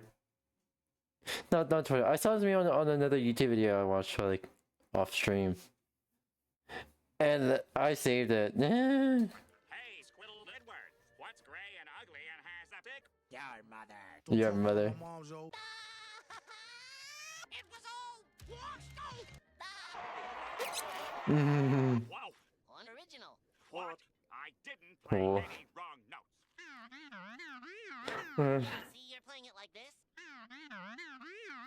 It goes like this. Exactly. Thank you. Actually doing it in the key of A minor myself.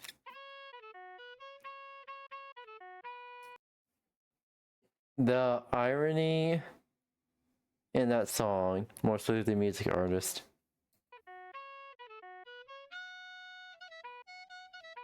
Nothing like a do-do between buddies, eh, Squidward? Give me my paper back!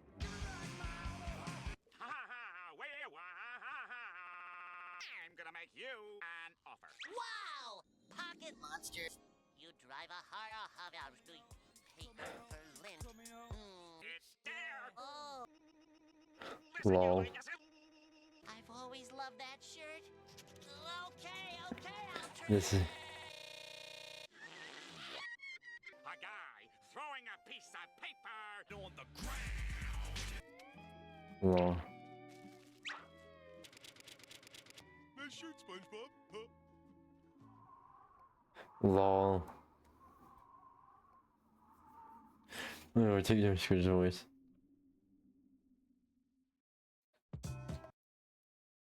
Alright, yep, that was it. That was it for today's YouTube reaction video.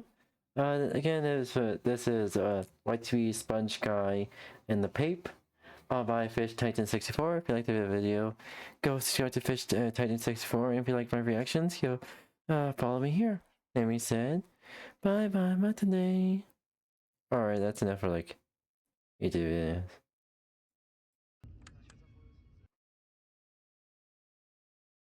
Ooh.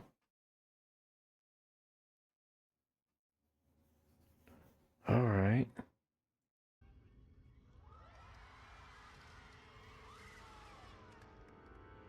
"23 accidents, 7 levels. This iceberg features some of the most horrifying talent show accidents ever aired. We'll start with some unsettling incidents, but the deeper we go, the more grotesque it gets. So, let's start at the tip of this iceberg. Ooh. Let's go. I wonder how reaction videos do you want like to do? Like 3 videos, and plus if you're here, Kate, we also do have like a Discord.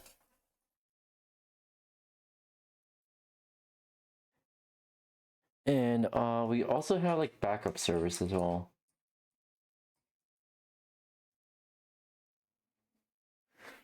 The purpose backup servers is basically, since Discord's doing this 8-version thing, and who knows what Discord will do next, I have the backup servers just in case.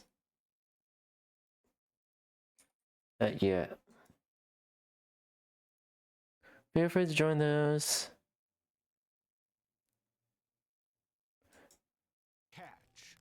During the America's Got Talent audition, a salsa dance suddenly came to a stop. 𝙂𝙀 was a 4-member Latin dance group performing a high-risk routine, salsa, mixed with acrobatic lifts and aerial catches. Everything was flawless for nearly half a minute until the unimaginable happened.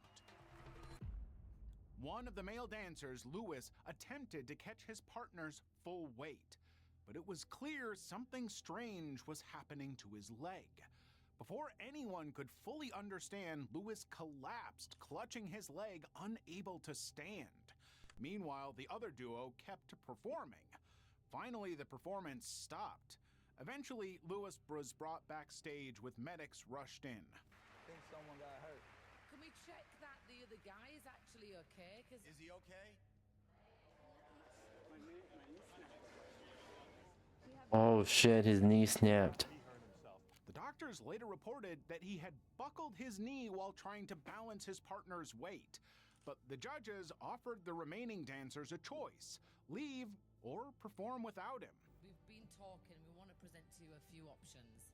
Either you can figure out who wants to do the performance and come back to us, either later on today, or you can just wait for your friend to get better and maybe come back next year, because we want to give you a fair judgment and a fair chance at this, and unfortunately your friend injured himself, so we don't want to judge on what we just saw. They chose to perform, even after their friend was stretchered off with a dislocated knee and tearful eyes. And Honestly, if I did performance in that buck of my knee, something, I would literally say, hey, just go on without me.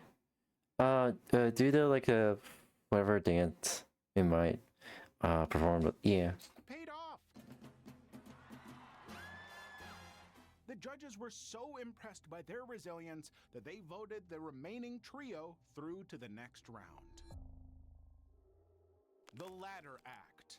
In 2015's America's Got Talent semifinals, a ladder balancing act went horribly wrong in front of a live audience. 𝙂𝙚𝙦𝙧𝙖𝙩 was performing a Charlie Chaplin-inspired routine, climbing a freestanding ladder while catching rings and hoops. He had already impressed the crowd with sear wheel spins and precision climbs. And talent shows thrive on exactly these kinds of life-threatening spectacles. However, after the initial low-risk acts came the final stunt, balancing at the very top of a 15-foot-high, wobbly, unsupported ladder. From there, he had to hook a hoop under his foot while perched at the very top. But before he could secure his position, the ladder tipped backward, and the very thing everyone feared became reality.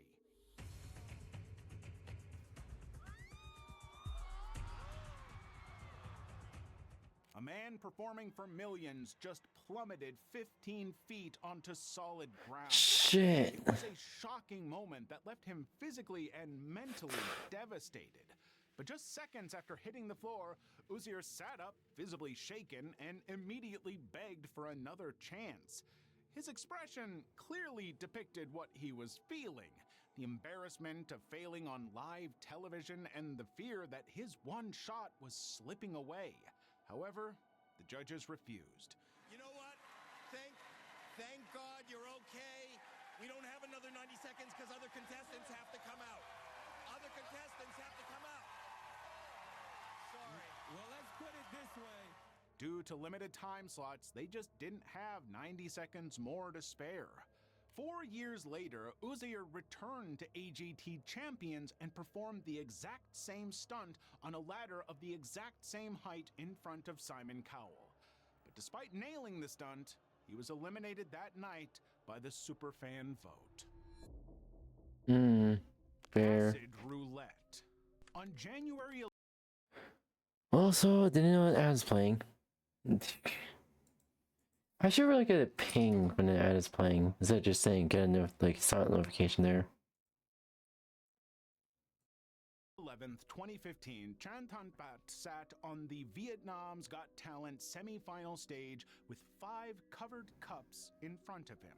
4 were filled with water, 1 contained sulfuric acid, but 𝙂𝙚 didn't know which one.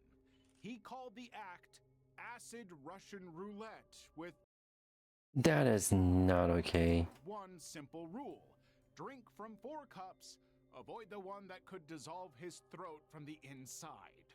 But first, he had to prove the acid was real. That same liquid was now hidden in 1 of 5 identical cups, and millions were about to watch a man bet his mouth on intuition. The show labeled it, "Don't try this at home." However, the irony was impossible to ignore. After all, they were broadcasting it as entertainment. A judge shuffled the cups while 𝙂𝙚 looked away, and the game began. Glass 5, safe.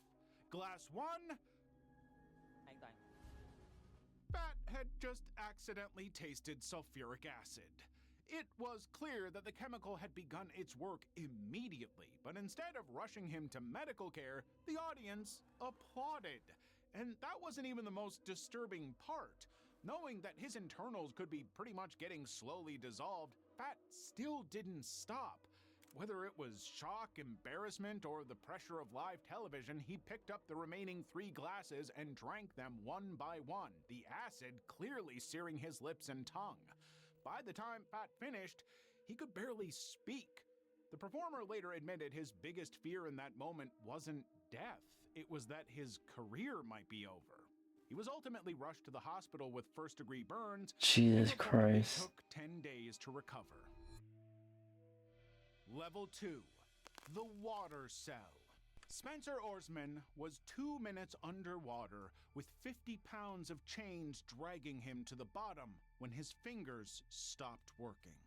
The 29-year-old escape artist had already picked 10 locks, but the 11th wouldn't budge and his lungs were running out of time.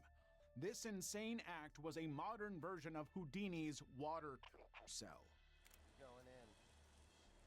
Start counting. Start counting.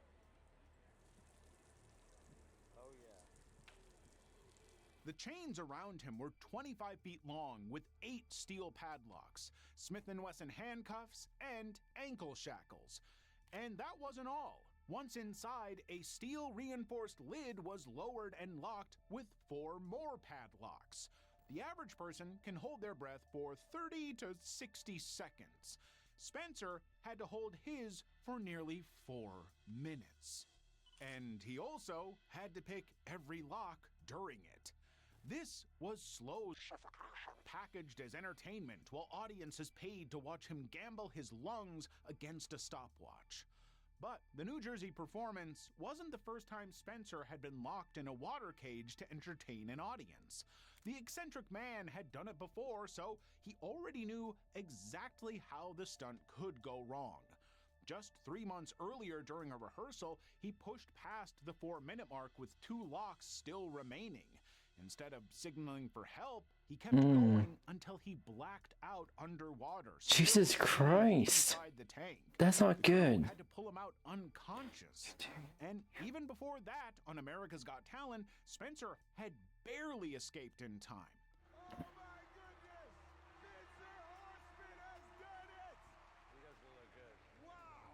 So when he climbed back into the tank for a live performance in New Jersey, there was only one question in the audience's mind: will he survive this time?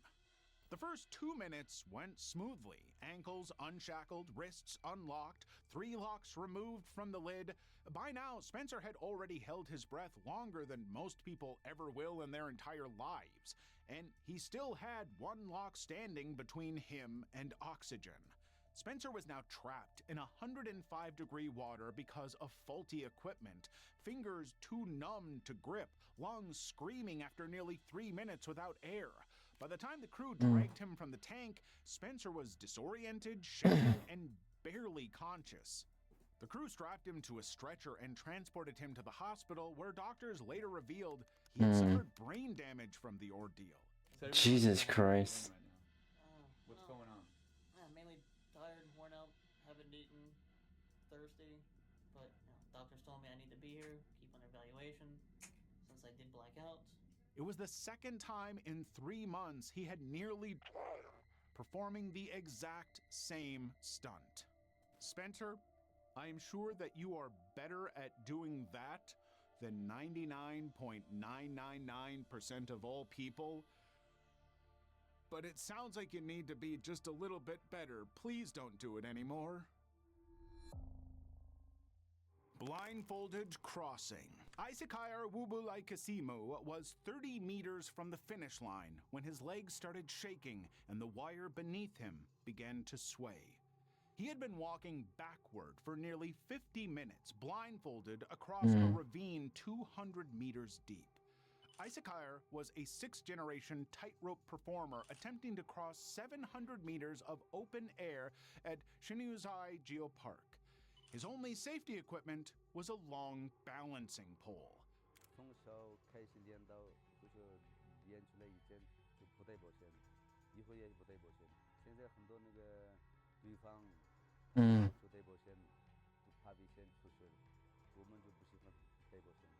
The stunt was broadcast live on Chinese television, and a crowd gathered below to watch.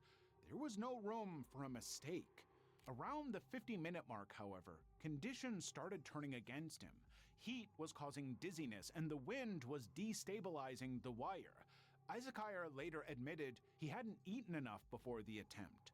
Just 30 meters from the finish line, his body started failing him.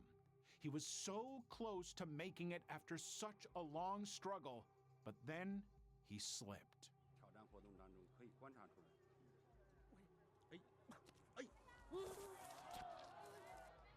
𝙂𝙚 plummeted 200 meters into the ravine below, the equivalent of a 60-story building. But against all odds, he didn't die. The man crashed through tree branches and bamboo forest, which absorbed just enough impact to keep him alive. Rescuers later found him with only minor injuries. And yet, despite such a traumatic experience, 𝙂𝙚 went on to set multiple Guinness World Records. I don't know how you would even survive that.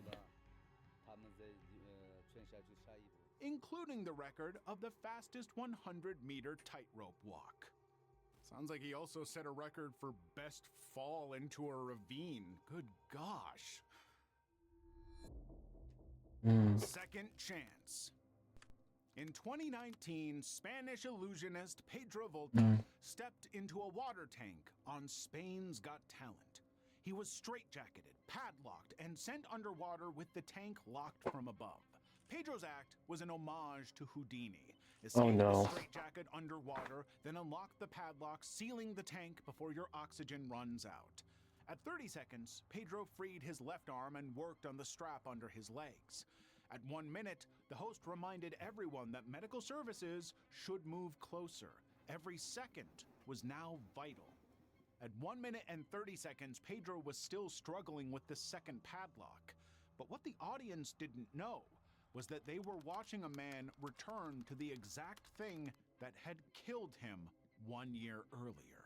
In 2018, during a magic festival in Madrid, Pedro had attempted the focus, yet instead of aborting, he pushed through. Pedro was half dead inside the tank, and someone died. By the time paramedics reached him, Pedro had been in cardiorespiratory arrest for 4 minutes on the spot. And yet, 1 year later, Pedro climbed back into the same tank to confront what almost killed him. Only now, the stakes were different. Instead of a small festival crowd, a panel of celebrity judges, a packed studio audience, and millions watching from home surrounded him. If something went wrong, the whole world would see it happen. And something did go wrong. Oh shit. Again, Pedro failed to open the second padlock.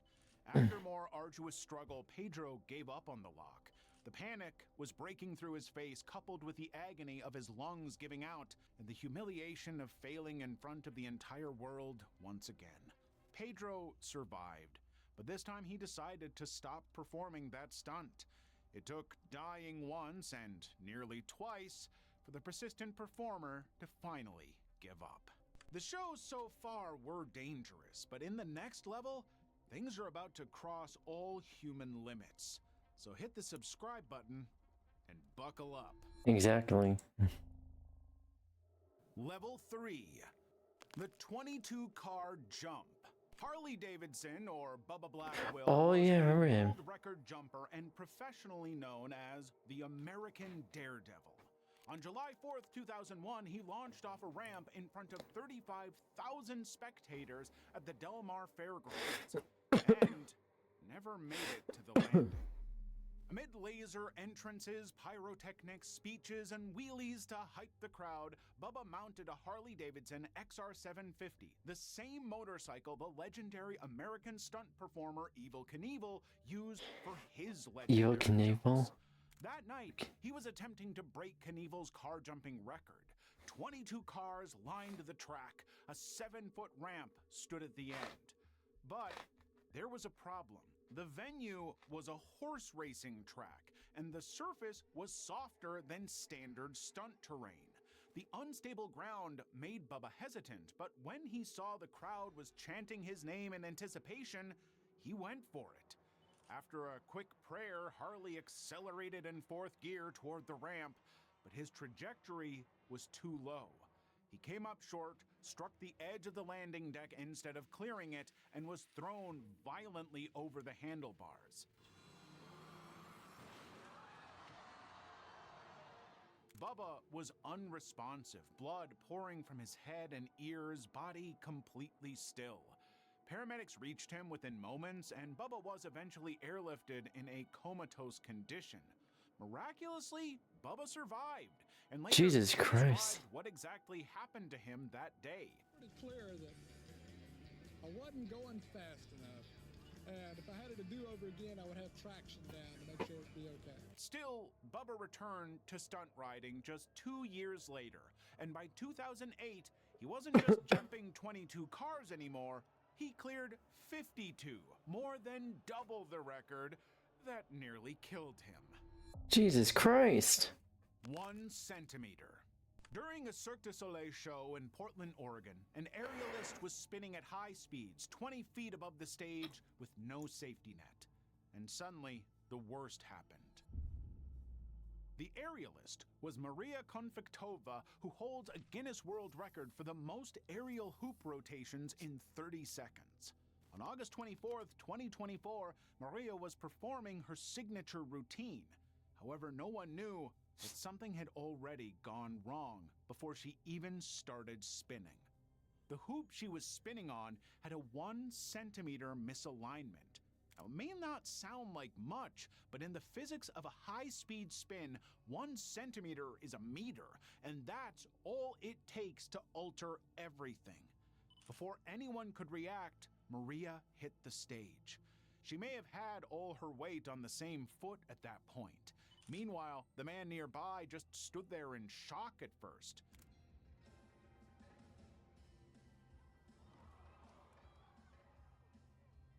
When help finally reached her, Maria was still somewhat conscious, lifting her head slightly. They transported her off stage and rushed her to the hospital, but the internal damage was severe. Yeah, so Maria Konfliktova is stable for surgeries. She came down face down. It appeared like she hit her nose. Everything. Maria Konfliktova eventually made a full recovery and returned to performing a few months later.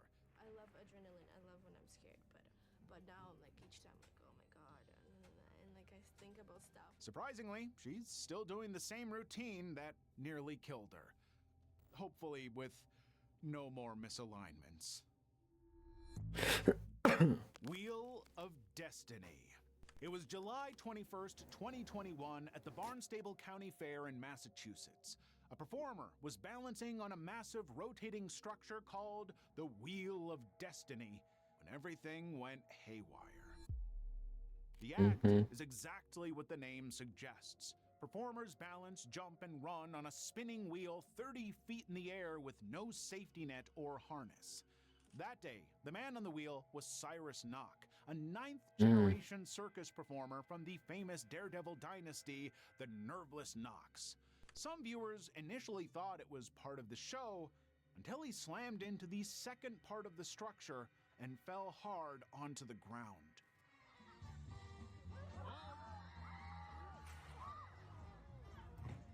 A doctor in the audience rushed to help. However, the injuries needed greater medical attention, so they rushed him to the nearest hospital. Lung, cracked 3 ribs, crushed vertebrae. Disturbing views. Despite the horrifying incident, the performer was released from the hospital just 3 days later. Within 3 weeks, he was back on tour, helping behind the scenes, and 2 months after the fall, Cyrus was performing live again. You might say it was his destiny. Wow, thanks for the pun. On Turkey, dead, instantly dead. He's Got Talent. A performer was about to attempt a high-speed rollerblade jump off a ramp on live television. The performer was Harun, a member of Mersin Extreme, a Turkish acrobatics group. The man had no helmet, no protective gear, just the stage, the ramp, and whatever landing he could manage. And with that list of risks and dangers combined, the result was disastrous. He landed hard on his back and neck, missing the mat entirely. Within seconds, his body went stiff in an awkward angle. However, the most disturbing part was that the judges sat there. The audience watched, and no one moved. In fact, it wasn't the medical team who rushed in first. It was his teammates, backstage staff, and other competitors. Eventually, a neck brace was placed on him, confirming what everyone What the already fuck? feared.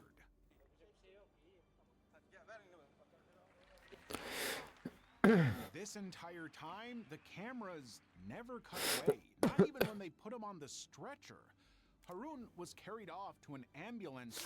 I think it may have been earlier in the show's history where they, I think this was like the episode before they had been sued for not having mandate pretty much effective medical ineffective on-site medical team. Luckily, he didn't suffer any serious long-term injuries. Still, the question nobody could answer remained. Why didn't the production require him to wear any protective equipment in the first place? Level 4. The Failed Net. At the Great Moscow State Circus, an acrobat dove from 85 feet as part of the finale. But the landing wasn't what anyone had expected. The acrobat was Karo from nearly 26 meters and land precisely in the center of a safety net. The staff ensured everything was rigorously tested, but as 𝙂𝙚𝙣𝙚𝙧's body hit the exact center of the net, instead of catching him, the net tore open on impact.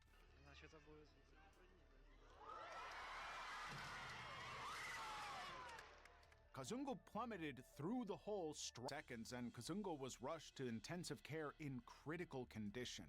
Meanwhile, the circus director held a press conference confirming the net was German-made and had passed all inspections. So investigators... It passed all inspections in Germany, not in the United States, you dumb fucks! ...began looking into sabotage and manufacturing defects, but no conclusive cause was ever determined. 𝙂𝙚𝙣𝙚 survived, eventually regaining mobility after months of rehabilitation, but he never performed again. You know what all facilities that have acrobatic equipment should do? If it's if the equipment is imported, it doesn't matter. Pretty much, it doesn't matter if it's imported, made, or made in in-house. It should test and pass inspection. All imports should pass inspection upon arrival. It should build one unit and see if the unit succeeds or fails. If it fails, and none of the units get sold, and all the units get shipped back. 45 feet. At the 2007 X Games, a skateboarder fell 45 feet onto a wooden ramp, hitting so hard that his shoes flew off his feet, and then stood up and walked away. But something tragic was waiting for him. The skateboarder was Jake Brown, and he was attempting something no one had ever landed in big air competition: a 720-degree spin off the mega ramp, an 84-foot drop, a 70-foot gap, and a quarter pipe that would launch him 4 stories into the air. What do you think we can expect from Jake right now? He's going for the 720 to a big 540. Jake had never landed the trick before, and there's no way to practice falling from that height. The first part went perfectly. Jake cleared the gap, executed the 720, and began his descent toward the quarter pipe. But then his board started to wobble. At the peak of his arc, 18 feet above the lip of the ramp, the board kicked out from under him. Jake was now 45 feet in the air with no safety net beneath him. He didn't hit the curved transition designed to catch skaters and slammed straight down onto the flat.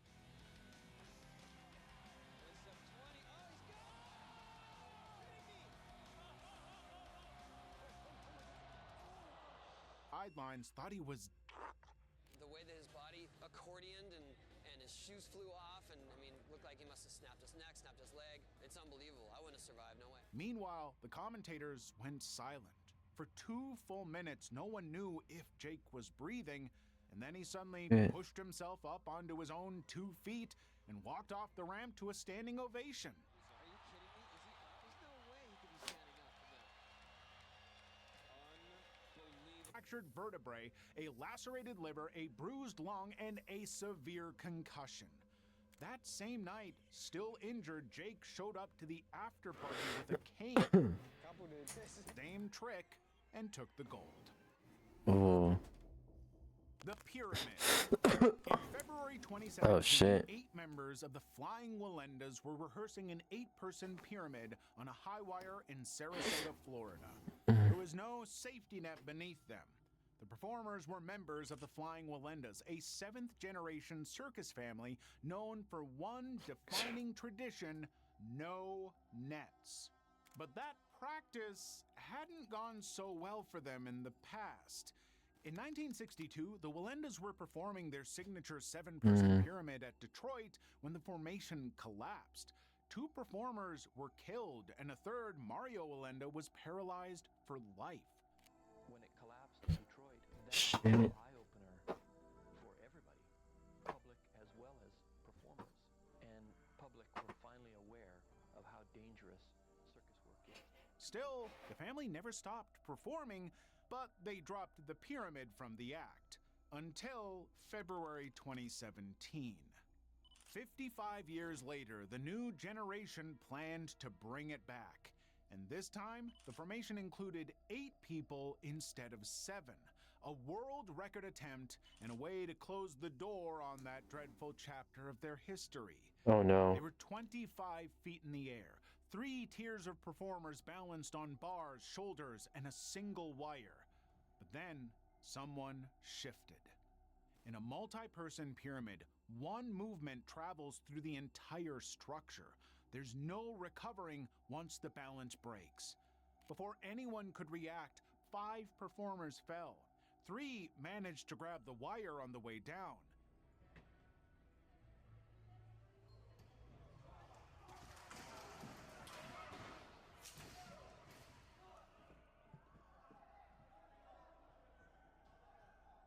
Nick Wallenda's sister, 𝙂𝙚, hit the concrete face first. She broke every bone in her face.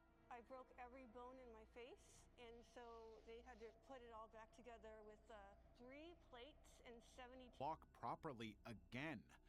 Nick later admitted he even considered quitting because of how hard that time was. Still, despite the catastrophic sequence of events, there was a comeback. During that accident, I caught the wire and held on, but after that started experiencing fear. It became more real than ever before. We don't give up.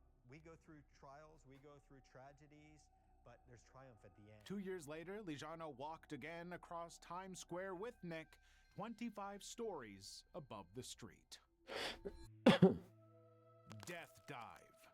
At the top of Minnehaha Falls in Sydney, an Australian diver stood 42.5 meters above the water, the height of a 13-story building. Meet 𝙂𝙚, who is about to attempt a world record death dive. Now, death diving, or dodging, is exactly what the name suggests. Jumpers launch themselves from extreme heights, hold a spread eagle position for as long as possible, then curl into a safe entry at the last second. But one wrong move, and there's nothing safe about that entry, because at 42.5 meters, the water's surface tension can hit like concrete. Way up there, that's their takeoff point. That's their landing area. I'm thinking I go right there, which will be perfect. The record at the time was 42.5 meters, held by Swiss diver Lucien Charlon. 𝙂𝙚 wanted to beat it. So on June 11th, 2025, he jumped, and he hit the water wrong. His friends watching from below saw him disappear beneath the surface, and for a moment, there was nothing. Then he resurfaced conscious but bleeding from his ear. However, what happened next is what makes the incident truly disturbing. Shit. At the hospital, scans revealed the full damage. Fractured skull, shattered vertebrae, broken Yeesh. stomach, burst eardrum, and concussion.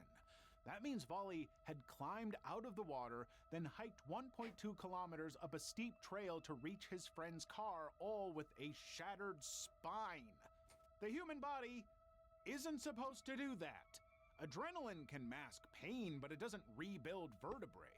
Every step 𝙂𝙚 took was a step that could have paralyzed him permanently.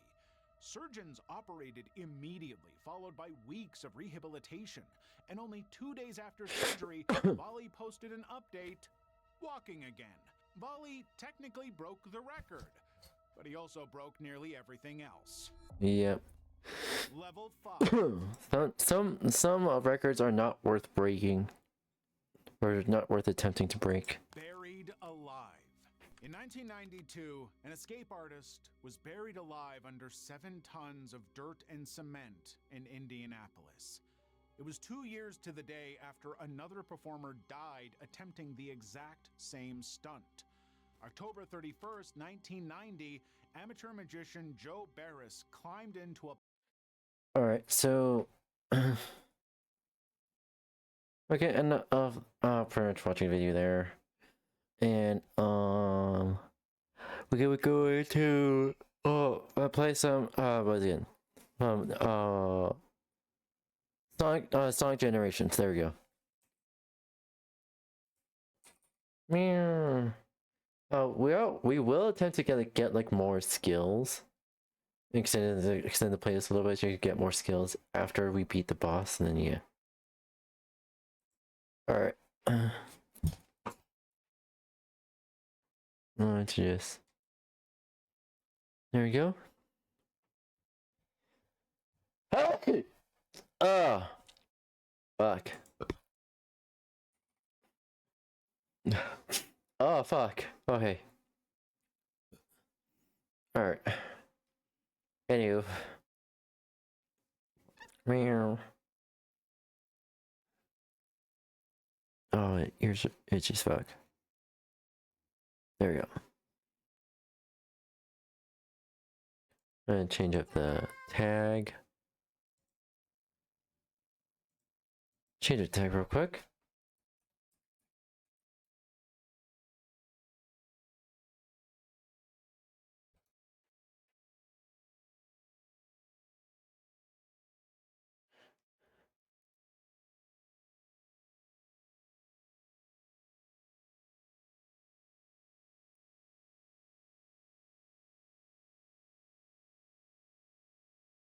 Okay.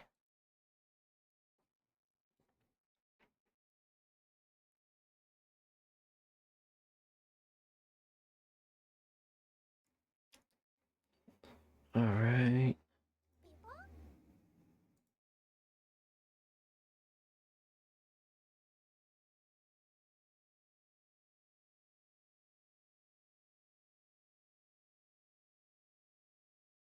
Now let me get the...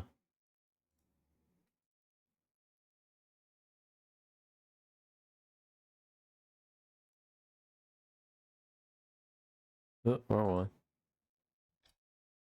There we go.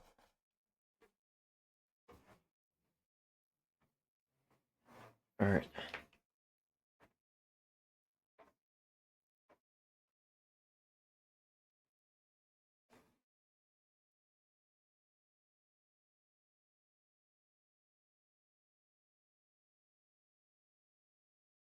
All right, hello.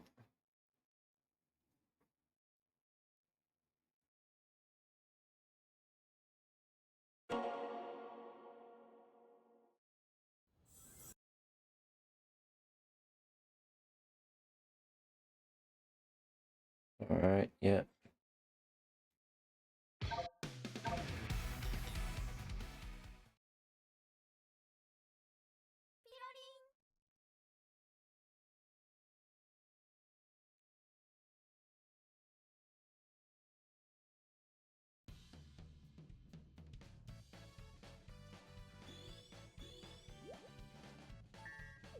Let's do this.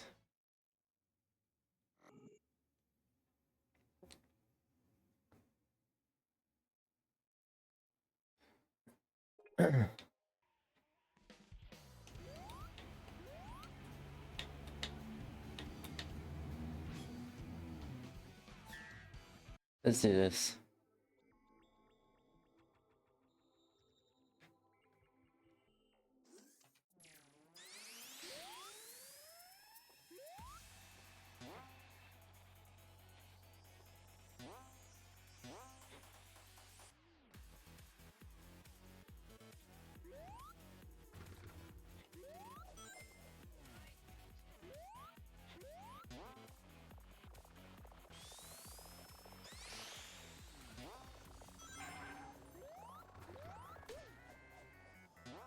All right, let's go.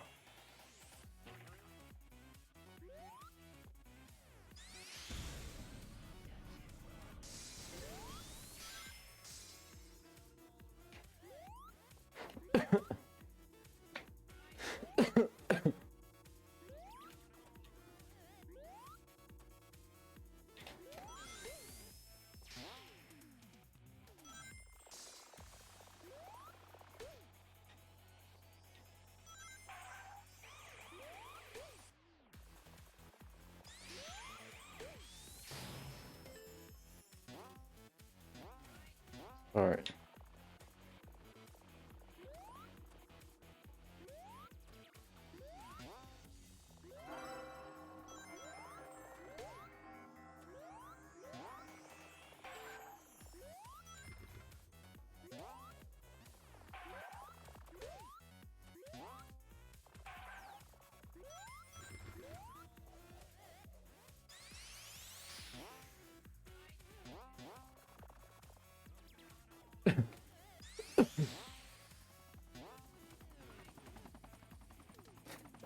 Oh.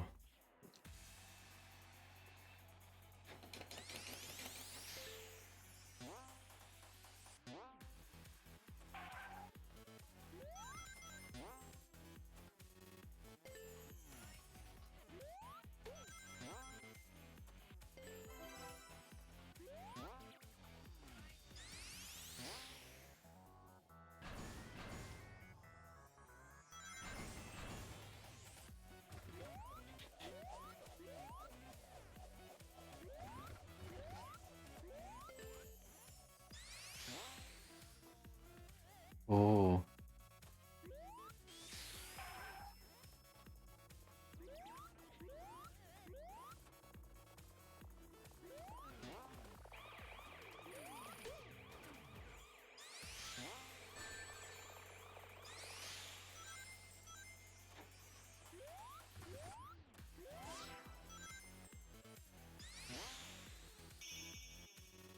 Ooh.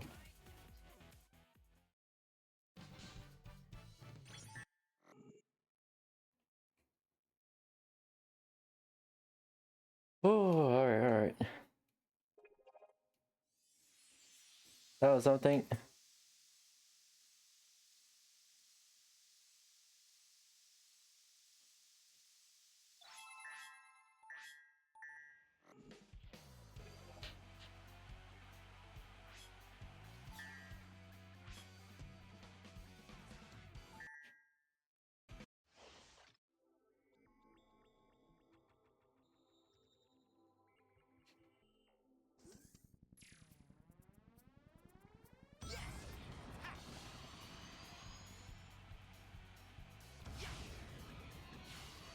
Ooh.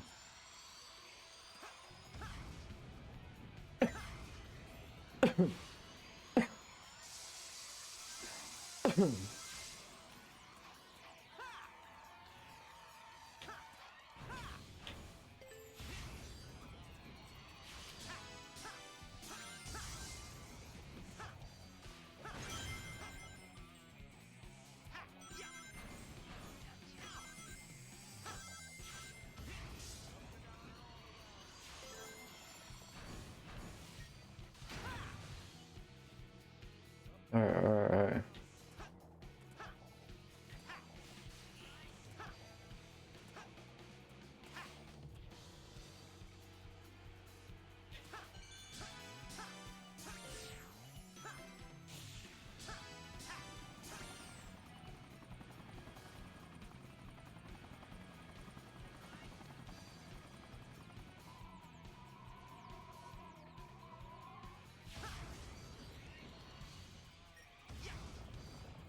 Ooh.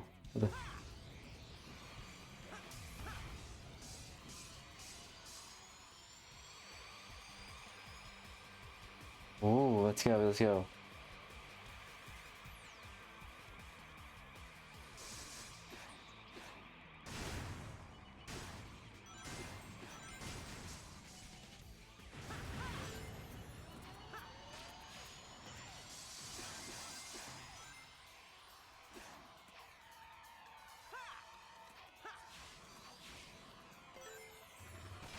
I didn't know that existed. What?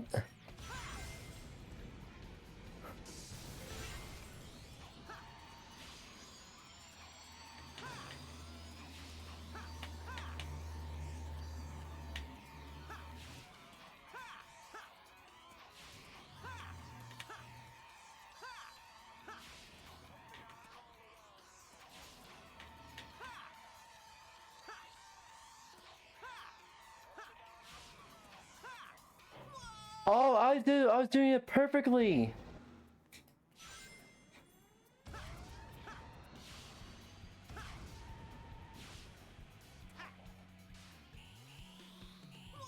What the fuck?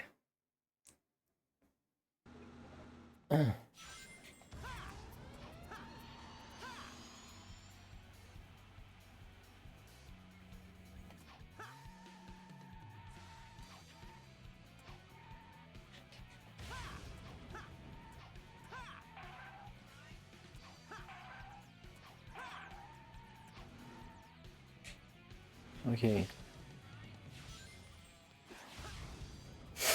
What the fuck? What the fuck is going on with me?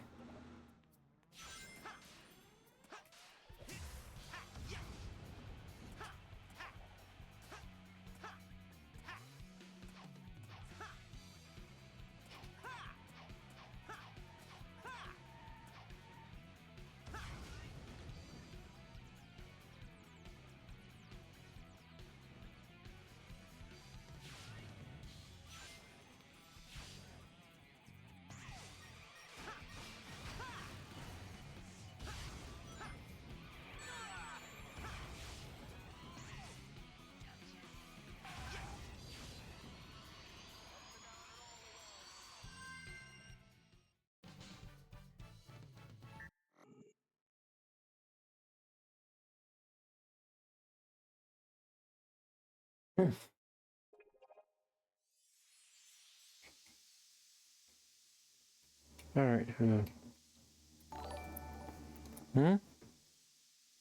Thank you, Mr. The Buzz of K Line AF. Thank you, Buzz, for following. Welcome. How you doing? Alright, real quick. Yeah. Scary, but I tried to be really brave.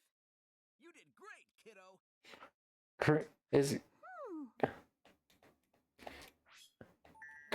Cream's voice sounds like she's cracking. Like she's in puberty early. City Escape. Let's go.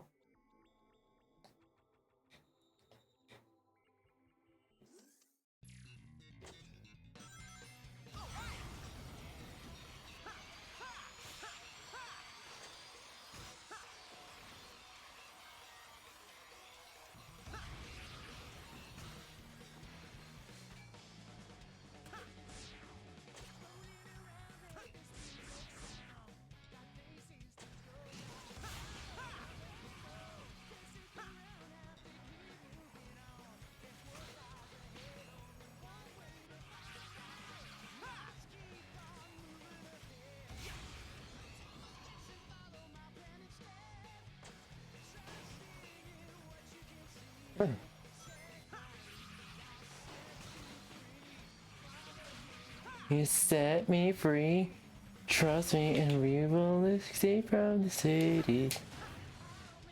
Get through, follow me, set me free, trust me, and we will escape from the city. I love this song.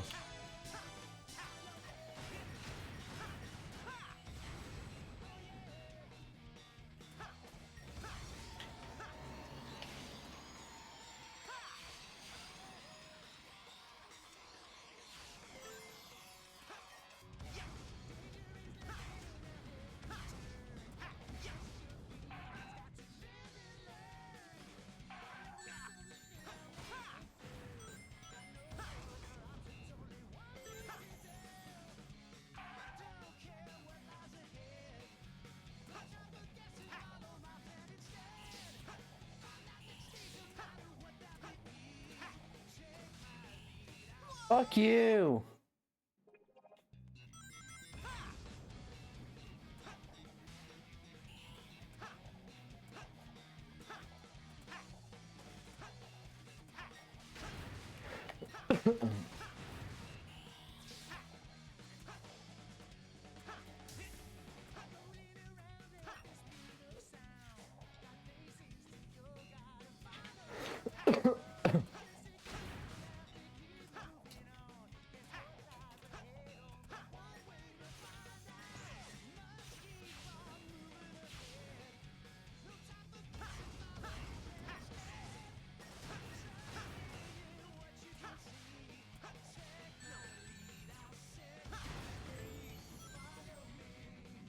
set me free.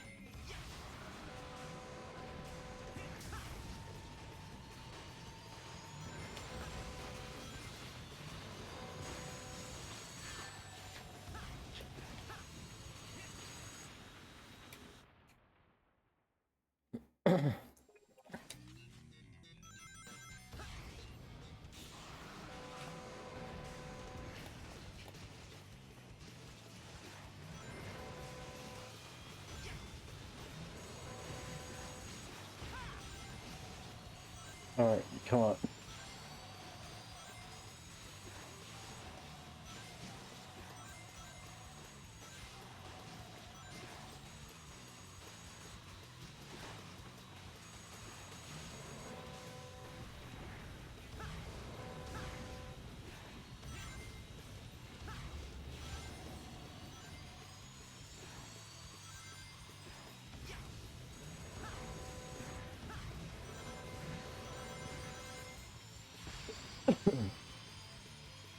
Oh, go.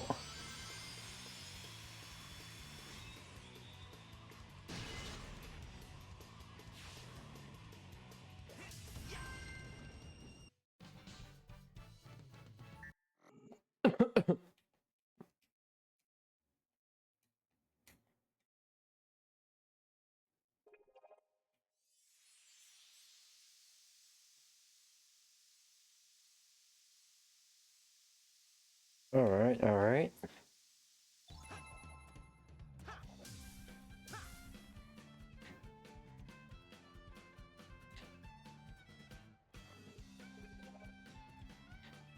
Hi, Archearch, how are you? How are you doing? Are you doing well? You being a good girl?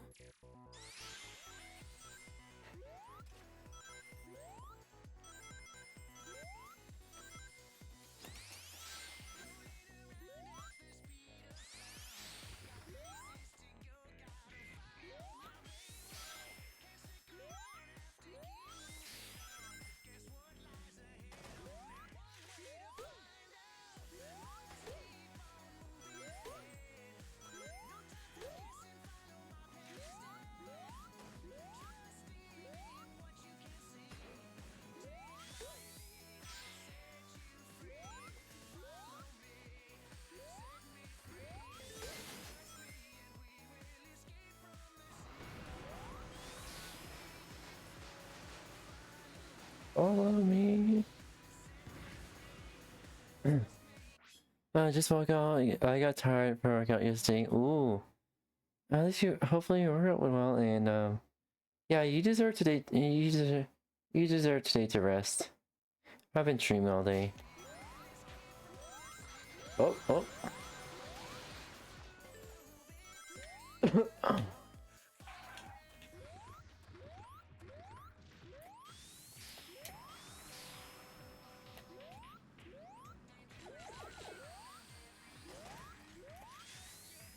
Fuck you.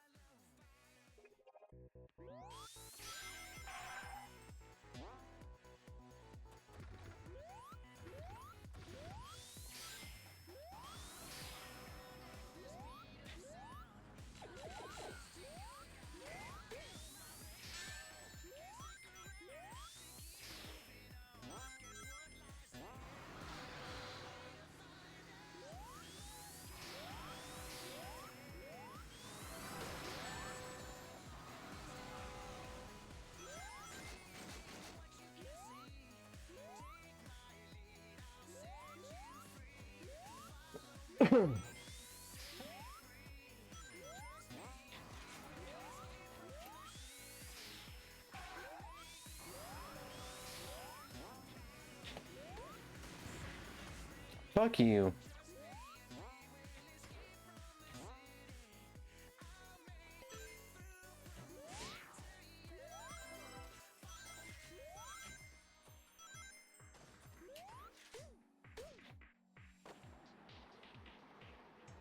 Whoa.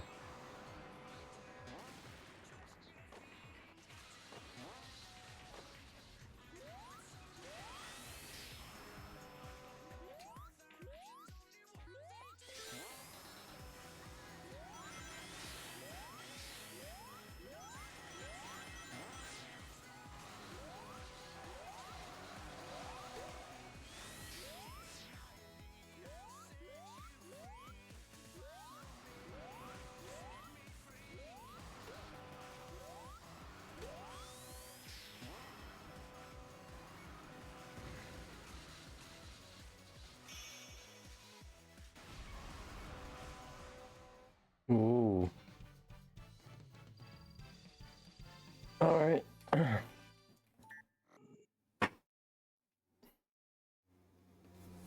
All right.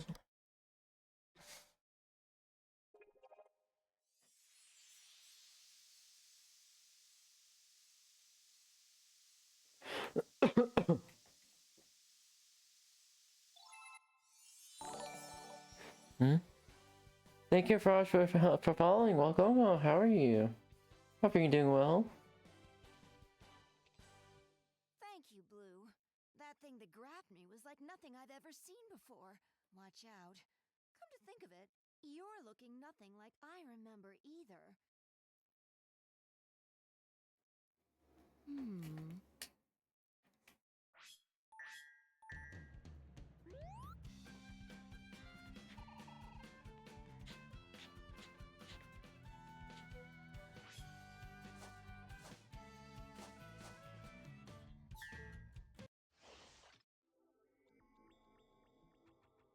Here, let's do this.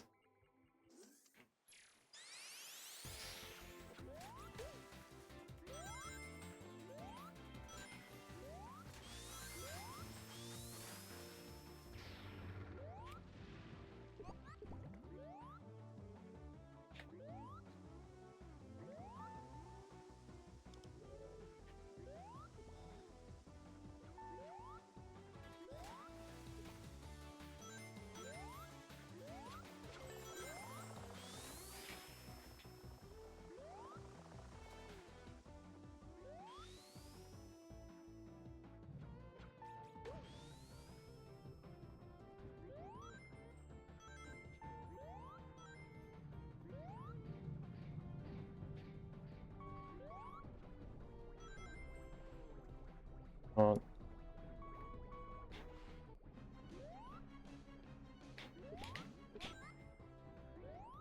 Oh boy.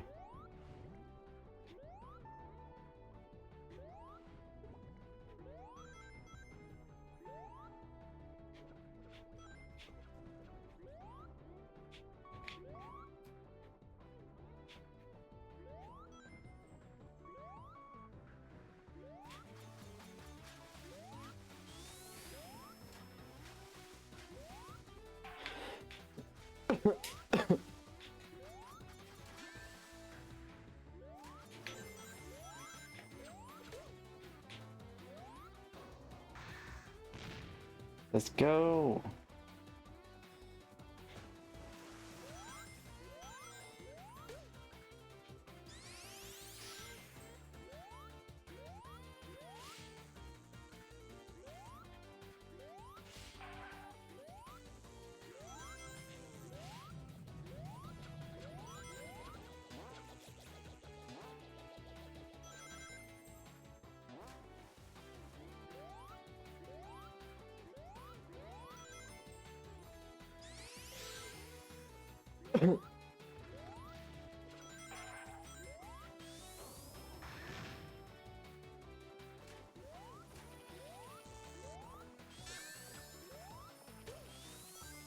Ooh.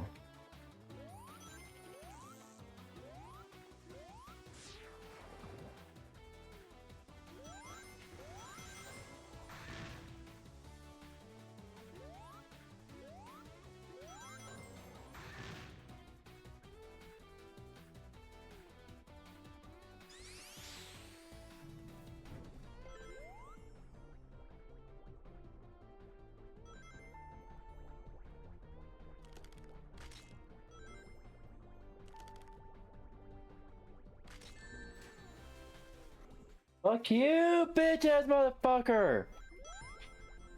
Sonic 1 fucking ass spikes.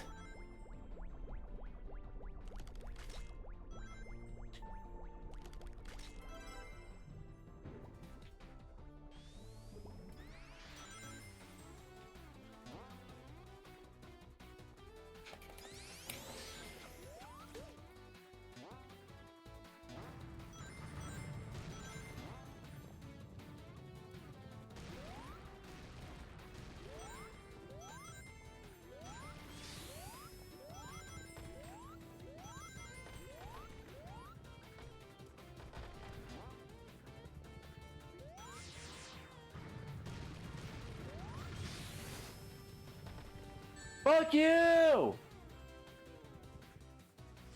Bitch ass motherfucker!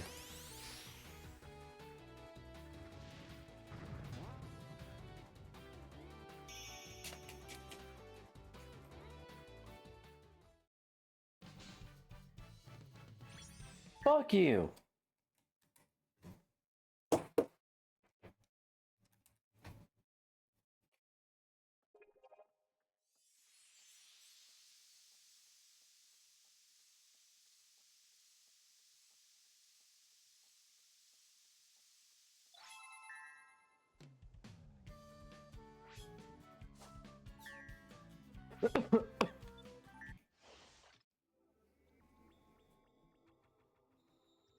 Alright, Seaside Hill, let's go.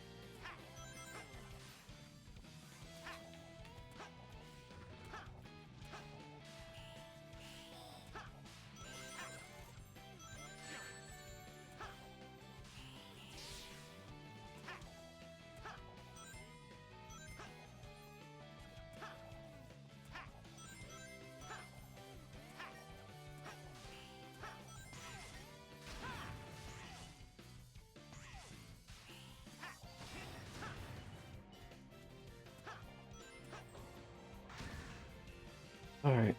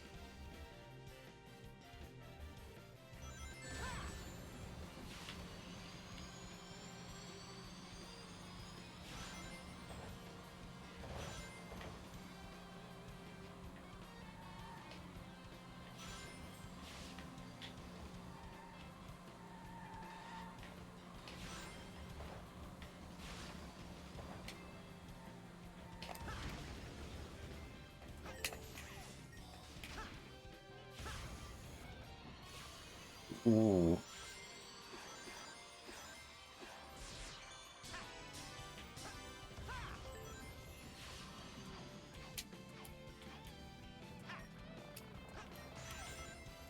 Ooh.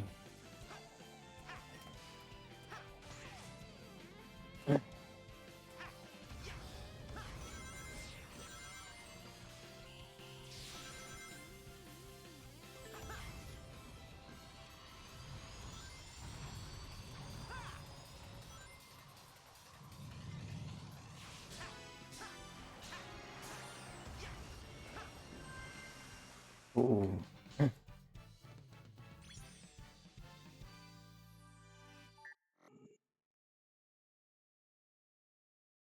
All right. Ooh.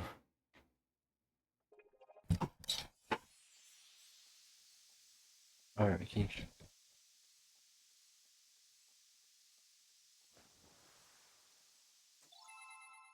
I guess my game control is just not visible enough properly.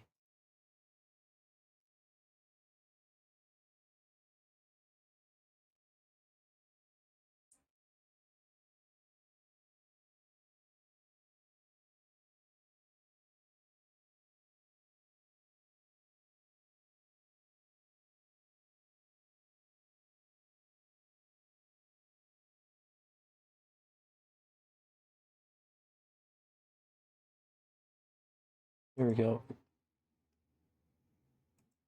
A little bit more visible now.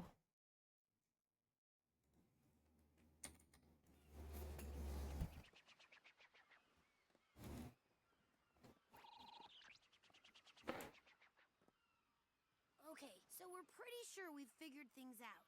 And it's pretty dire. Ah!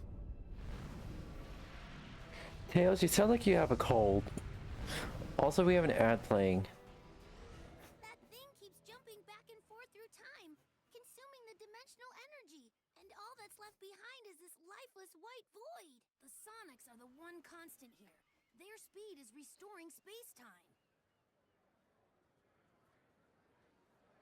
Then I guess we have to run like there's no tomorrow, or there won't be a tomorrow. Ooh.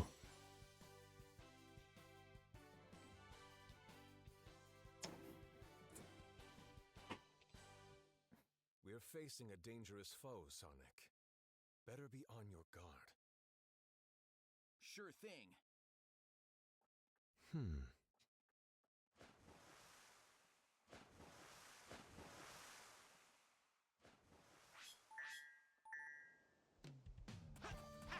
All right.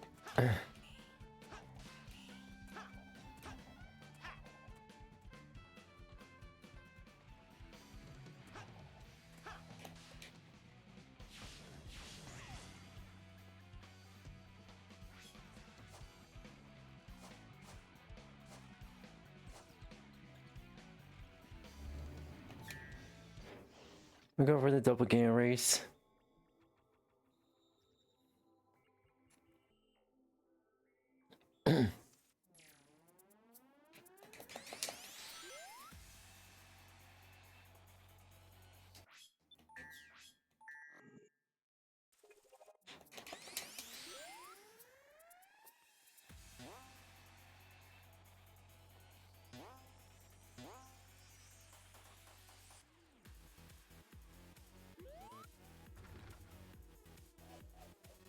Fuck you.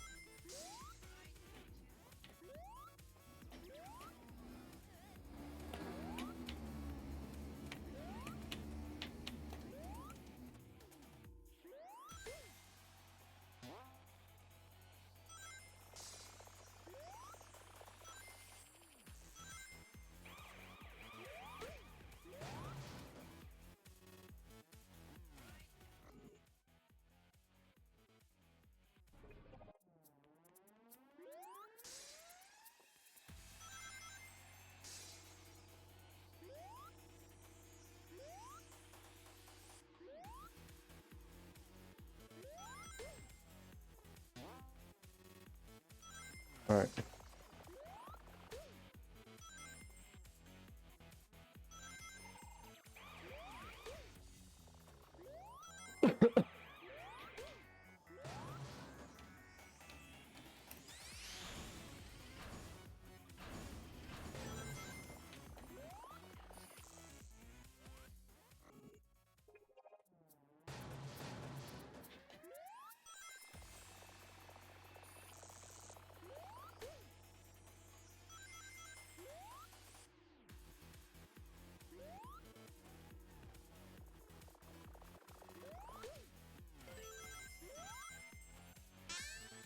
Fuck you!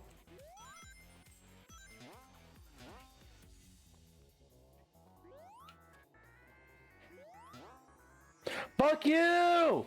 Bitch ass motherfucker! Go fuck yourself!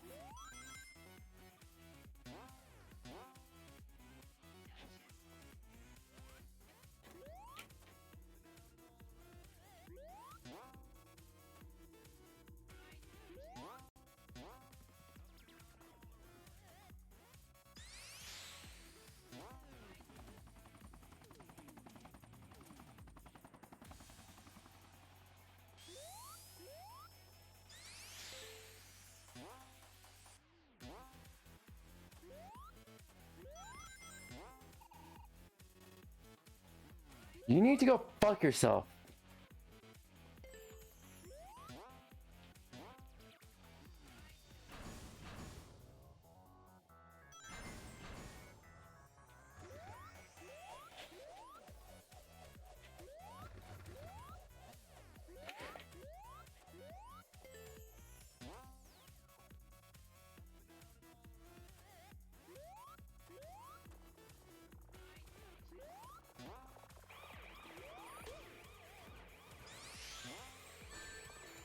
Go fuck yourself!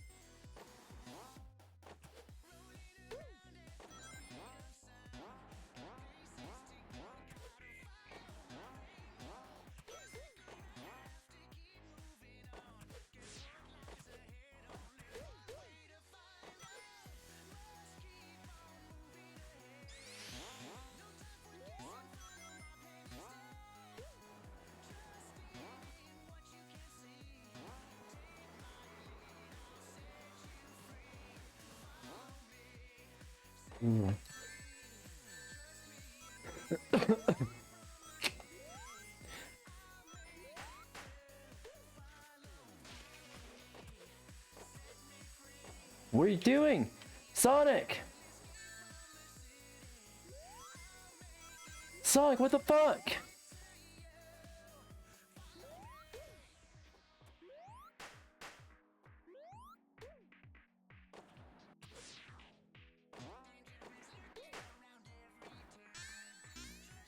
Fuck you!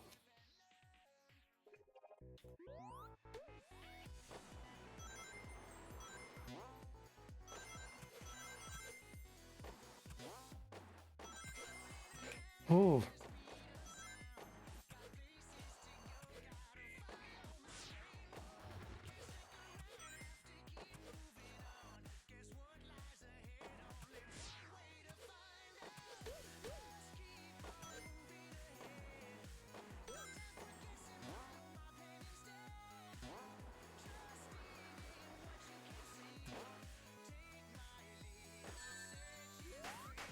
Jesus Christ.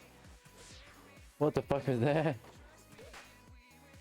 I feel like I was going faster than I should have.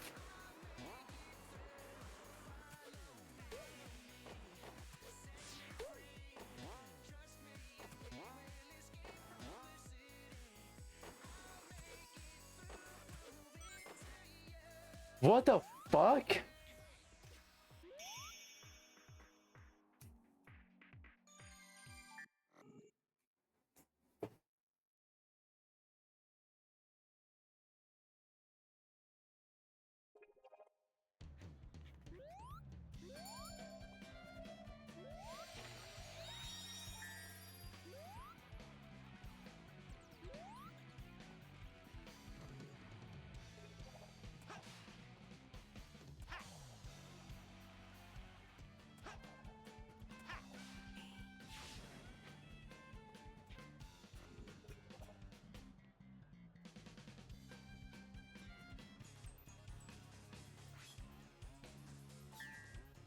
Let's do this.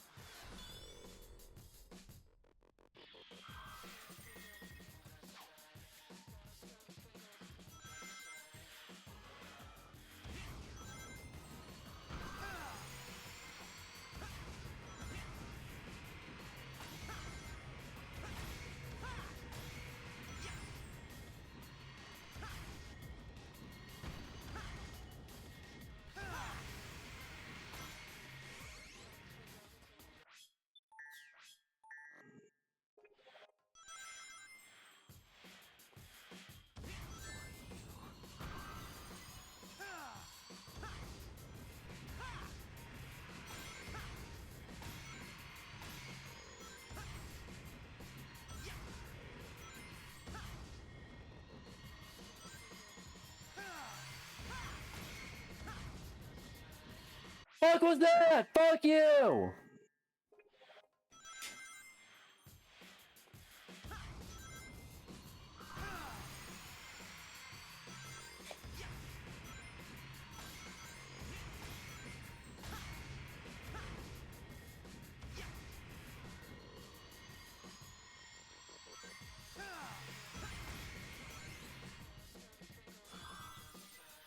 Go fuck yourself!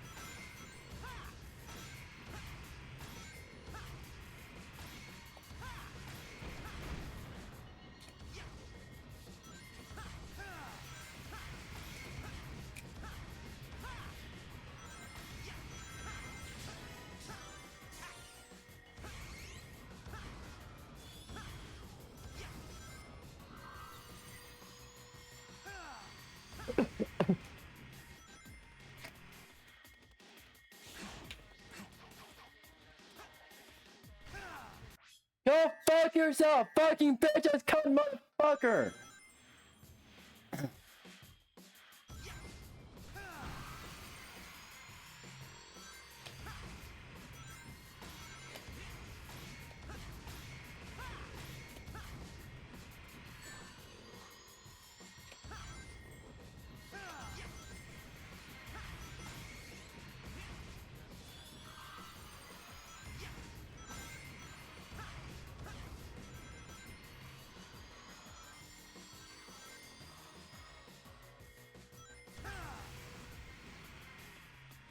Fucking cunt!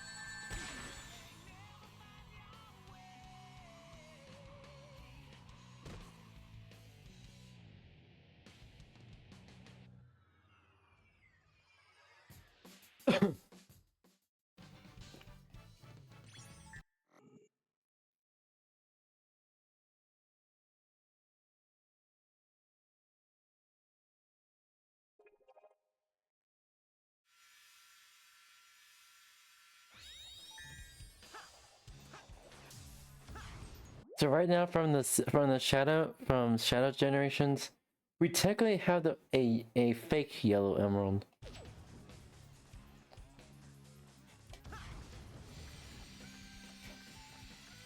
I didn't mean to. I didn't mean to do that. Go fuck yourself. I didn't mean to do that, you fucking cunt. Go fuck yourself. Go fuck yourself.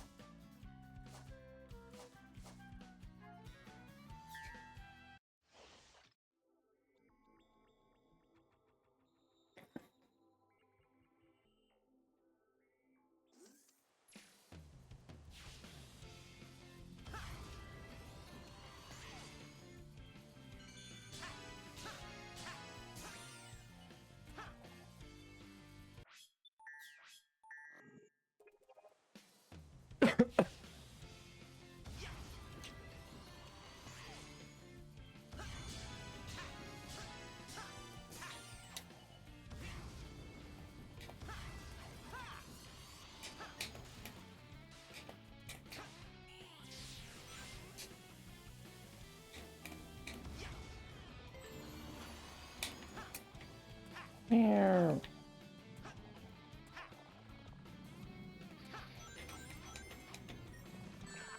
Oh. Oh fuck. Fuck you, fuck you. What the fuck?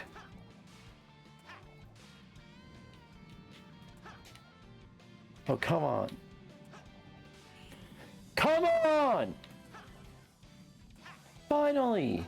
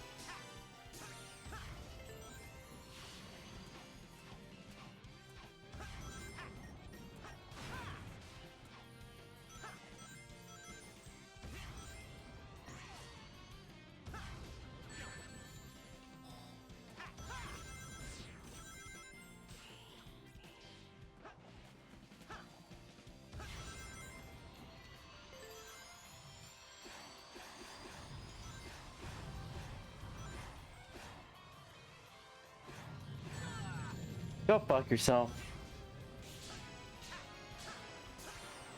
Okay, go. There we go. Arky Ark! I give you huggies! You're a good girl! As you can see, I rage a lot, even the simplest things in video games.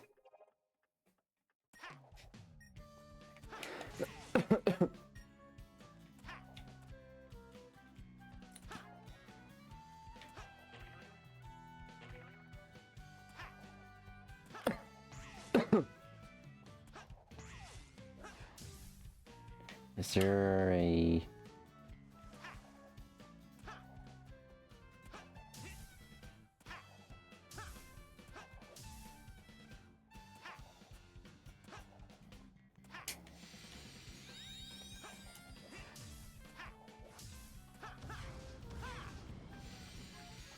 Alright, there we go.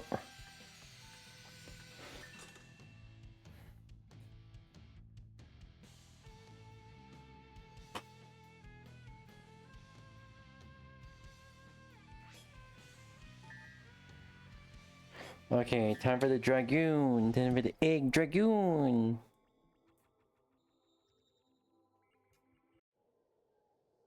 Oh wait, I thought it was the Egg Dragoon. I keep forgetting. Perfect Chaos, let's go.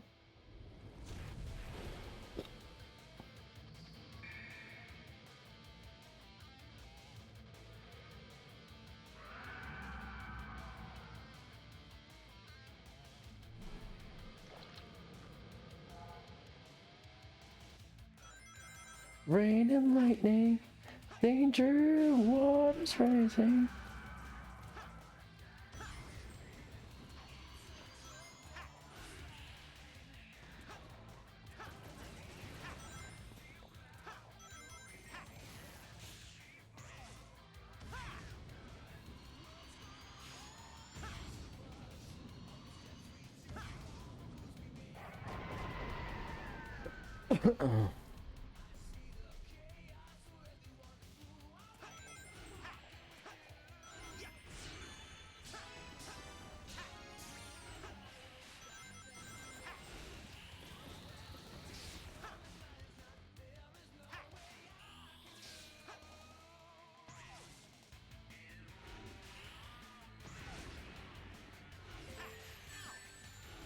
Fuck you!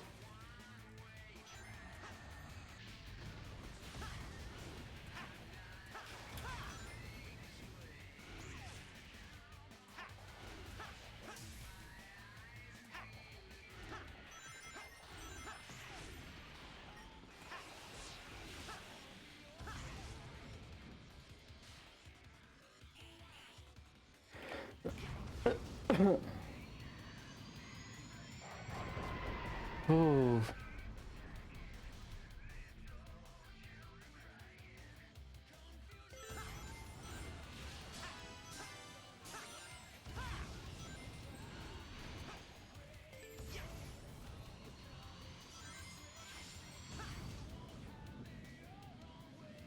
Let's go! We got there just in time. Might be possibly my favorite Sonic final boss ever. Final boss ever. Yep, mine too.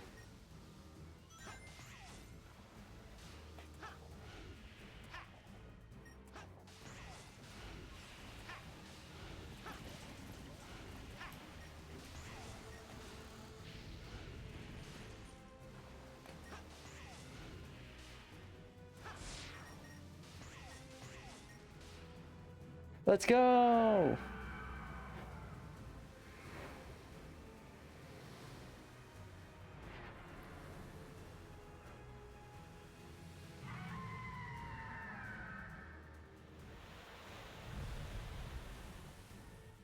And like I said, chat. Oh, we're gonna get big.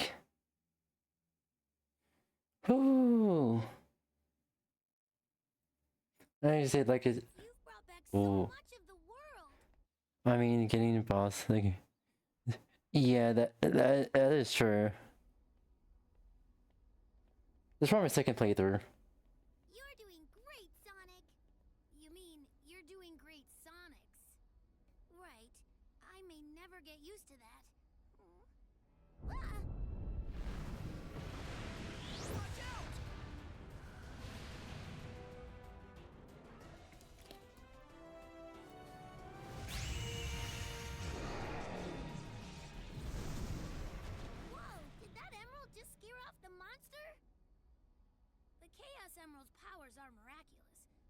sure could use a miracle.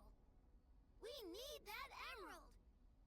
Sonic, your speed has been able to restore our friends.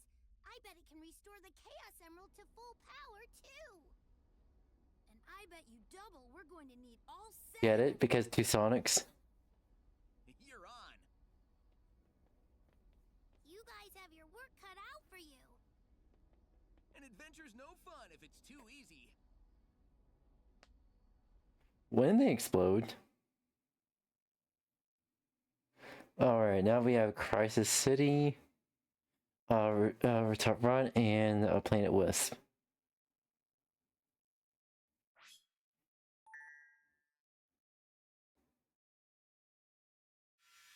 Now Blue Emerald, let's go. I never played Sonic, so I have no idea what's happening. Alright, so basically the premise of the story is evil scientist tries to take over Green Hills, trying to roboticize everyone and everything. And Sonic foils Eggman's plans. Sometimes they've been mixing it up a bit. Like, oh, world-ending event, and then he gained levels references. I never played Sonic 06. I never personally played Sonic 06. I guess the closest thing now, like outside of emulation, is the Project 06 mod. I think that's the closest thing you can get to playing Sonic 06 while not pulling your hair out. But yeah, basically, chat, like I said, pretty much we ending off now in this section of the stream, finish the boss. We can get to the modern era next stream. But after that and after we beat the final boss, we're gonna go back and try to complete as much of the game as we can, or Heroes. I played Sonic Heroes, and basically you could technically do have one playthrough, but pretty much you have to go through all 6 teams in order to get like the final boss.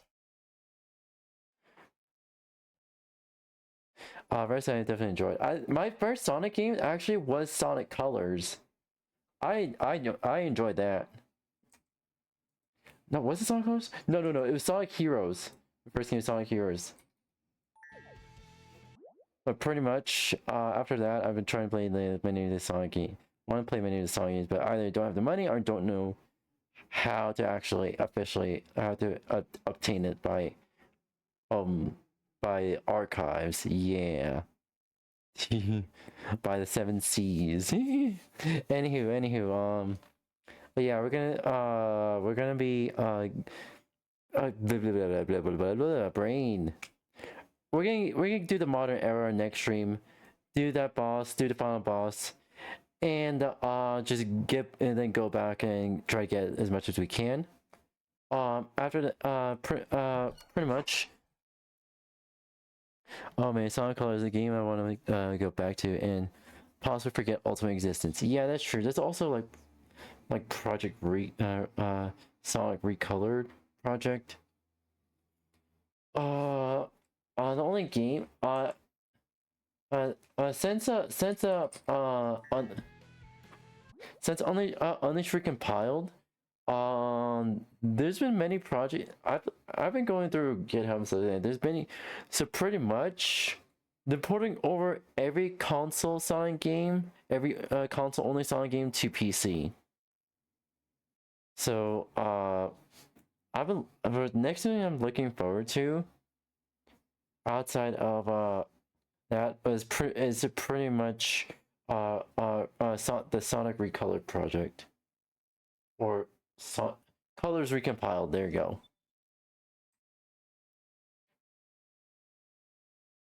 But yeah, why can't we start like Sonic 1 and then like we're working our way up canonically? I guess everyone's working on like every Sonic game at once. It's like, yeah, at least we have all hands on deck.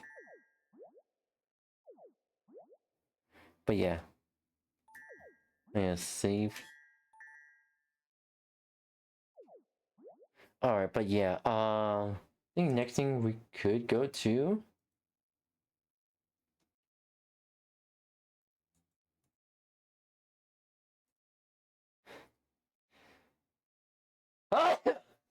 shit. Next thing we could go to is I want to try Portal. Portal next. Oh yeah, I want to try Portal and see if Portal works or yeah.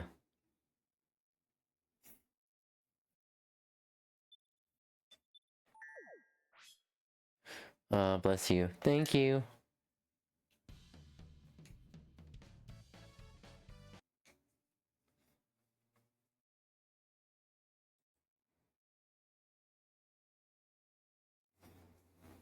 Alright.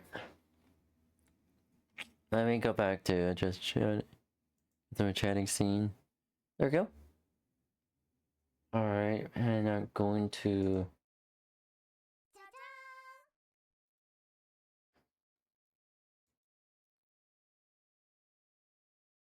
Because I have Portal and because I bought Portal and Portal 2.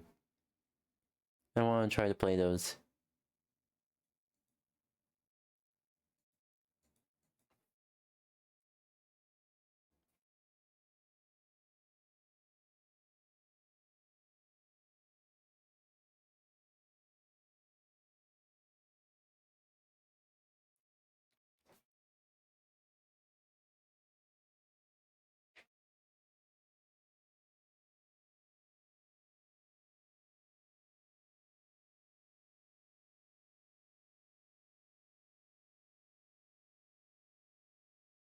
Yeah, there we go. Alright. Oh yeah, so... Oh yeah, I want to say, basically, I had bought Sonic Colors Ultimate on, like I had pre-ordered Sonic Colors Ultimate maybe before it released, and when I played it, I was like, what the fuck is this? Everything's too bright and dark at the same time. How the fuck did you even manage that? And secondly, what the fuck is with this music? Let me change it. Standard jumps.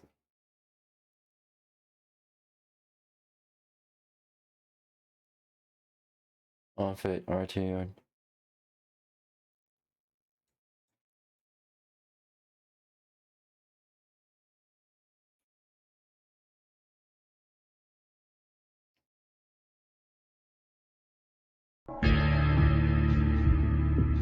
Ow. Hold on, chat.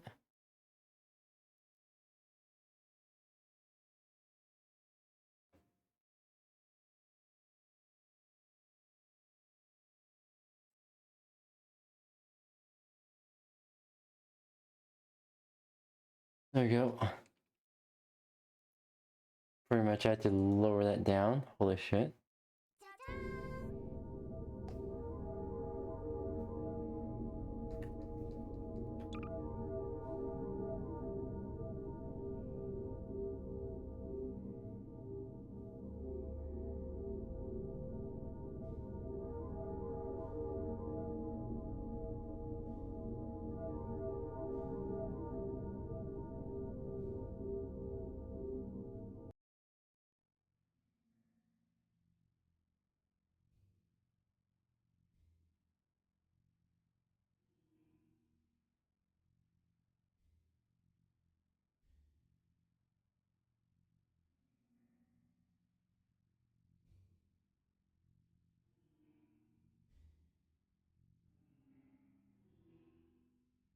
Okay. Okay. New game. Chapter 1. Alright.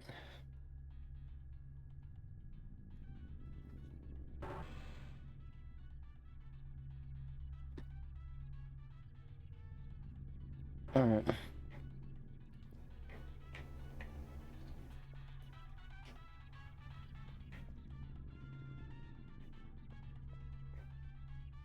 Ew. Hello, and again, welcome to the Aperture Science Computer Aided Enrichment Center. We hope your brief detention in the relaxation vault has been a pleasant one. Oh, it does Your pause. specimen has been processed, and we are now ready to begin the test proper. Before we start, however, keep in mind that although fun and learning are the primary goals of all enrichment center activities, serious injuries may occur. For your own safety and the safety of others, please refrain from and back. The portal will open in 3, 2, 1. There we go. I had to put my phone away.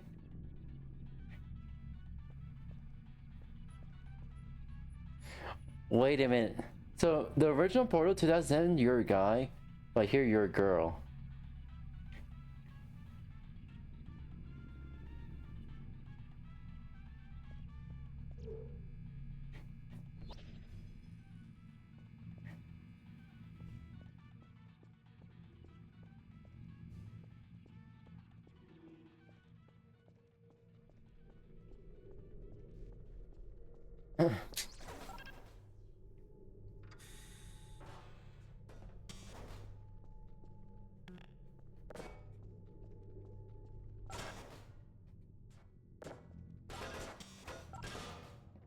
Excellent.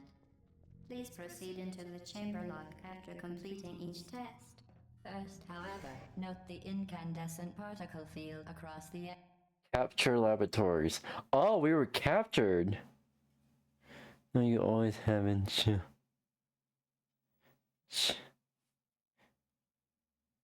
Chill.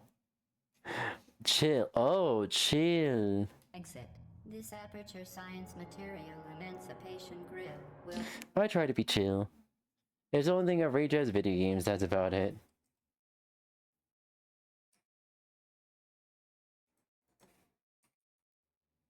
There we go. Vaporize any unauthorized equipment that passes through it. For instance, the aperture science weighted storage cube. Please place the weighted storage cube on the 1500 megawatt aperture science heavy duty super colliding super button.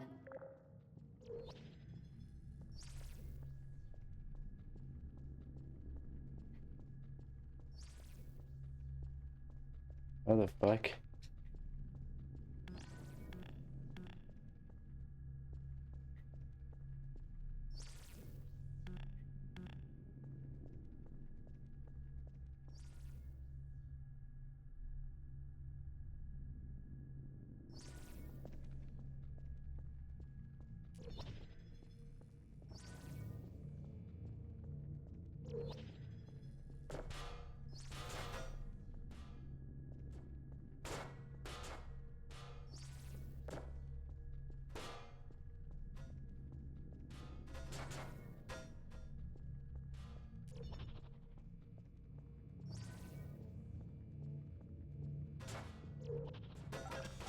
Perfect. Please move quickly to the chamber lock, as the effects of prolonged exposure to the button are not part of this test.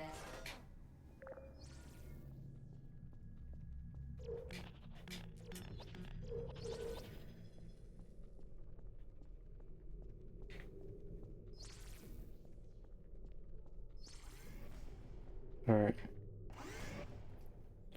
Ooh. This is cool. First I'm playing Portal. I mean, I've seen like footage of it, but like, what the fuck? You're doing very well. Please be advised that a noticeable taste of blood is not part of any test protocol, but is an unintended side effect of the aperture science material emancipation grip, which may, in semi-rare cases, emancipate dental fillings, crowns, tooth enamel, and teeth. What the fuck?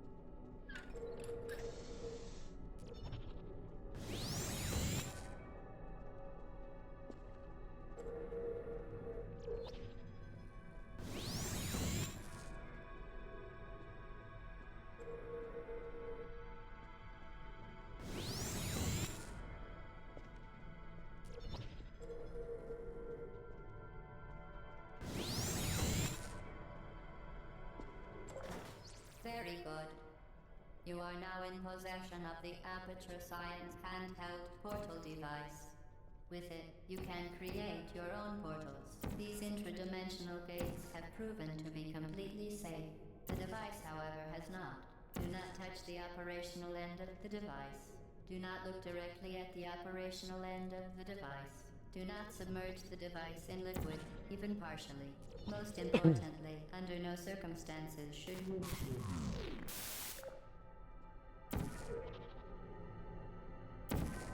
What is?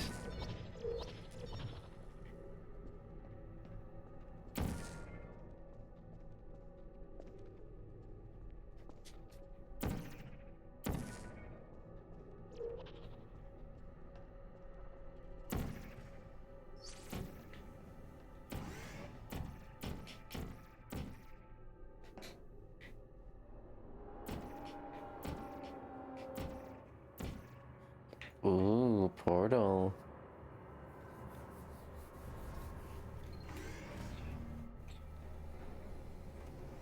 Please proceed to the chamber lock.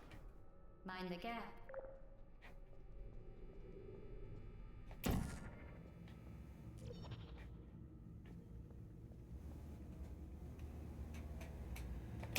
To ensure the safe performance of all authorized activities, do not destroy vital testing apparatus.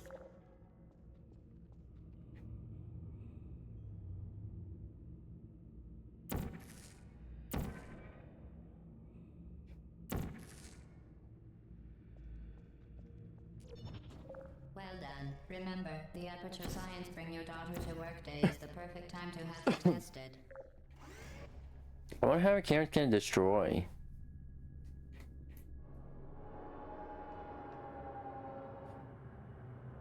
Let's be the fastest way to destroy all the cameras.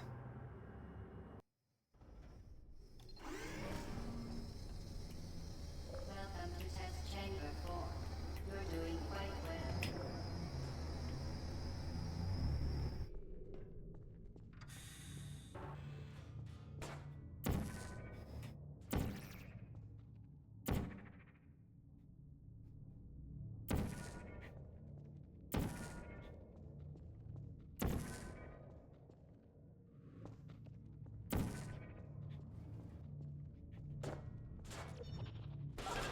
Once again, excellent work.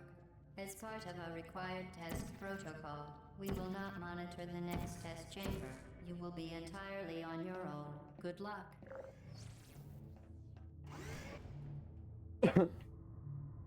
Ooh. I need water. You can hydrate. Ah.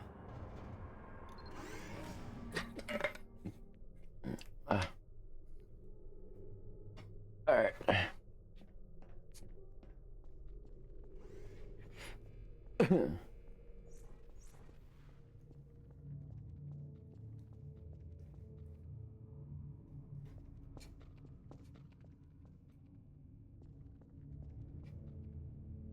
For your own safety, do not destroy vital testing apparatus.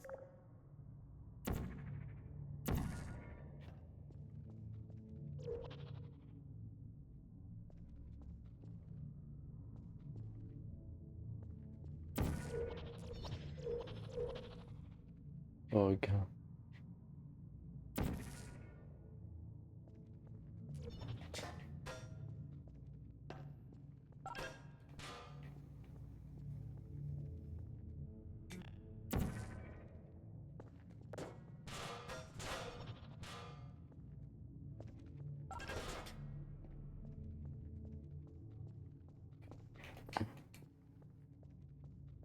As part of a required test protocol, our previous statement suggesting that we would not monitor this chamber was an outright fabrication. Good job. As part of a required test protocol, we will stop enhancing the truth in 3, 2,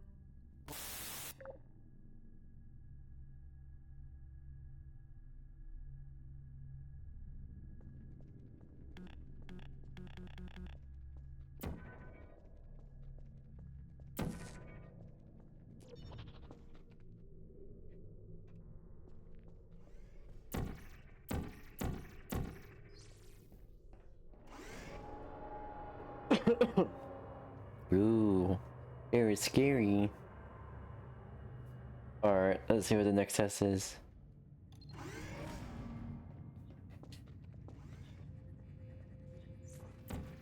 While safety is one of many Enrichment Center goals, the Aperture Science High Energy Pellet seen to the left of the chamber can and has caused permanent disabilities such as vaporization. Please be careful.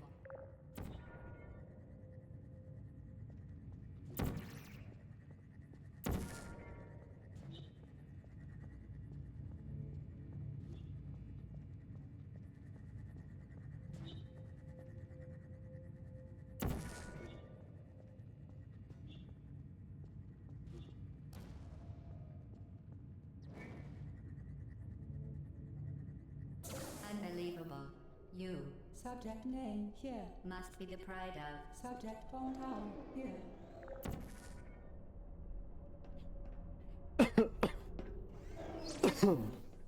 Are we going the good girl route?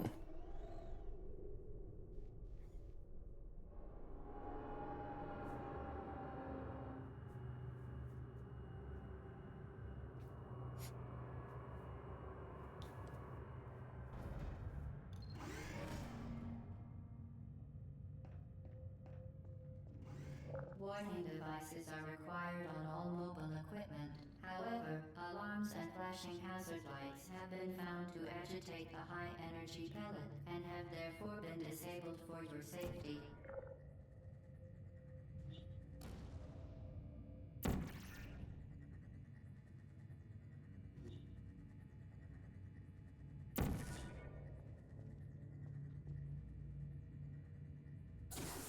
Good. Now use the Aperture Science unstationary scaffold to reach the chamber lock.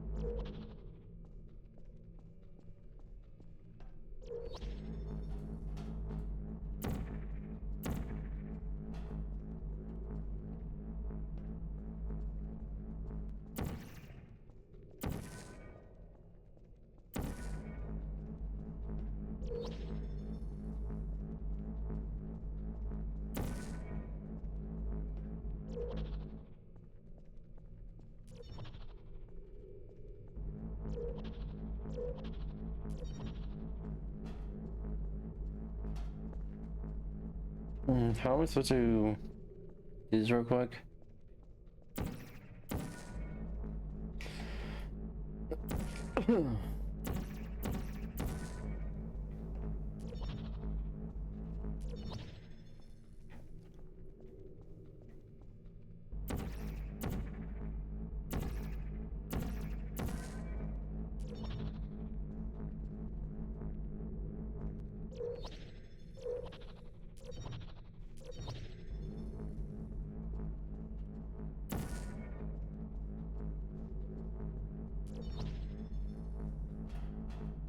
How the fuck?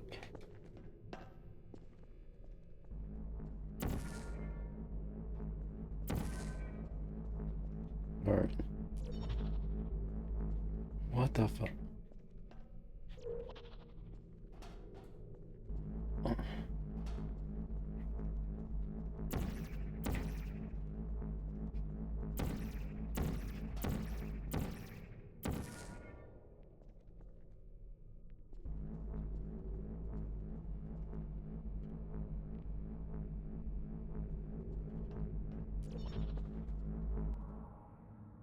Alright.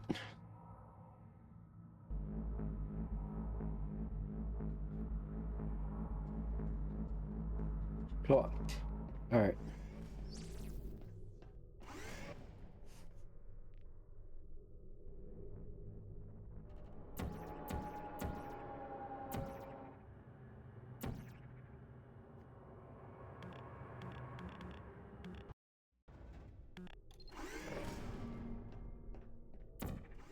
Please know that we have added a consequence for failure. Any contact with the chamber floor will result in an unsatisfactory mark on your official testing record, followed by death. Good luck.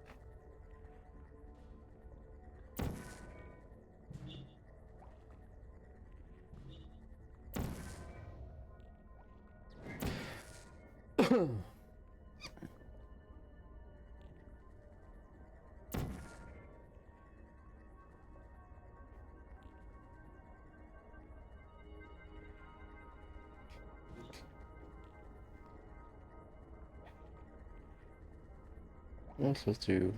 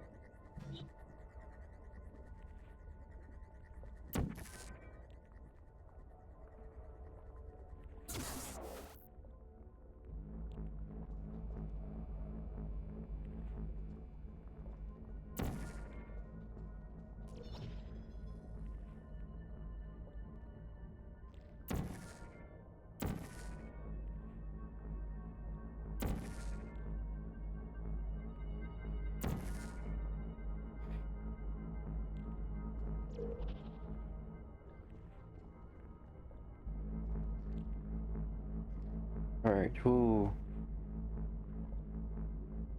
Alright, this is... Very impressive. Please note that any appearance of danger is merely a device to enhance your testing experience. Uh-huh, sure, sure.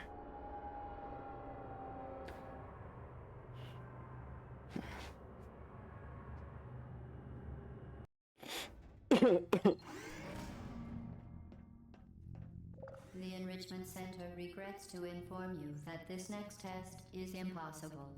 Make no attempt to solve it.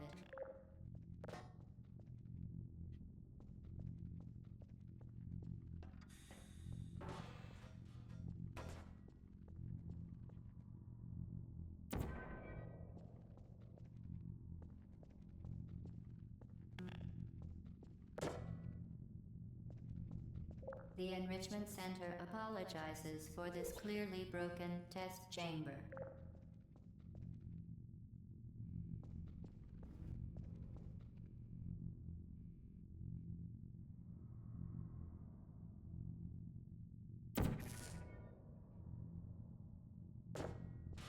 Once again, the enrichment, fantastic. You remain resolute and resourceful in an atmosphere of extreme pessimism. Uh-huh.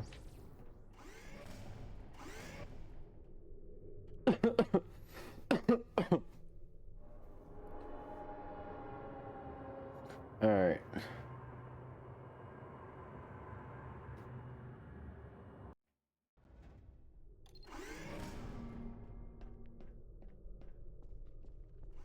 Hello again.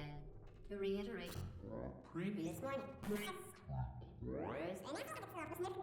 momentum. Certain objects may be vital to your success. Do not disturb testing apparatus.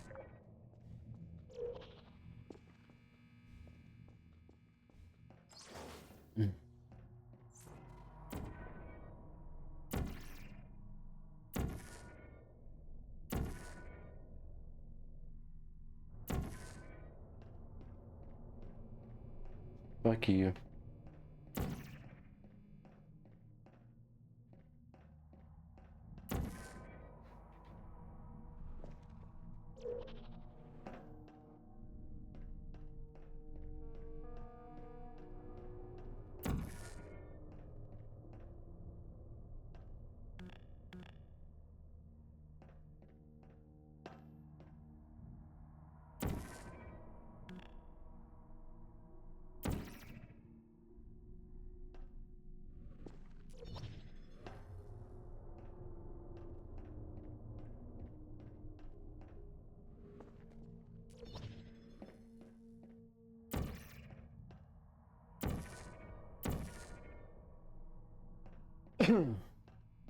Alright, okay, let's see here.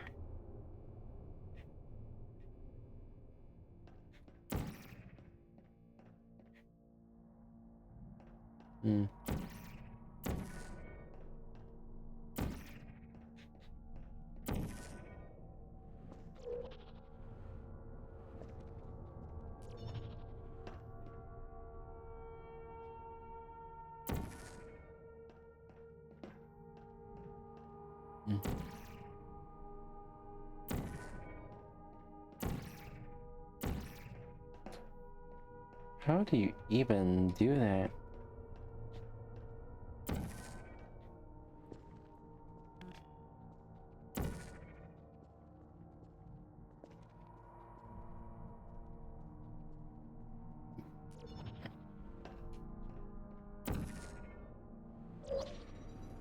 Spectacular. You appear to understand how a portal affects forward momentum, or to be more precise, how it does not.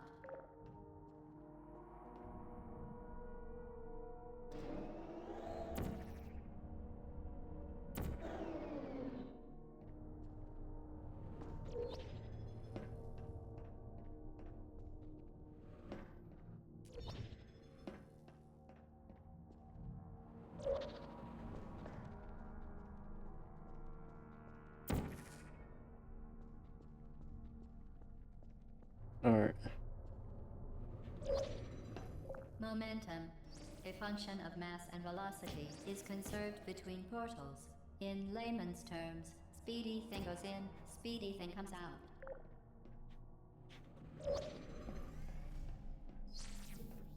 out. Ooh. Speedy goes in, thing goes in, speedy thing goes out. Exactly. I gotta go late for me. Okay. Okay, yeah. Ooh. The Enrichment Center promises to always provide a safe testing environment. In dangerous testing environments, the Enrichment Center promises to always provide useful advice. For instance, the floor here will kill you. Try to avoid it. Thank you for that.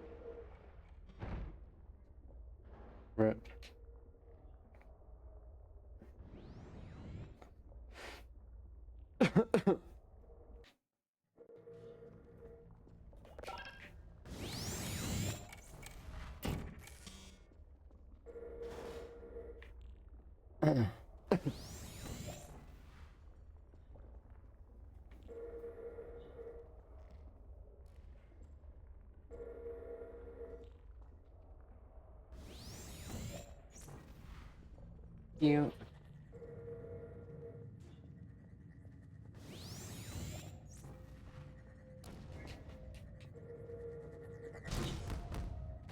Rip.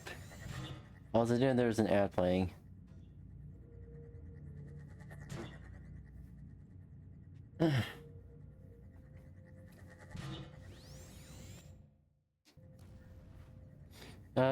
Brain.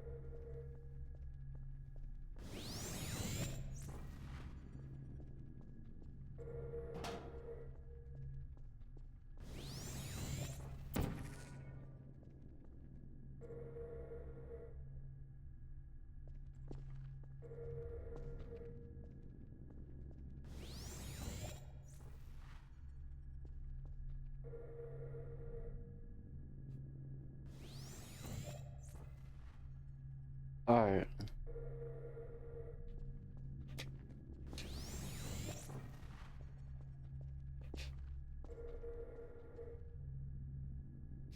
My brain, I don't have enough brain power for these. I don't have enough brain power. I don't have enough brain power. Honestly speaking, oof, brain.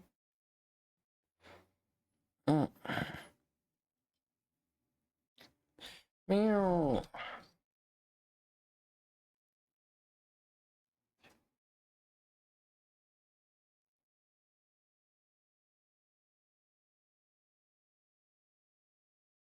Oh, such a ba.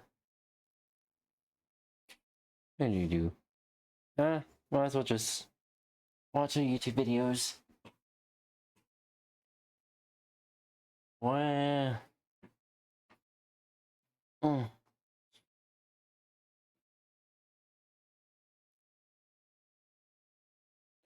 Honestly, watching. Yeah, we're gonna watch on YouTube videos. My brain doesn't have enough brain power. No brain power.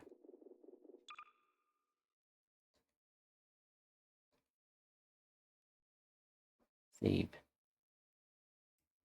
Alright. Alright.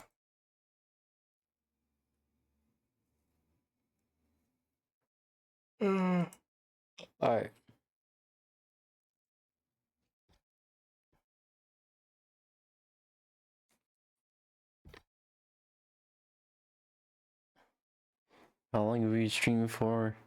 6 hours. Yeah, alright. And just chatting.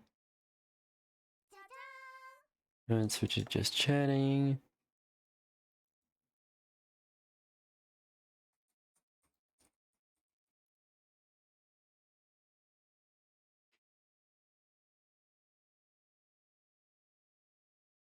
Alright.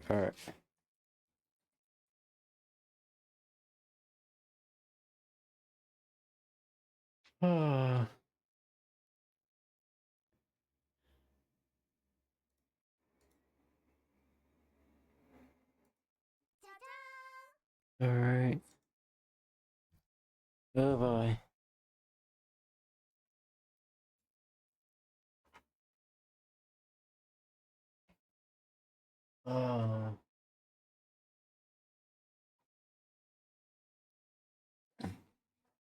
Nice today, in the words of Paimon, my brain is all out of brain juice.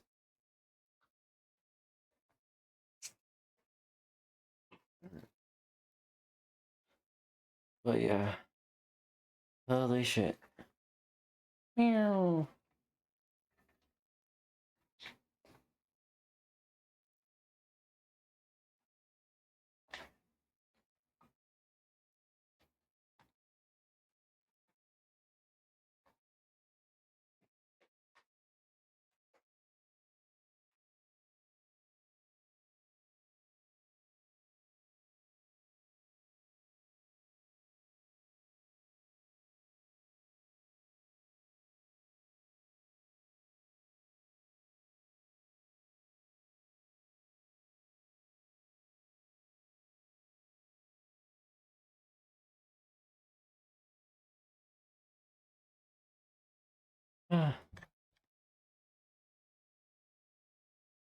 Alright.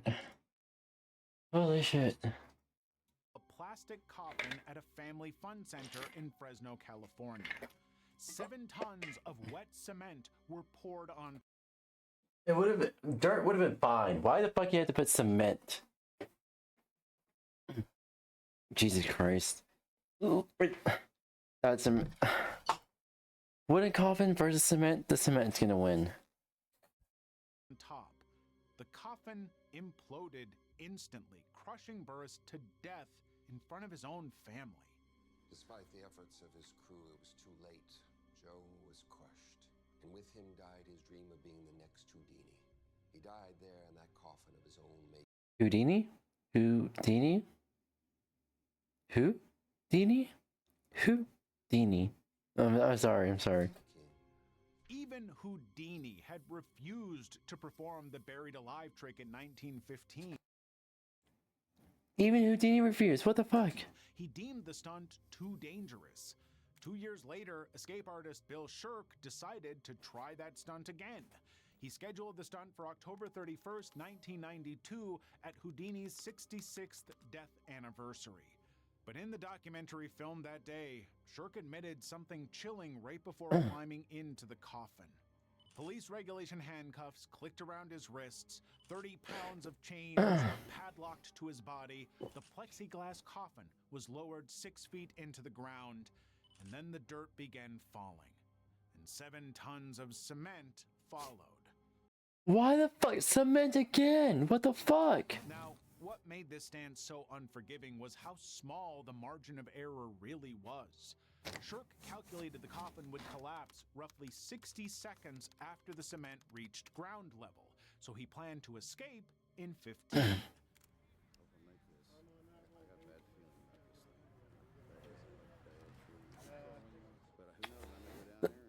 I have a bad feeling. Don't do it.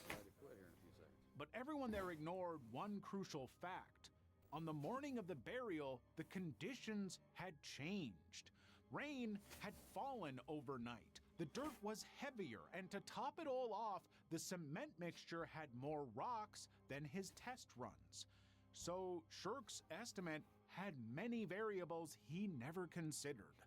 Before Shirk could escape, the coffin collapsed. What's gonna happen? It's starting to collapse. I can feel the... He was now buried under tons of weight, unable to hear anything above him.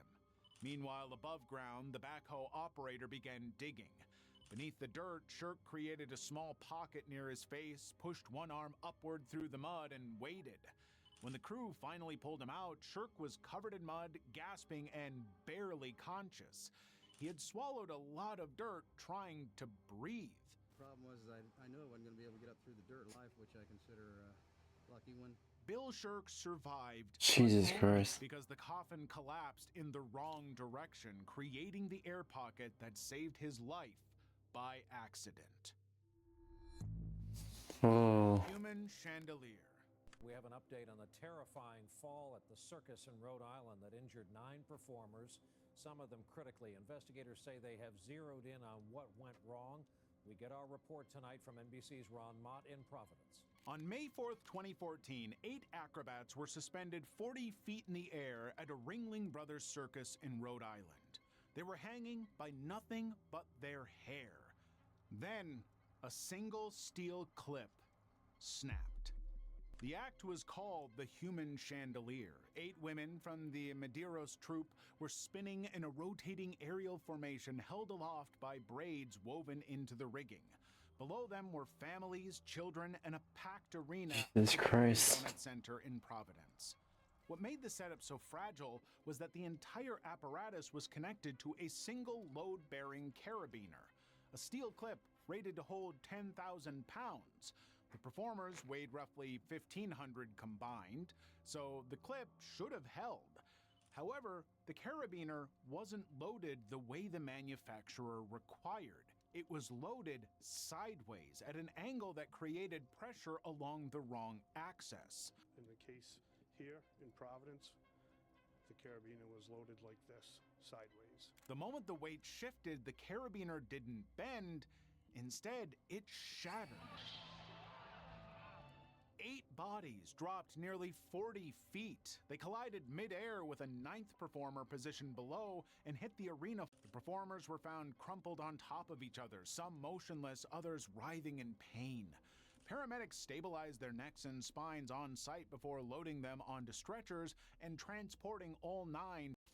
Broken necks, spinal fractures, shattered Jesus limbs, and fuck. one performer with ribs that had pierced her liver. Multiple fractures, multiple surgeries in their limbs, in their... Troop leader Victoria Medeiros and performer Diana Costa were listed in critical condition, with Medeiros initially unable to feel her legs. It took months of rehabilitation before either woman could walk again, and even then, the recovery was far from complete. OSHA's investigation confirmed that the carabiner failed because the rigging had been set up incorrectly, resulting in the circus's parent company being fined $7,000. In 2020, the acrobats reached a... That's a comically cheap fine. It should have been $70 billion, $700 billion at minimum. $52.5 million settlement, finally putting a price on the night that ended their careers. The Russian Swing. For 22 years, the Russian Swing Act at the TNE's spectacular circus had been performed without a single incident. Until May 18th, 2014, in Londrina, Brazil. The act uses a giant pendulum to launch performers 8 to 9 meters up into the air before they land in a safety net below. 28-year-old Wilson Gomez Barreto had been one of its performers. He had done the routine hundreds of times. However, that night, something went wrong with the trajectory. Wilson launched too far, cleared the net entirely, and dropped straight onto the hard stage floor. Medics rushed in. Jesus Christ. Even a doctor from the crowd ran to the stage to help. O rapaz levantou de uma maneira que foi inédito. Todo mundo ficou surpreso. Foi ni así, ni así, ni así. And alert, complaining only about his elbow. For a moment, the worst appeared to have been avoided. But that relief was short-lived. While the circus replaced his position and continued performing, doctors at the hospital found what no one on that stage could see: a severe traumatic brain injury. In fact, it had progressed so much that it was too late to do anything. From then on, Wilson's condition deteriorated rapidly. 48 hours after standing up and talking to paramedics, Wilson Gomez Barreto was pronounced dead. The first show after his death included a tribute. The director and performers stood on the same stage where Wilson fell and held a moment of silence. Level 6, the Ponytail Crossing. I've heard of this. The crowd done before. Sailendra was a Guinness World Record holder who had already pulled a railway locomotive 2.5 meters using nothing but his hair. However, this time things were different. The Indian daredevil prepared to cross 600 feet of open air on a zip line attached only to his ponytail. The crew made the setup ready, a cable stretched across the Teesta River 70 feet above the water, Oh, shit. a pulley system attached to his ponytail, and a life jacket in case he fell. Pardon. But there were still several red flags hiding in plain sight, like no backup safety line, Roy using no harness, and no emergency rescue team in case something went wrong. To top it all off, the BBC reported that Roy didn't even have permission to attempt the stunt. You didn't even have Still, permission, thousands shit. gathered below, phones in their hands and chants on their tongues as Roy clipped in and started moving. For the first few minutes, everything went exactly as planned. Roy glided smoothly across the wire, suspended by his ponytail, body swinging freely beneath him. And just when it seemed like the record was about to break, Roy stopped moving. Midway across the river, roughly 300 feet from either side, the pulley mechanism had jammed.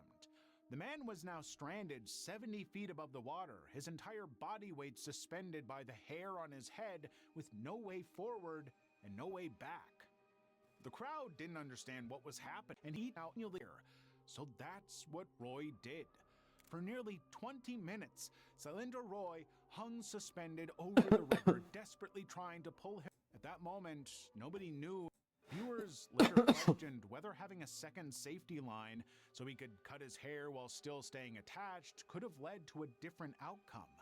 But a backup would have defeated the entire purpose. After all, the danger was the main attraction. In Florida, taking a deadly turn and he was performing in Cirque du Soleil's Volta show inside the big top tent of the Tampa Greyhound track.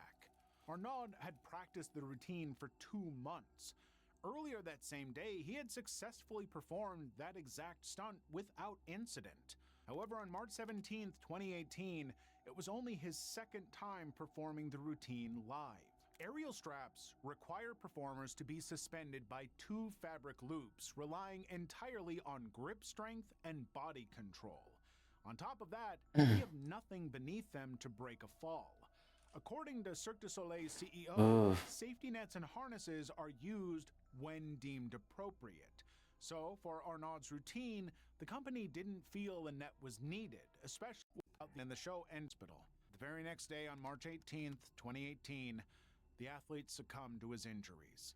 Cirque du Soleil canceled the remainder of its Tampa performances, but canceling doesn't answer the question of why a net wasn't deemed appropriate for a man performing 20 feet above concrete. The transfer. At the 2011 Selfridge Air Show in Michigan, a wing bomber attempted to transfer from an airplane to a helicopter mid-flight. And 75,000 spectators were about to watch it turn into a disaster. Todd Green was the son of legendary Hall of Fame stuntman Eddie the Grip Green, and he had spent over 25 years mastering the craft. His signature move was deceptively simple in concept. Stand on the wing of a biplane, wait for a helicopter to descend into position, then grab onto its skid and transfer mid-air. Just a day before, Green had performed the stunt flawlessly. Those of us that have a real passion for it and put all that we have into it, and Todd was one of those people. So when he returned the next day on August 21st for a repeat performance, nobody expected anything to go wrong. However, the stunt was still ruthless. Both aircraft had to align within inches while moving through open air. Jesus Christ. Green had to release his grip on the biplane at the exact moment the helicopter skid was within reach. Too early, and there's nothing to grab. Too late, and the window closes. During the performance, Green made several attempts to line up the transfer. On the third try, spectators noticed the aircraft seemed misaligned. But Green let go. As a result, he dropped 200 feet straight down in full view of the crowd.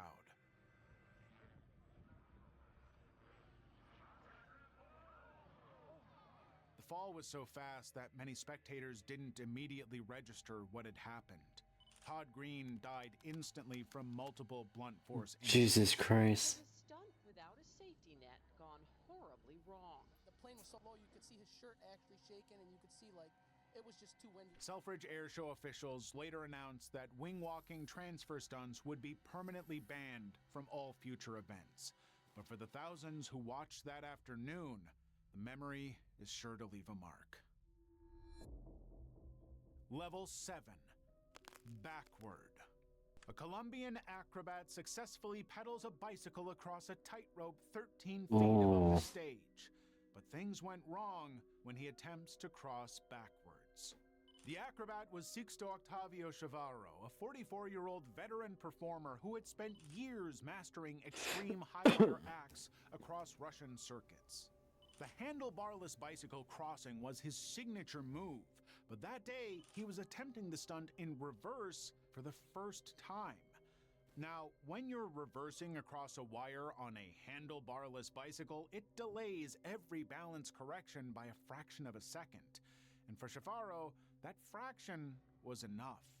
Beneath him was no safety net and no harness, so 𝙂𝙀 fell head first on the concrete hard floor.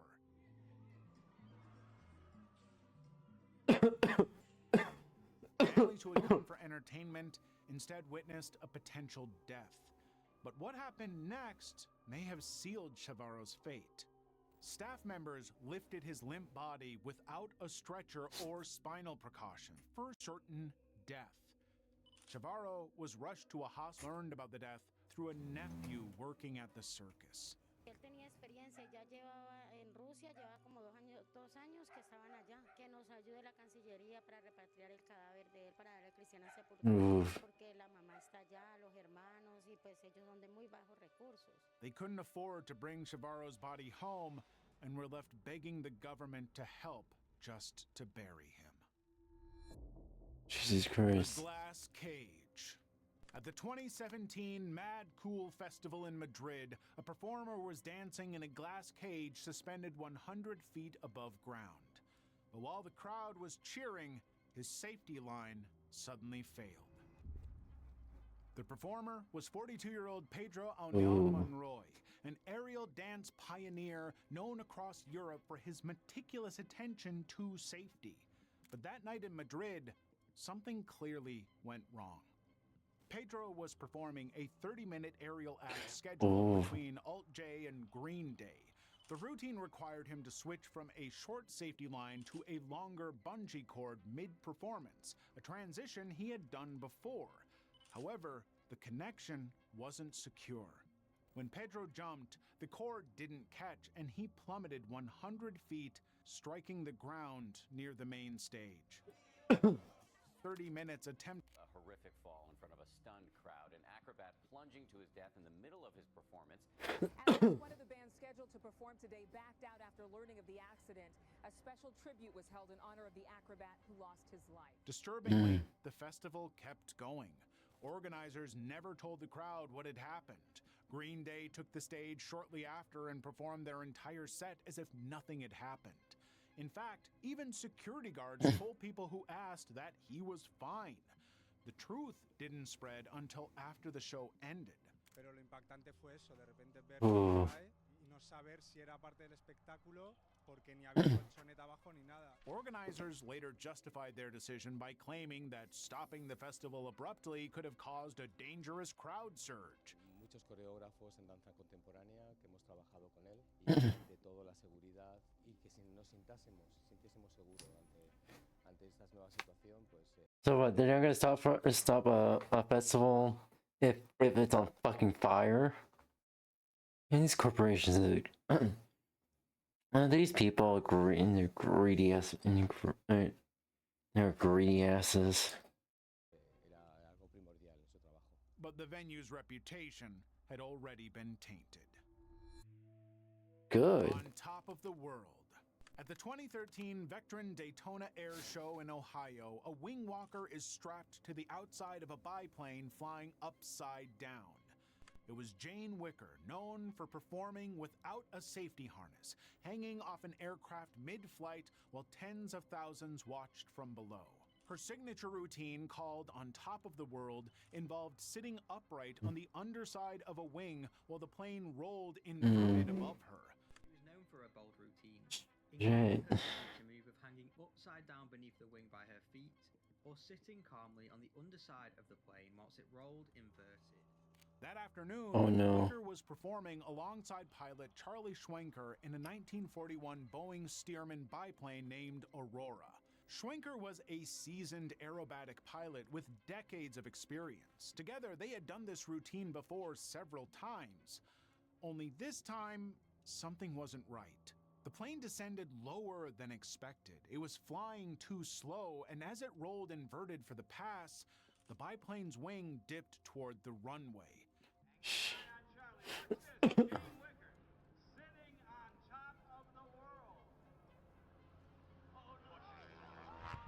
The biplane cartwheeled violently, broke apart on impact, and erupted into a fireball. Both Wicker and Schwenker were killed instantly. Seconds before the crash, the atmosphere had been festive. The announcer had just introduced the act, and several families with their kids were pressed against the fence. One 8-year-old in the crowd later described the scene as so terrifying that she couldn't stop crying and never returned to another air show again. The NTSB investigation attributed the crash to pilot error. Schwenker had attempted a modified version of the maneuver at dangerously low altitude and airspeed, a miscalculation that left no room for recovery. The air show resumed the following day as a tribute to Wicker and Schwenker, but for those who had watched it live, no tribute could undo what they had witnessed. These talent show accidents were truly disturbing. But have you ever wondered what goes on behind accidents that happen on TV? Ooh. Fair. So I'm gonna be very much. Yeah. Later today. Hold on, let me.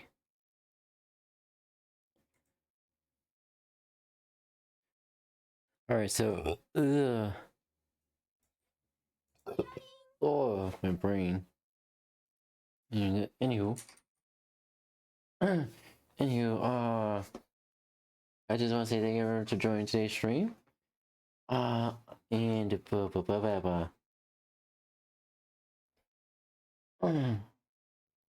anywho, and pretty much so far Curse Halo a lot harder to get through. Secondly, Sonic Generations, it's still just as good as it was back in 2011. And lastly, Portal. So far, Portal, like, it seems fun, bit to get through and think strategically and all that. I do like Portal. So far, I do like Portal. I do like Portal a bit. But yeah. Anywho, I just want to say thank you for joining today's stream. My name is Brandon Woods. I'm a variety streamer. I stream lots of video game chat suggestions, as well as draw art. And later today, like in about like a few hours or so, I will be doing an art stream. Just because I'm itching to do some art. Like, yeah, I'll be doing an art stream later today, and hopefully I'll be doing a 3D model for everyone here. With that being said, I get going, Blitzies. Bye, Martine.